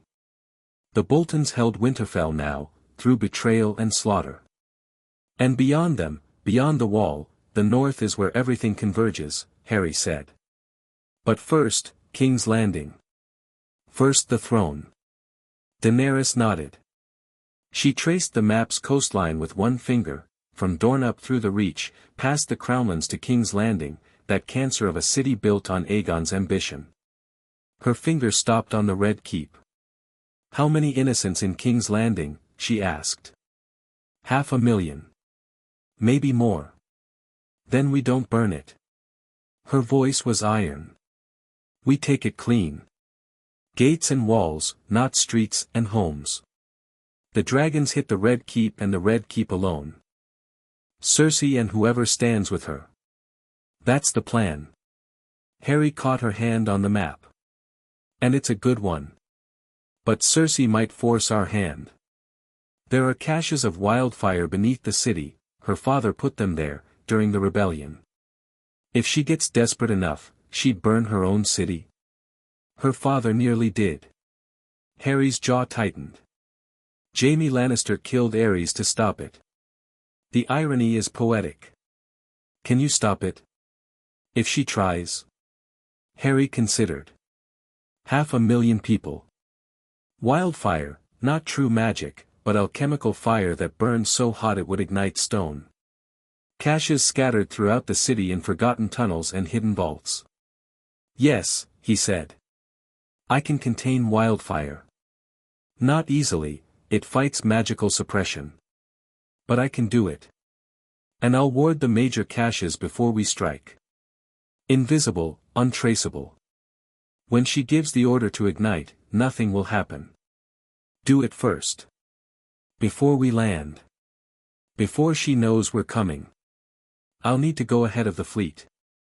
Alone, invisible. Give me 2 days in King's Landing and I'll neutralize every cache. Then go tonight. She squeezed his hand. And come back. Always. Harry apparat to King's Landing that evening, crossing a continent in the space between one breath and the next. The city was exactly as foul as he'd expected. 500,000 people crammed into a space built for half that, reeking of sewage and smoke and the particular desperation of a populace governed by monsters. Flea Bottom alone was worse than anything he'd seen in the wizarding world, the poverty absolute, the suffering endemic, the gap between the Red Keep's gilded towers and the slums below it obscene. Invisible beneath the cloak, Harry moved through the streets like a ghost. He had 2 objectives, the wildfire caches, and intelligence. The caches first. He found them where the histories said they'd be, beneath the September of Baelor, beneath the Dragon Pit, beneath Flea Bottom itself.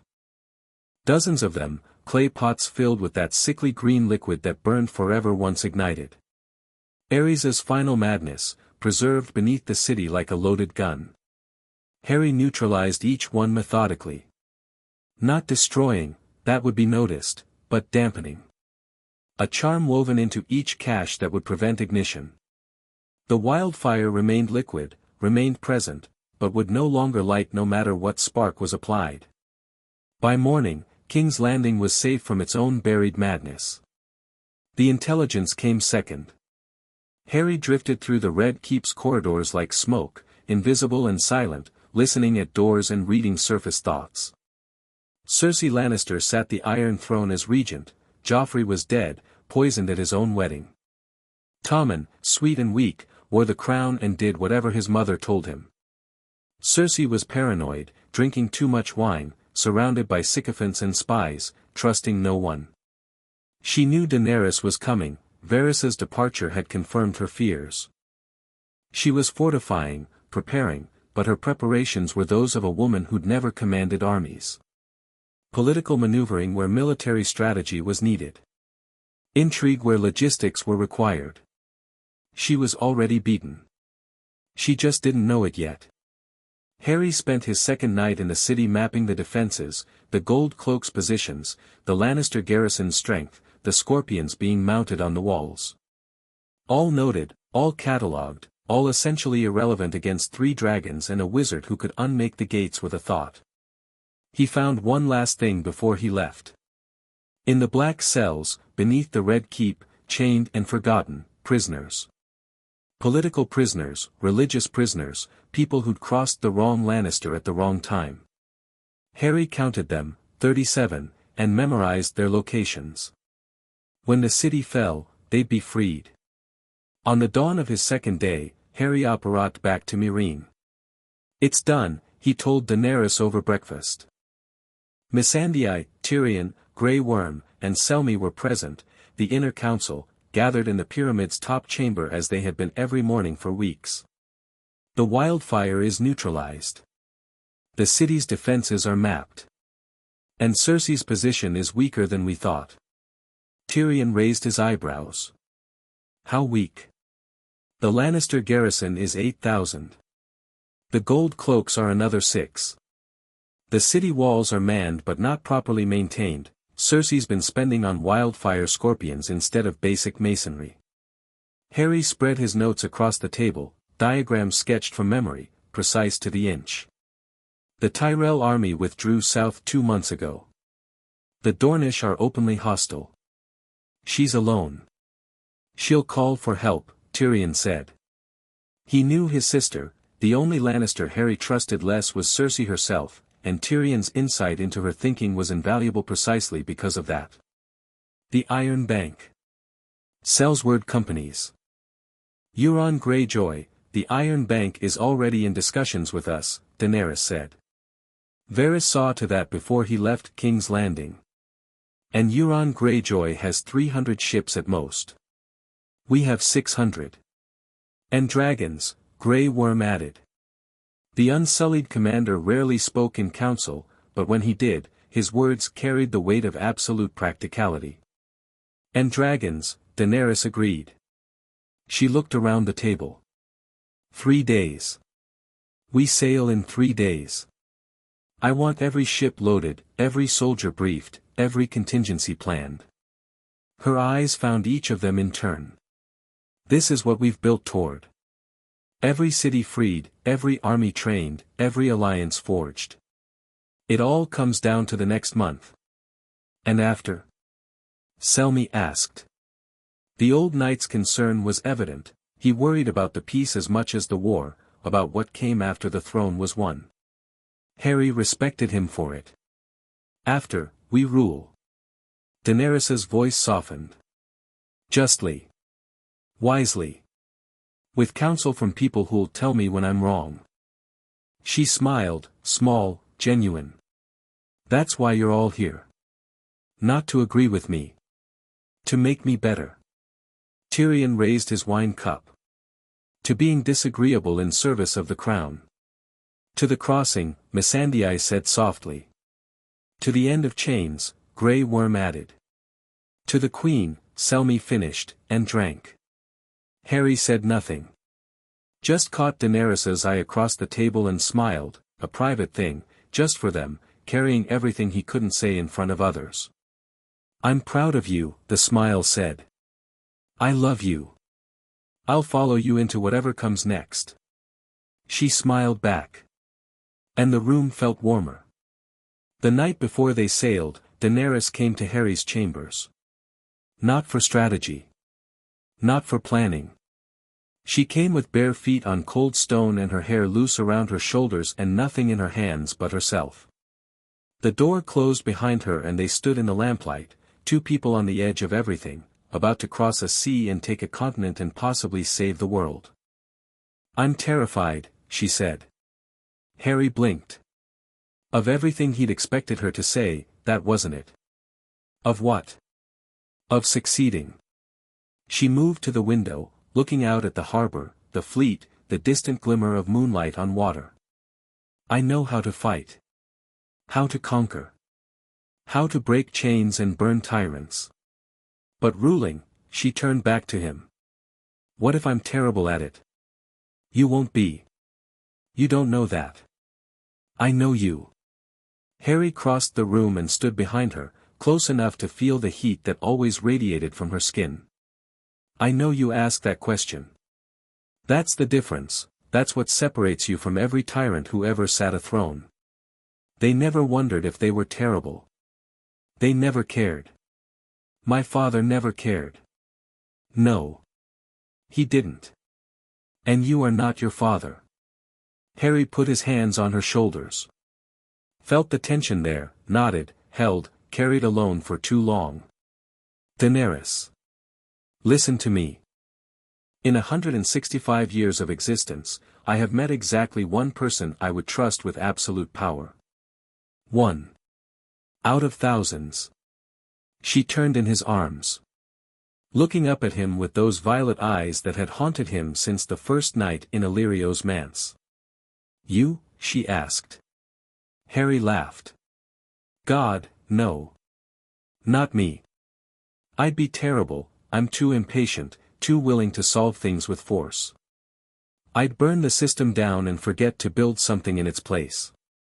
He touched her face. You. I trust you.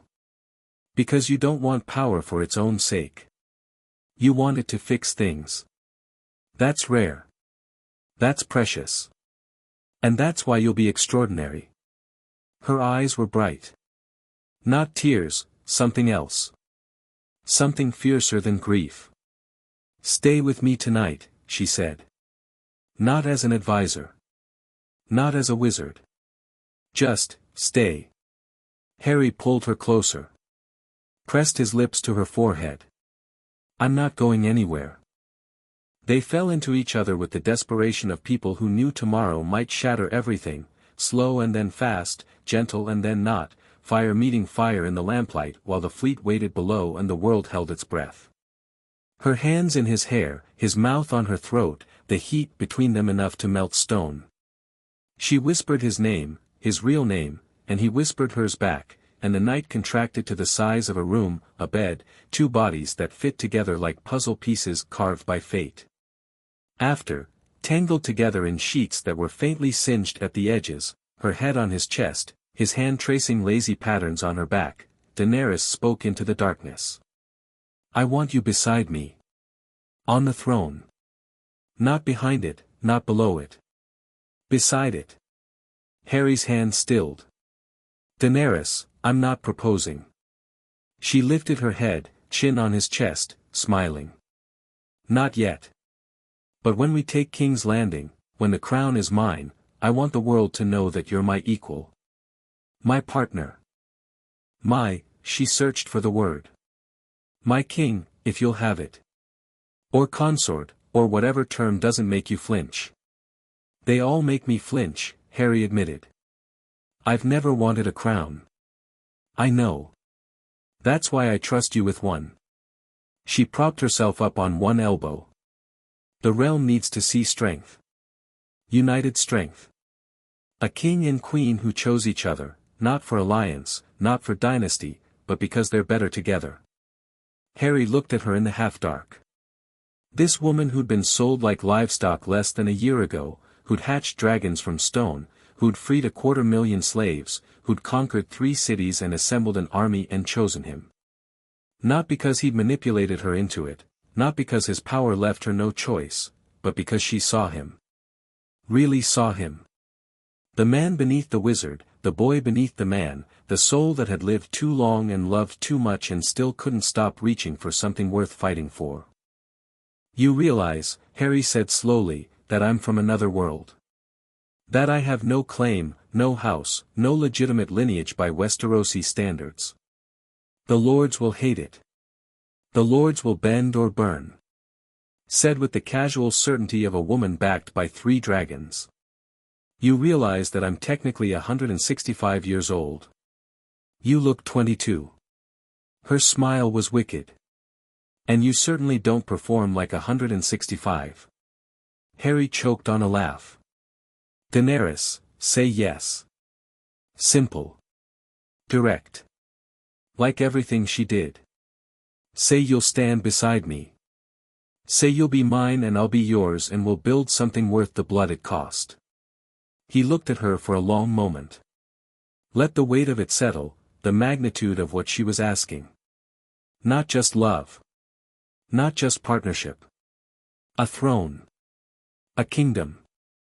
A statement to the world about what power could be when shared between equals. In his first life, Harry had avoided power. Run from it. Let others take the lead because the prophecy was fulfilled and his part was done. He'd been the boy who lived and then the man who retired and he'd thought that was enough. It hadn't been. That's why he'd died in that armchair feeling empty. Yes, Harry said. Gods help us both. Yes. Daenerys kissed him, hard, bright, full of a joy so fierce it burned, and outside, as if responding to the surge of emotion from their mother, all 3 dragons screamed in unison. The sound shook the pyramid to its foundations. In the city below, people looked up and wondered. In the harbor, sailors crossed themselves or prayed to whatever gods they held. And in the room at the pyramid's apex, a queen and her chosen king held each other in the dark and let themselves believe, just for tonight, that the world would be kind enough to let them keep this. 3 days later, the fleet sailed. 614 ships, their sails catching the morning wind, the largest armada the world had seen since the doom of Valyria. At its head, the flagship, a massive war galley renamed Dragonfire, its prow carved in the shape of a dragon's head, Targaryen banners streaming from every mast. Daenerys stood at the prow, her hair whipping in the sea wind, Drogon perched on the bowsprit like a monstrous figurehead. Behind her, the deck was crowded, Missandei at her side, Grey Worm commanding the unsullied honor guard, Tyrion nursing a cup of wine against seasickness, Selmy in full armor because the old knight didn't believe in tempting fate. Harry stood at the stern, watching Meereen shrink behind them. He'd left the city in good hands, Dario Naharis commanding the garrison, a council of freed citizens governing, with enough unsullied remaining to keep the peace. It would hold. It had to hold. Drogo was aboard a different ship, the Khal refused to be on the same vessel as so much water without his horse nearby, and the stables took up an entire transport. His blood riders were spread across the fleet, keeping the Dothraki in line. The horse lords were miserable sailors, half of them were already vomiting over the rails, but they endured because their Khal endured, and their Khal endured because his Khaleesi commanded it. The crossing took 4 days. Harry made it 3.5, bending the winds with sustained magical effort that left him drained but satisfied. The fleet moved faster than any natural wind could push it, cutting across the narrow sea like a blade through silk. On the morning of the 4th day, the lookouts called land. Dorne. The broken arm of Dorne resolved from the sea haze, rocky coastline, sandy beaches, and there, at the mouth of a natural harbor, the port of Planky Town, flying the sun and spear banner of House Martell beside a 3-headed dragon. They were expected. They were welcome. The Dornish reception was everything diplomacy demanded and nothing more. Prince Doran Martell, wheelchair-bound, gout-ridden, shrewd as a fox, received Daenerys in his water gardens with calculated warmth. He'd been planning this moment for 20 years, Harry knew. Since the sack of King's Landing, since the mountain crushed his sister's skull, Doran had been waiting for the right Targaryen to back. Daenerys gave him what he needed, respect, acknowledgement of Elaya's murder, and the implicit promise that House Martell would be rewarded when the war was won. In exchange, Doran gave them something invaluable, a safe harbor, supply lines, and 20,000 Dornish spears ready to march north. From Dorne, events accelerated. The Tyrells declared within the week, Olenna Tyrell had been waiting for someone with both dragons and sense, and Daenerys's reputation for freeing slaves and ruling justly gave the Queen of Thorns everything she needed to sell the alliance to her bannermen. 60,000 Reach soldiers pivoted south, cutting King's Landing off from its food supply. The Stormlands collapsed into Daenerys's lap without a fight. Stannis was dead, burned at the walls of Winterfell in a futile assault that had destroyed his army and accomplished nothing. His remaining bannermen had no reason to resist a queen who offered fair terms and had dragons to enforce them. 2 weeks after landing, Daenerys controlled everything south of the Riverlands except King's Landing itself. Cersei was trapped. And she knew it. They made camp outside the capital on a field that history would later call the Dragon's Moot, a rolling plain within sight of King's Landing's walls, visible from the Red Keep's highest tower. 80,000 soldiers settling into position. Supply trains stretching south to the Reach. And overhead, circling in patterns that made the city's defenders weep, 3 dragons whose wingspans now exceeded 100 feet each. Drogon was the largest, massive, black as sin, his fire hot enough to melt castle-forged steel. Rhaegal was quickest, green lightning in the sky, sharp-eyed and vicious. Viserion was most obedient, responding to Daenerys's commands with an eagerness that bordered on telepathy. Harry stood in the command tent, a vast pavilion erected at the army's center, maps covering every surface, advisors clustering around key tables. The planning had begun in earnest. "One chance," Daenerys said to the assembled council. "I'll give her one chance to surrender." "She won't take it," Tyrion said immediately. His knowledge of his sister was absolute on this point. "Cersei would rather burn than bend." "Then she'll burn." Daenerys's voice was flat. "But I'll offer. For the people's sake. So they know I tried." The terms were sent by Raven: abdicate, take the Black or accept exile to Essos, surrender the Red Keep intact. A generous offer. A queen's offer. The Raven returned with its message burned to ash, delivered by a gold cloak who'd been forced to carry it at sword point. Cersei's answer. "So be it," Daenerys said when Tyrion brought her the burned scraps. Her face was calm, sad, almost. "Tomorrow." The Battle of King's Landing, if it could be called a battle, lasted less than an hour. Dawn broke gray and cool over the city, mist rising from the Blackwater. Daenerys's army was in position, unsullied at the gates, Dothraki flanking, Dornish and Reach forces securing the southern approaches. Harry waited beside Daenerys on a hilltop overlooking the King's Gate, magic humming through every fiber of his being. "Remember," he told her. "The keep only. The walls only. Not the city." "I remember." She pulled herself onto Drogon's back, the dragon crouching low to allow it, then rising to his full height with a roll of muscle that made the earth tremble. "Stay here. Coordinate the ground forces. I'll handle the sky."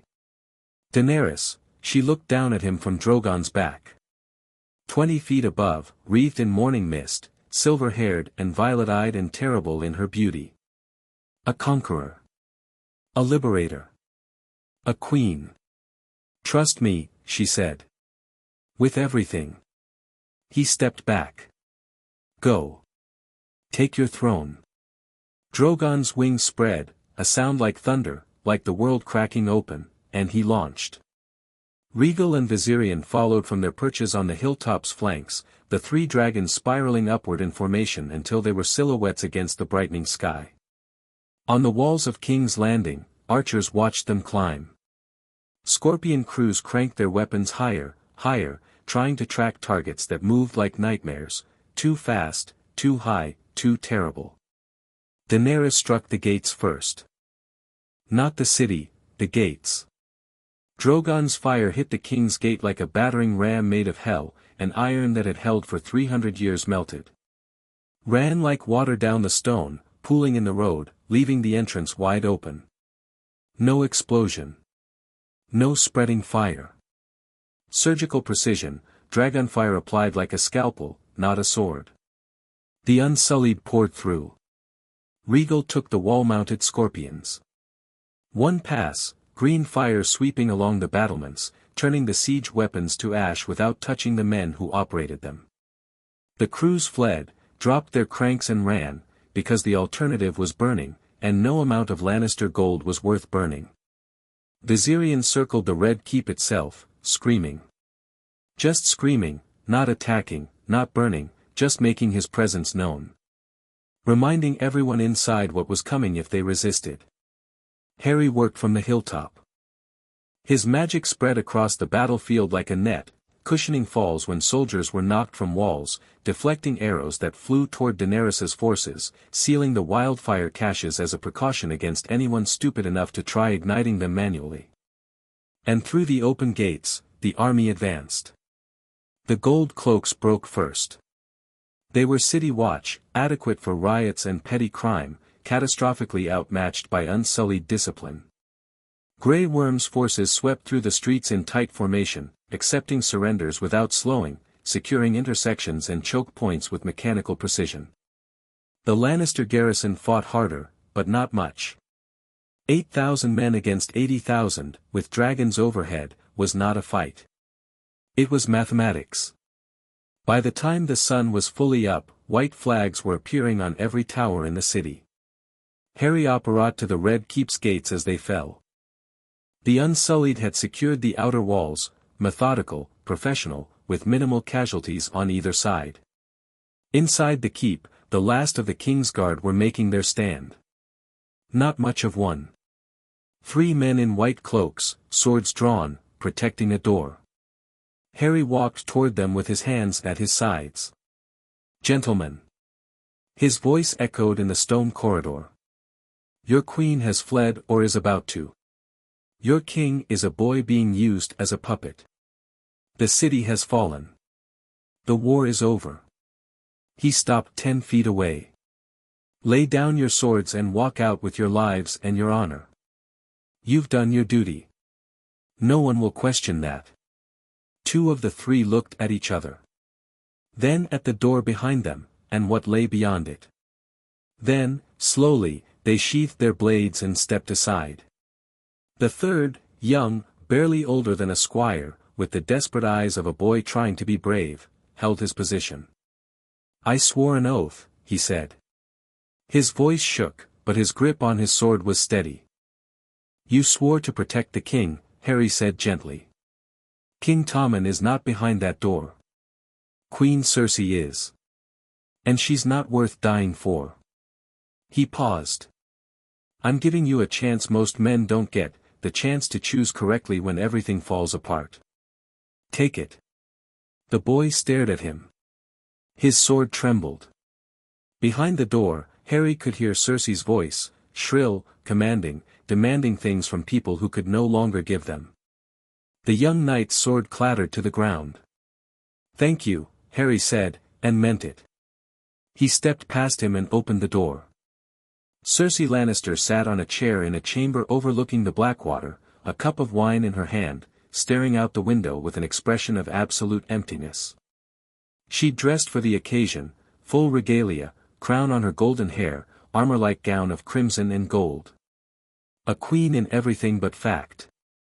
She didn't turn when Harry entered. "Come to kill me?" "No." Harry closed the door behind him. "Your life isn't mine to take." "Then whose?" "A sip of wine." Her hand was steady, he'd give her that. Whatever else Cersei was, she wasn't a coward. "The dragon girl? Will she burn me in front of a crowd?" "That's between you and her." Harry moved to the window. Below, in the courtyard, Unsullied were securing the keep's final holdouts. "But I suspect not. She's more just than you give her credit for. There'll be a trial. You'll be allowed to speak." Cersei laughed. Hollow, bitter, ugly. "A trial. How civilized." She turned to look at him, finally. Her green eyes were bloodshot but sharp, assessing, even now. "What are you? Truly. I've heard the stories, Firewalker, Wizard, Dragon's Man. What are you?" Someone who's seen what happens when people like you hold power. Harry met her gaze steadily. Someone who's made sure it ends. People like me. Her lip curled. You know nothing about people like me. I know you love your children. Harry's voice was soft. Not kind, honest. I know that love twisted into something poisonous because you could never separate their welfare from your power. I know Tommen is upstairs right now, terrified, wondering if his mother's going to burn the city around him. He paused. She won't. I've made sure of that. The wildfire doesn't ignite anymore. Something flickered in Cersei's eyes. Not surprise, something worse. Recognition. The understanding that her last resort, her final weapon, had been taken from her without her even knowing. You've been here before, she said slowly. In my city. Among my people. Under my nose. Weeks ago. Harry shrugged. You never knew. Cersei set her wine down. The emptiness was back, the flat, dangerous calm of a woman with nothing left to lose. If you've come to offer me terms, I've come to tell you something. Harry turned to face her fully. Your son will live. Whatever happens to you, and I make no promises there, Tommen lives. He's a child. A kind child, from what I've seen. He'll be treated gently. The first crack. Barely visible, a tightening around her eyes, a twitch in her jaw, but there. The mother beneath the monster, surfacing for just a moment. And what do you want in exchange for that assurance? Nothing. Harry walked to the door. It's not an exchange. It's just the truth. The queen I serve doesn't kill children. He opened the door. She'll be here soon. I'd suggest you face her with whatever dignity you have left. He left Cersei Lannister sitting in her chamber, staring at nothing, the crown still on her head and the world crumbling around her. Daenerys Targaryen entered the throne room of the Red Keep at midday, with sun streaming through the high windows and dust motes dancing in the golden light. The room was vast, soaring ceilings, stone pillars, and there at the far end, raised on a dais, the Iron Throne itself. 1,000 swords. Melted and fused by dragonfire 300 years ago. Aegon's conquest made manifest in twisted steel, beautiful and terrible in equal measure. Harry walked beside her. Not behind, beside. As she'd asked. As she'd demanded. Their footsteps echoed in the empty hall, the court had fled, the servants had scattered, and only their own people remained. Missandei. Grey Worm. Tyrion. Selmy. Yora, returned from Bravos just in time. And Drogo, the Khal had insisted on being present for this, had forced himself onto a ship and across a sea he hated because his Khaleesi was taking a throne and he would be there to see it. They walked the length of the hall in silence. Every step carrying the weight of everything that had led here, a manse in Pentos, a girl in chains, fire in the night, dragons born from stone, cities freed, armies raised, a continent crossed. Daenerys reached the dais. Stopped. Looked up at the Iron Throne, the symbol of everything her family had built and lost, the seat her father had burned men from, the object her brother had coveted unto madness. She didn't sit immediately. She turned. Faced the room, faced her people, her council, her army beyond the walls, her kingdom beyond that. Faced Harry, standing at the base of the dais, looking up at her with an expression of such fierce pride that it could have lit the room without the sun. I didn't come here to conquer, she said. Her voice was quiet, but it carried. I came here to correct. 300 years of Targaryens who lost their way. A rebellion born of madness. A usurper's stolen peace. A lion's grasping cruelty. She looked at the throne. This chair was made by my ancestor from the swords of his enemies. It was meant to be uncomfortable, to remind the ruler that power is not rest. That a crown is a duty, not a right. She climbed the dais. Turned. Saturday. The Iron Throne received her, its twisted swords somehow accommodating her small frame, the metal warm beneath her hands where she gripped the armrests. She sat straight-backed, chin high, and she was a queen. Not becoming one. Being one. As if this had always been her shape and the world was only now catching up. "Bring Cersei," she commanded. The trial was brief. Harry had insisted on it, not for Cersei's sake, but for the precedent. A queen who executed without trial was a tyrant. A queen who offered justice even to her enemies was a ruler. Cersei was brought in chains, golden chains, because even now, some things were appropriate to station. She walked with her head up, her crown removed, her golden hair shorn to stubble. The walk of shame had been Cersei's own invention, applied to others. The irony of her current state was not lost on anyone. The charges were read. Tyrion did it, his voice steady, his face expressionless, his hands clenched behind his back where no one could see them shake. Murder. Conspiracy. The burning of the September of Baelor, that one drew gasps from the crowd. Treason against the realm. Crimes against the people of King's Landing. A litany that took 10 minutes to recite. How do you answer? Daenerys asked from the throne. Cersei looked up at her, this young woman, barely half her age, sitting where Cersei had sat.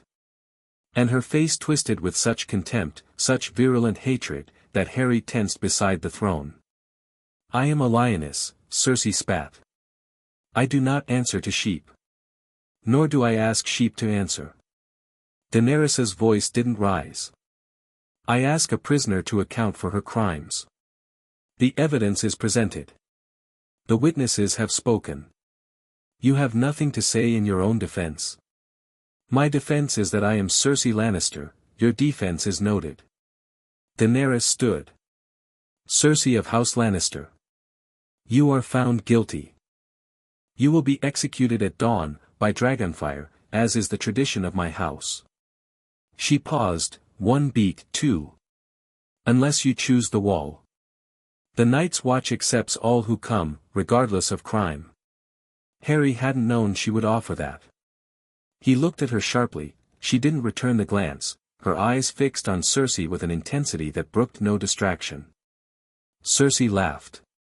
"The wall. You'd send me to freeze with rapists and thieves. I'd send you to live." Something softened in Daenerys's expression, just fractionally. "You have a son who'd rather have a living mother than a dead one. Consider that before dawn." The guards led Cersei away. The hall buzzed, whispers, murmurs, the sound of a realm recalibrating. Harry leaned close to Daenerys. "The wall. The North needs every soul it can get." Her eyes were on the door Cersei had exited through. "When the dead come, even a lioness can fight." Harry stared at her. Then shook his head slowly, a smile building that he couldn't stop. "You're playing a longer game than I realized. I learned from the best." She sat back on the throne. "Now. We have a kingdom to organize. And not much time to do it." Cersei chose the wall. At dawn, with the sun barely up, she gave her answer through clenched teeth, life over death, survival over pride. She was sent north within the week, under heavy guard, with a raven flying ahead to Castle Black. Harry watched her go and felt nothing but relief. One less ghost. One less complication. The realm reorganized with a speed that surprised everyone except Daenerys. The Tyrells took the position of hand, Olenna specifically, the Queen of Thorns, whose wit and ruthlessness made her perfect for managing a fractious court. The Martells received justice for Elia, formal acknowledgement, reparations, and the mountain's head on a spike above the gates of Sunspear. The Stormlands went to a legitimized Baratheon bastard Varys had produced from somewhere. The Westerlands went to Tyrion, who accepted with visible reluctance and hidden satisfaction. The North was left alone. For now. Because the North was where everything would end. 3 weeks after taking King's Landing, Harry stood before the full small council and said, it's time. Every face in the room knew what he meant. They'd been briefed, all of them, repeatedly, with increasing urgency. The long night. The others. The army of the dead. Harry had shown them proof, visions projected from his memories, intelligence from the few Night's Watch brothers who'd made it south with reports, the growing cold that even non-magical people could feel pressing down from the north. Jon Snow holds the wall, Selmy reported. The former Lord Commander's bastard, except he wasn't a bastard, Harry knew. Rhaegar's son. Daenerys's nephew. A complication for another day. His letters grow more desperate by the month. The dead are massing. Tens of thousands, hundreds of thousands. Every wildling who died north of the wall joins them. We march north in 3 days, Daenerys declared. The full strength of the 7 kingdoms. Every soldier who can hold a weapon. The dragons. Everything. She looked at Harry. What do we need? Dragon glass. Harry had been stockpiling it for months, every shard from Dragonstone's caves, every piece that could be bought or mined. Every weapon edged with it. And Valyrian steel, every blade in the 7 kingdoms recalled to service. And you? Tyrion asked. What will you be doing? Harry smiled. Not his pleasant smile. His other one, the one that reminded people he'd killed a Dark Lord in another life and would do it again. I'm going to kill the Night King. The march north took 2 weeks. 2 weeks of hard riding, of supply trains stretching miles behind the army, of ravens flying between keeps carrying coordination orders. The realm had never mobilized like this, 100,000 soldiers from every kingdom, riding north together under a single banner. Harry rode beside Daenerys, and between them, they planned the end of the world. The Night King is the key, Harry explained as they rode through the Riverlands, past the Twins where the phrase had been removed with quiet efficiency. Kill him, and the army falls. Every White Walker, they're all connected to him. He's the source. Then we target him directly. It's not that simple. He'll be at the back of his army, surrounded by his generals. Each White Walker commands a portion of the dead, they're distributed, not centralized. We'd have to fight through 1 million corpses to reach him. Unless we go over them. Daenerys patted Drogon's neck, the dragon walking beside her horse, too large now to ride casually but unwilling to leave her side on the ground. Dragons fly. That's the plan. Harry nodded. You and the dragons draw his attention. Attack from the air. Force him to commit his generals to anti-dragon defense. And while he's focused on you, you go for him directly.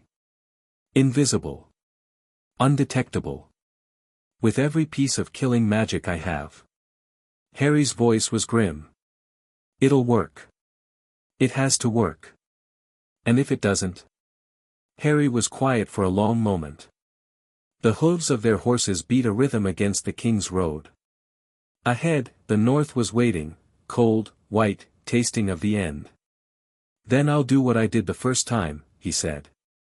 Walk into the darkness and trust that something on the other side will catch me. Daenerys reached across the gap between their horses and took his hand.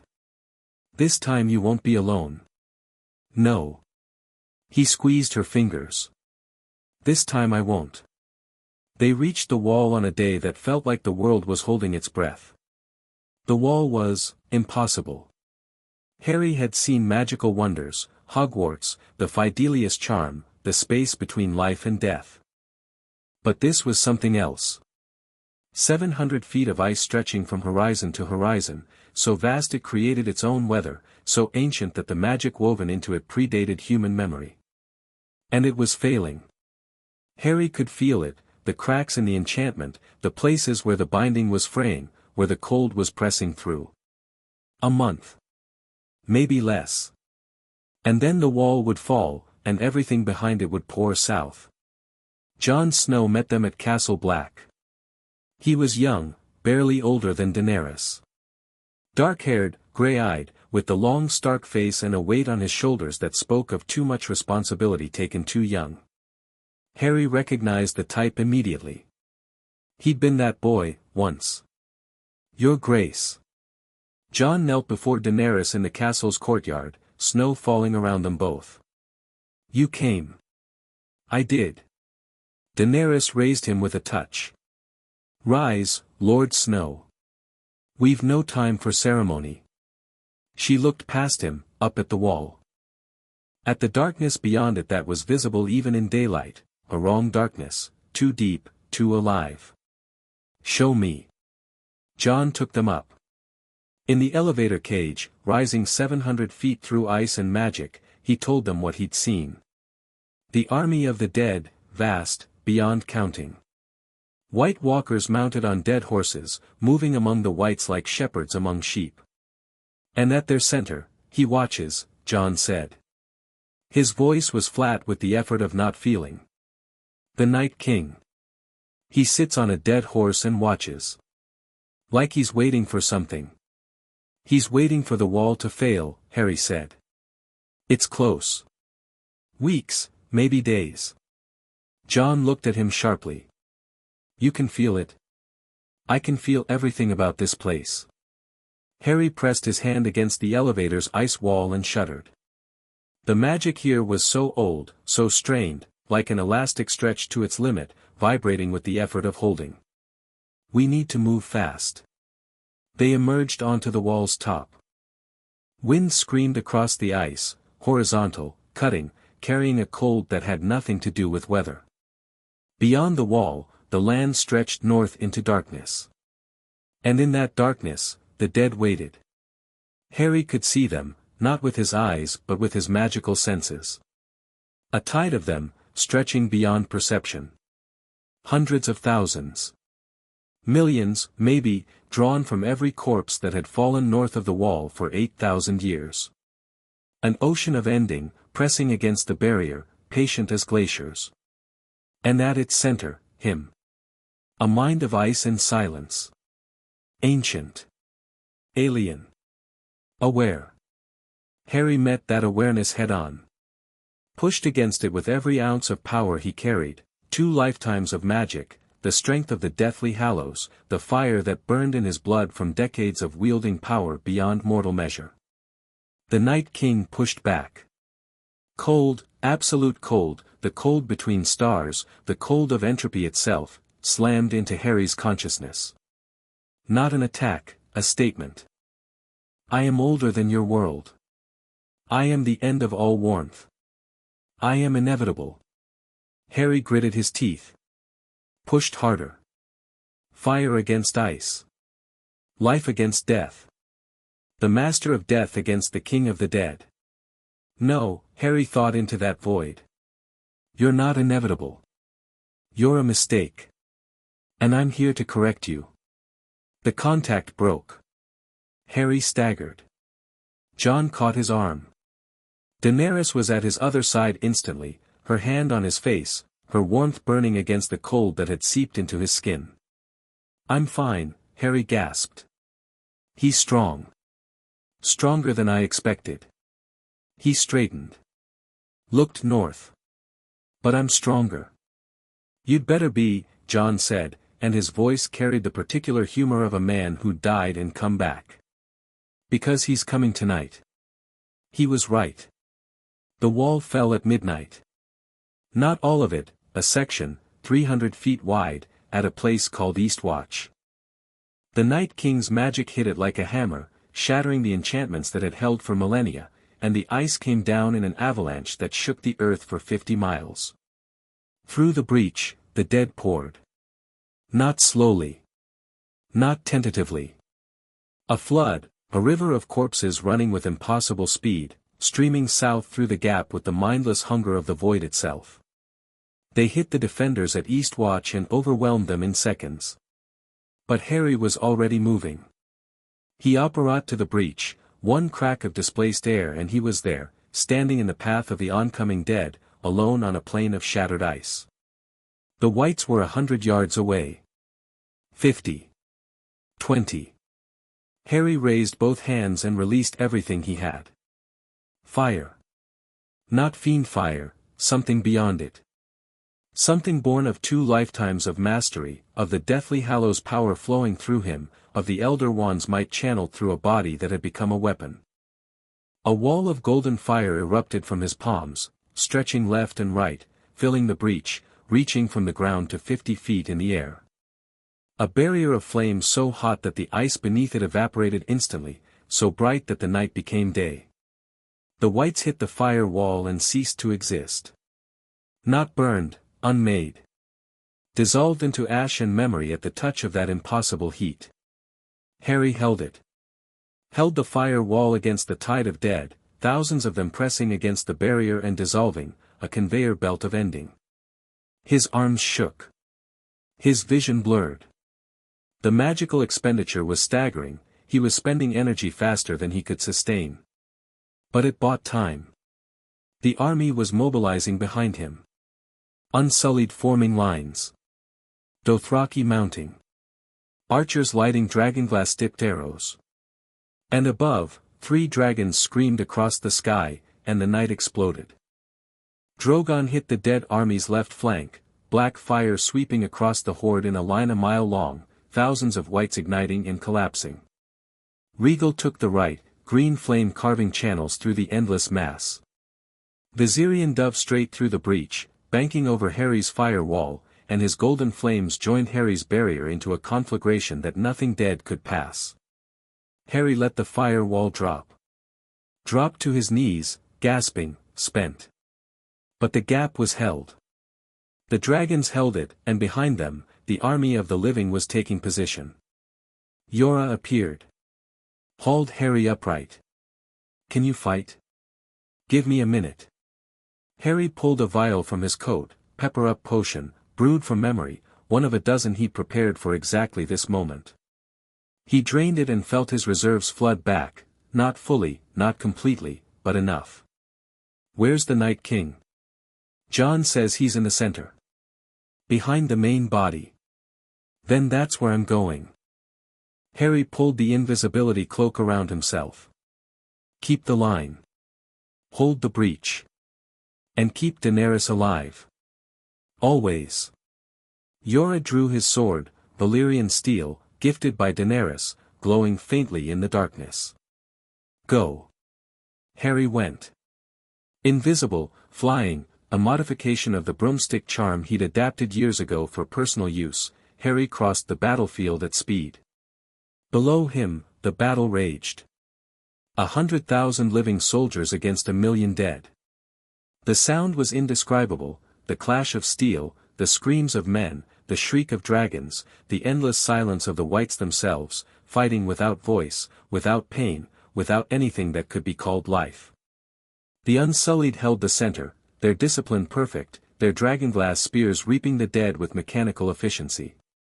The Dothraki flanked, barracks singing, horses screaming, mounted warriors whirling through the horde like bladed storms. The northern forces held the wings, Jon Snow at their head, Longclaw blazing in his hand, cutting through whites with the frantic energy of a man who refused to die again. And above it all, the dragons ruled the sky. Harry flew north. Deeper into the enemy mass. Past the whites, past the front lines of the dead, into the cold heart of the army where the White Walkers gathered. He found the Night King at the army's center, mounted on a dead dragon. Where had he gotten a dead dragon? No. Not a dragon. A Wyrm. Something old, something from before the age of heroes, dug up from beneath the ice. Massive and terrible, but not a true dragon. Not fire. The Night King sat astride this creature and watched the battle with the patient calm of something that had waited 8,000 years and could wait 8,000 more. Around him, his generals, a dozen White Walkers on dead horses, each one radiating cold and power, each one connected to a portion of the army below. Harry hovered invisibly above them, assessing.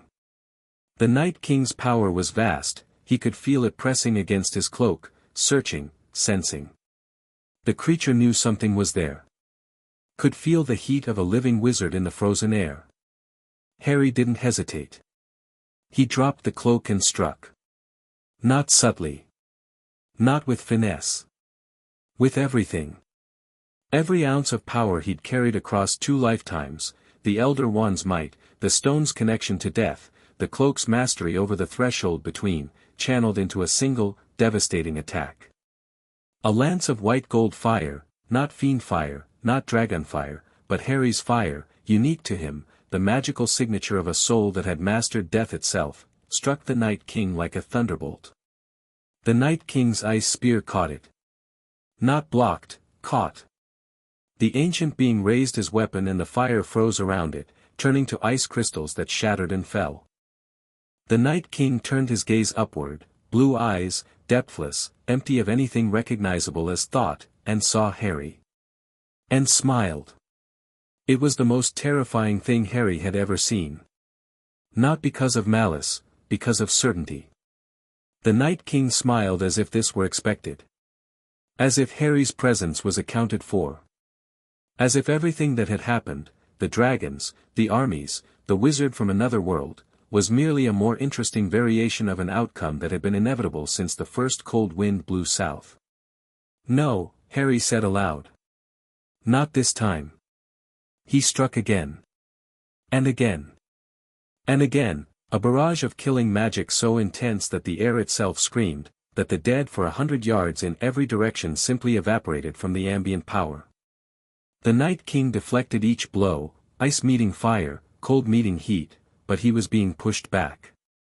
His dead WIRM stumbled. His generals scattered. Harry landed on the ground before him. The 2 beings faced each other across 20 feet of frozen earth, fire and ice, life and death, the master of death and the king of the dead.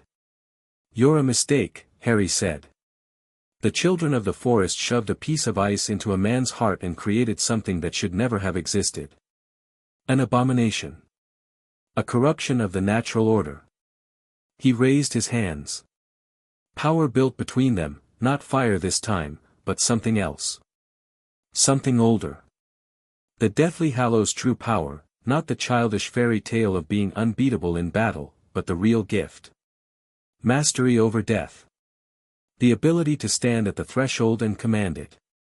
And I, Harry said, am Death's master. Your master. Whatever you are, whatever perversion of ending you represent, you answer to me. The Night King's smile faded. For the first time in 8,000 years, something like uncertainty flickered in those blue, ancient eyes. Harry reached into the space between life and death, that threshold he'd crossed twice, that boundary he'd made his home, and pulled. The magic that erupted from him was not fire. Was not ice. Was not any element or force that had a name in any language of any world. It was authority, the fundamental power of the master of death, the right to decide what lived and what ended, the absolute dominion over the boundary between existence and oblivion. It hit the Night King like a tide. The ancient being fought it. 8,000 years of accumulated power, of stolen life, of cold and dark, all of it thrown against Harry's working. Ice exploded outward in a shockwave that shattered the ground. The dead WIRM screamed, a sound of such inhuman agony that even wights nearby crumbled from the psychic force of it. But Harry held. Pushed. Pushed harder, pouring himself into the working, pouring everything he was and had been and would be into this one moment, this one command, end. The Night King's ice spear shattered. His armor cracked. The magic that held him together, that had held him together for millennia, that cursed shard of dragonglass fused with human flesh, began to fail. He looked at Harry with those blue eyes, and for one fraction of a second, something human surfaced. Something old and forgotten, the man he'd been before the children made him into this. Pain. Relief. Gratitude. Then he shattered. Not exploded, shattered. Like ice dropped from a great height, the Night King broke into 1,000 pieces that caught the light of Harry's magic and glittered like diamonds as they fell. Each shard dissolved before it touched the ground, becoming nothing, not ice, not water, not memory. Just, gone. And across the battlefield, across the entire north, a million whites collapsed. One moment they were fighting, clawing, biting, overwhelming the living with sheer numbers. The next, every single one of them fell. Simultaneously. Like puppets with cut strings, they dropped to the ground and were still. The White Walkers went with them, shattering where they stood, ice exploding outward in harmless sprays that melted before they reached the ground. Silence. Absolute, crushing silence, broken only by the ragged breathing of 100,000 soldiers who'd been fighting for their lives and suddenly weren't. Then, a dragon screamed. Drogon, circling overhead, his voice splitting the pre-dawn sky in what could only be described as triumph. Regal and Viserion joined, 3 voices, 3 dragons, screaming joy into a sky that was already lightening with approaching dawn. The sun rose. For the first time in what felt like forever, the sun rose over the north, and its light was warm. The unnatural cold receded like water draining from a basin, warmth flooding in behind it, real warmth, the warmth of a world that would go on living. Harry knelt in the center of a circle of shattered ice, shaking, empty, wrung out beyond anything he'd ever experienced. The Deathly Hallows power settled back into his bones, dormant again, waiting, satisfied. He'd used their full strength for the first and hopefully last time. His hands were shaking. His vision swam. He was fairly certain he was about to lose consciousness. A shadow fell over him. Wings. The sound of great lungs breathing. A thud that shook the earth. Drogon landed beside him, and Daenerys slid from the dragon's back, running across the frozen ground, falling to her knees in front of him, her hands on his face, his shoulders, checking for wounds, checking for life. Harry, I'm all right. His voice was barely a whisper. It's done. He's gone. She was crying. Tears cutting tracks through the ash and frost on her face. She pulled him against her, fierce, desperate, crushing, and he let himself be held. You stupid, impossible man, she said into his hair. You could have died, didn't though? He managed a smile against her shoulder. Too stubborn. I love you. Said like a weapon. Like a shield. Like a prayer. Don't ever do that again. Can't promise that. He pulled back enough to see her face. Touched her cheek. But I can promise I'll always come back. She kissed him. Hard. Tasting of salt and smoke and victory. Around them, the army began to cheer. Slowly at first, disbelieving, exhausted, and then building. Growing. Swelling until 100,000 voices shook the dawn, celebrating a victory they'd been told was impossible, celebrating life on a field where death had seemed certain. The long night was over. The dead were gone. And 2 people knelt in the center of it all, holding each other, breathing each other's warmth, alive and together and home. The coronation happened 6 weeks later. Not in King's Landing, Daenerys insisted on that. The capital would host the formal ceremony later, the political spectacle that the lords required. But the real coronation, the one that mattered, happened at Dragonstone. The ancestral seat of House Targaryen. The place where Aegon had launched his conquest. The island of black stone and dragonglass, where the sea beat against volcanic cliffs and the air tasted of salt and sulfur and magic. They stood on the cliff's edge, Daenerys and Harry, in the morning light, with the narrow sea stretching endlessly before them. 3 dragons perched on the cliffs above, watching with intelligent eyes. Below, in the courtyard, the inner circle waited. Missandei. Grey Worm. Tyrion. Selmy. Yora. Jon Snow, who'd been told the truth of his parentage by now and was still processing, but who'd bent the knee to his aunt without hesitation because he'd never wanted a crown and she clearly deserved one. And Drogo. The Khal stood apart from the Westerosi, uncomfortable in this land of stone and water, but present. His Khaleesi was claiming a throne, and he would witness it.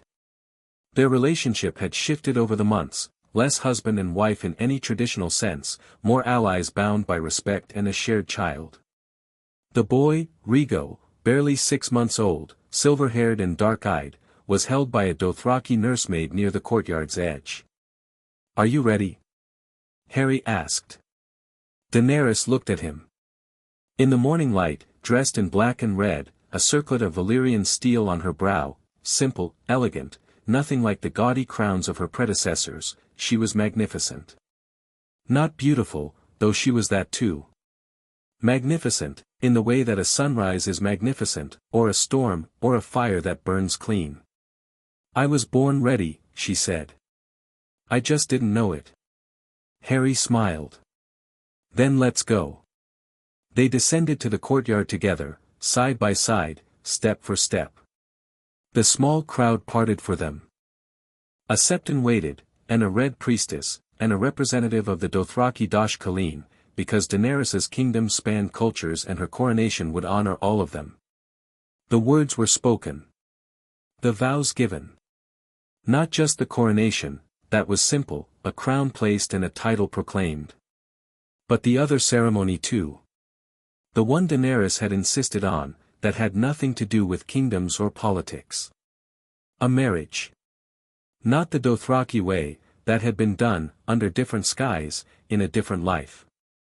Not the Westerosi way alone, too limited, too bound to a single tradition. A new way. Their way. Harry took her hands. She took his. The septon spoke words. The red priestess spoke fire. The Khaleen representative spoke of stars and stallions. And through it all, Daenerys and Harry looked at each other and heard none of it. "I choose you," Daenerys said. Not part of any ceremony, just the truth, spoken plainly. Not because you're powerful. Not because you saved the world. Because you saw me when no one else did. Because you let me become this without trying to control what this was. Because you're the only person in my life who's ever just stood beside me. Without wanting anything except to be there. Harry's throat was tight. His eyes were burning. "I choose you," he said back. "Because you're the bravest person I've ever known. In any world. In any life. Because you took fire and turned it into freedom instead of destruction. Because you make me believe that power doesn't have to corrupt, that it can build. That it can heal." He squeezed her hands. "Because loving you is the first thing in 165 years that's made me feel like I'm exactly where I'm supposed to be." She smiled. He smiled. The crowd was silent, not uncomfortable silence, but the breathless quiet of people witnessing something real. "Kiss her already," Tyrion called from somewhere in the back, and the spell broke into laughter. Harry kissed her. Soft, certain, full of promise. Not the desperate kisses of battle's aftermath or the hungry kisses of stolen nights. A quiet kiss. A beginning kiss. Drogon screamed above them. Rhaego and Viserion joined. 3 dragons, filling the sky with fire, not destructive, not threatening, just celebration. Columns of black and green and gold flames spiraling upward, meeting and mixing above Dragonstone in a display so beautiful that even the cynics in the crowd went silent with wonder. When they pulled apart, Daenerys was laughing, that free laugh, the one he'd first heard in a garden in Pentos, the one that meant joy in its purest form. "My queen," Harry said. "My king," she answered. "Shall we go rule the world?" She took his hand. Turned to face their people, their council, their friends, their family of choice. The wind caught her hair, her cloak, the banner flying above Dragonstone's gates. 3-headed dragon, red on black. Fire and blood. Together, Daenerys said. And meant it in every way the word could be meant. That night, alone in Dragonstone's chambers, the same rooms where Stannis had brooded, where Aegon had planned, where Targaryens had come for 3 centuries to remember what they were, Harry and Daenerys lay tangled together and talked about the future. "The North needs rebuilding," Daenerys said, her head on his chest, tracing patterns on his skin. The damage from the long night, entire towns destroyed. Thousands dead. Jon will handle it. He's good at that, rebuilding, holding people together. Ned Stark's blood. And yours? She lifted her head. Rhaegar's blood too. Should I tell him? He knows. Harry had told Jon himself, privately, gently, with the full truth rather than political half-measures. Jon had taken it with the quiet acceptance of a man who'd already died and come back and had very little capacity for surprise remaining. He doesn't want the throne. Never did. He bent the knee freely. I know. She settled back against him. He's family. My nephew. The only family I have left, now that Viserys is. She trailed off. Viserys' letters from Braavos had grown calmer over the months. Shorter. Less angry. Something like peace was growing in the Broken Prince, or at least something like quiet. It was enough. You have me, Harry said. And Rhaegar. And 3 dragons the size of houses. And approximately 100,000 soldiers who'd follow you into hell. But family, is what you make it. He kissed the top of her head. Trust me on that. I'm an expert. She was quiet for a moment. Then, what now? We've taken the throne. Saved the world. What do we do? Harry laughed. You're asking me? The man who retired at 40 and spent 100 years doing nothing. I'm asking the man who crossed worlds to find purpose. She propped herself up on one elbow, looking down at him with those eyes that still caught his breath every time. What's the purpose now? Harry thought about it. Really thought, not the reflexive answer, not the strategic one, but the true thing underneath all the plans and contingencies and world saving. We build, he said. Not conquer, we're done with that. Build. A world where kids don't get nailed to posts. Where people aren't bought and sold. Where power means responsibility instead of impunity. He reached up and tucked a strand of silver hair behind her ear. A world worth living in. Not just surviving in. That's a life's work. Good thing we've got time. He smiled. I'm functionally immortal, you're fireproof, and our son is 6 months old and already trying to grab dragon tails. We've got decades. Centuries, maybe. Centuries. She said it wonderingly. I've never thought that far ahead. Neither have I. Harry pulled her down and kissed her, slow, thorough, full of all the time they had. But I'm looking forward to it. Outside, the sea sang against Dragonstone's cliffs. In the nursery down the hall, Rhaegar slept peacefully with a dragon egg, found in the island's caves, warm and pulsing, tucked against his small body. On the cliffs above, 3 dragons slept with their wings folded, dreaming dragon dreams of fire and flight. The long night was over. The Game of Thrones was won. The world was broken and bleeding and alive because 2 people had found each other across impossible distance and built something that mattered.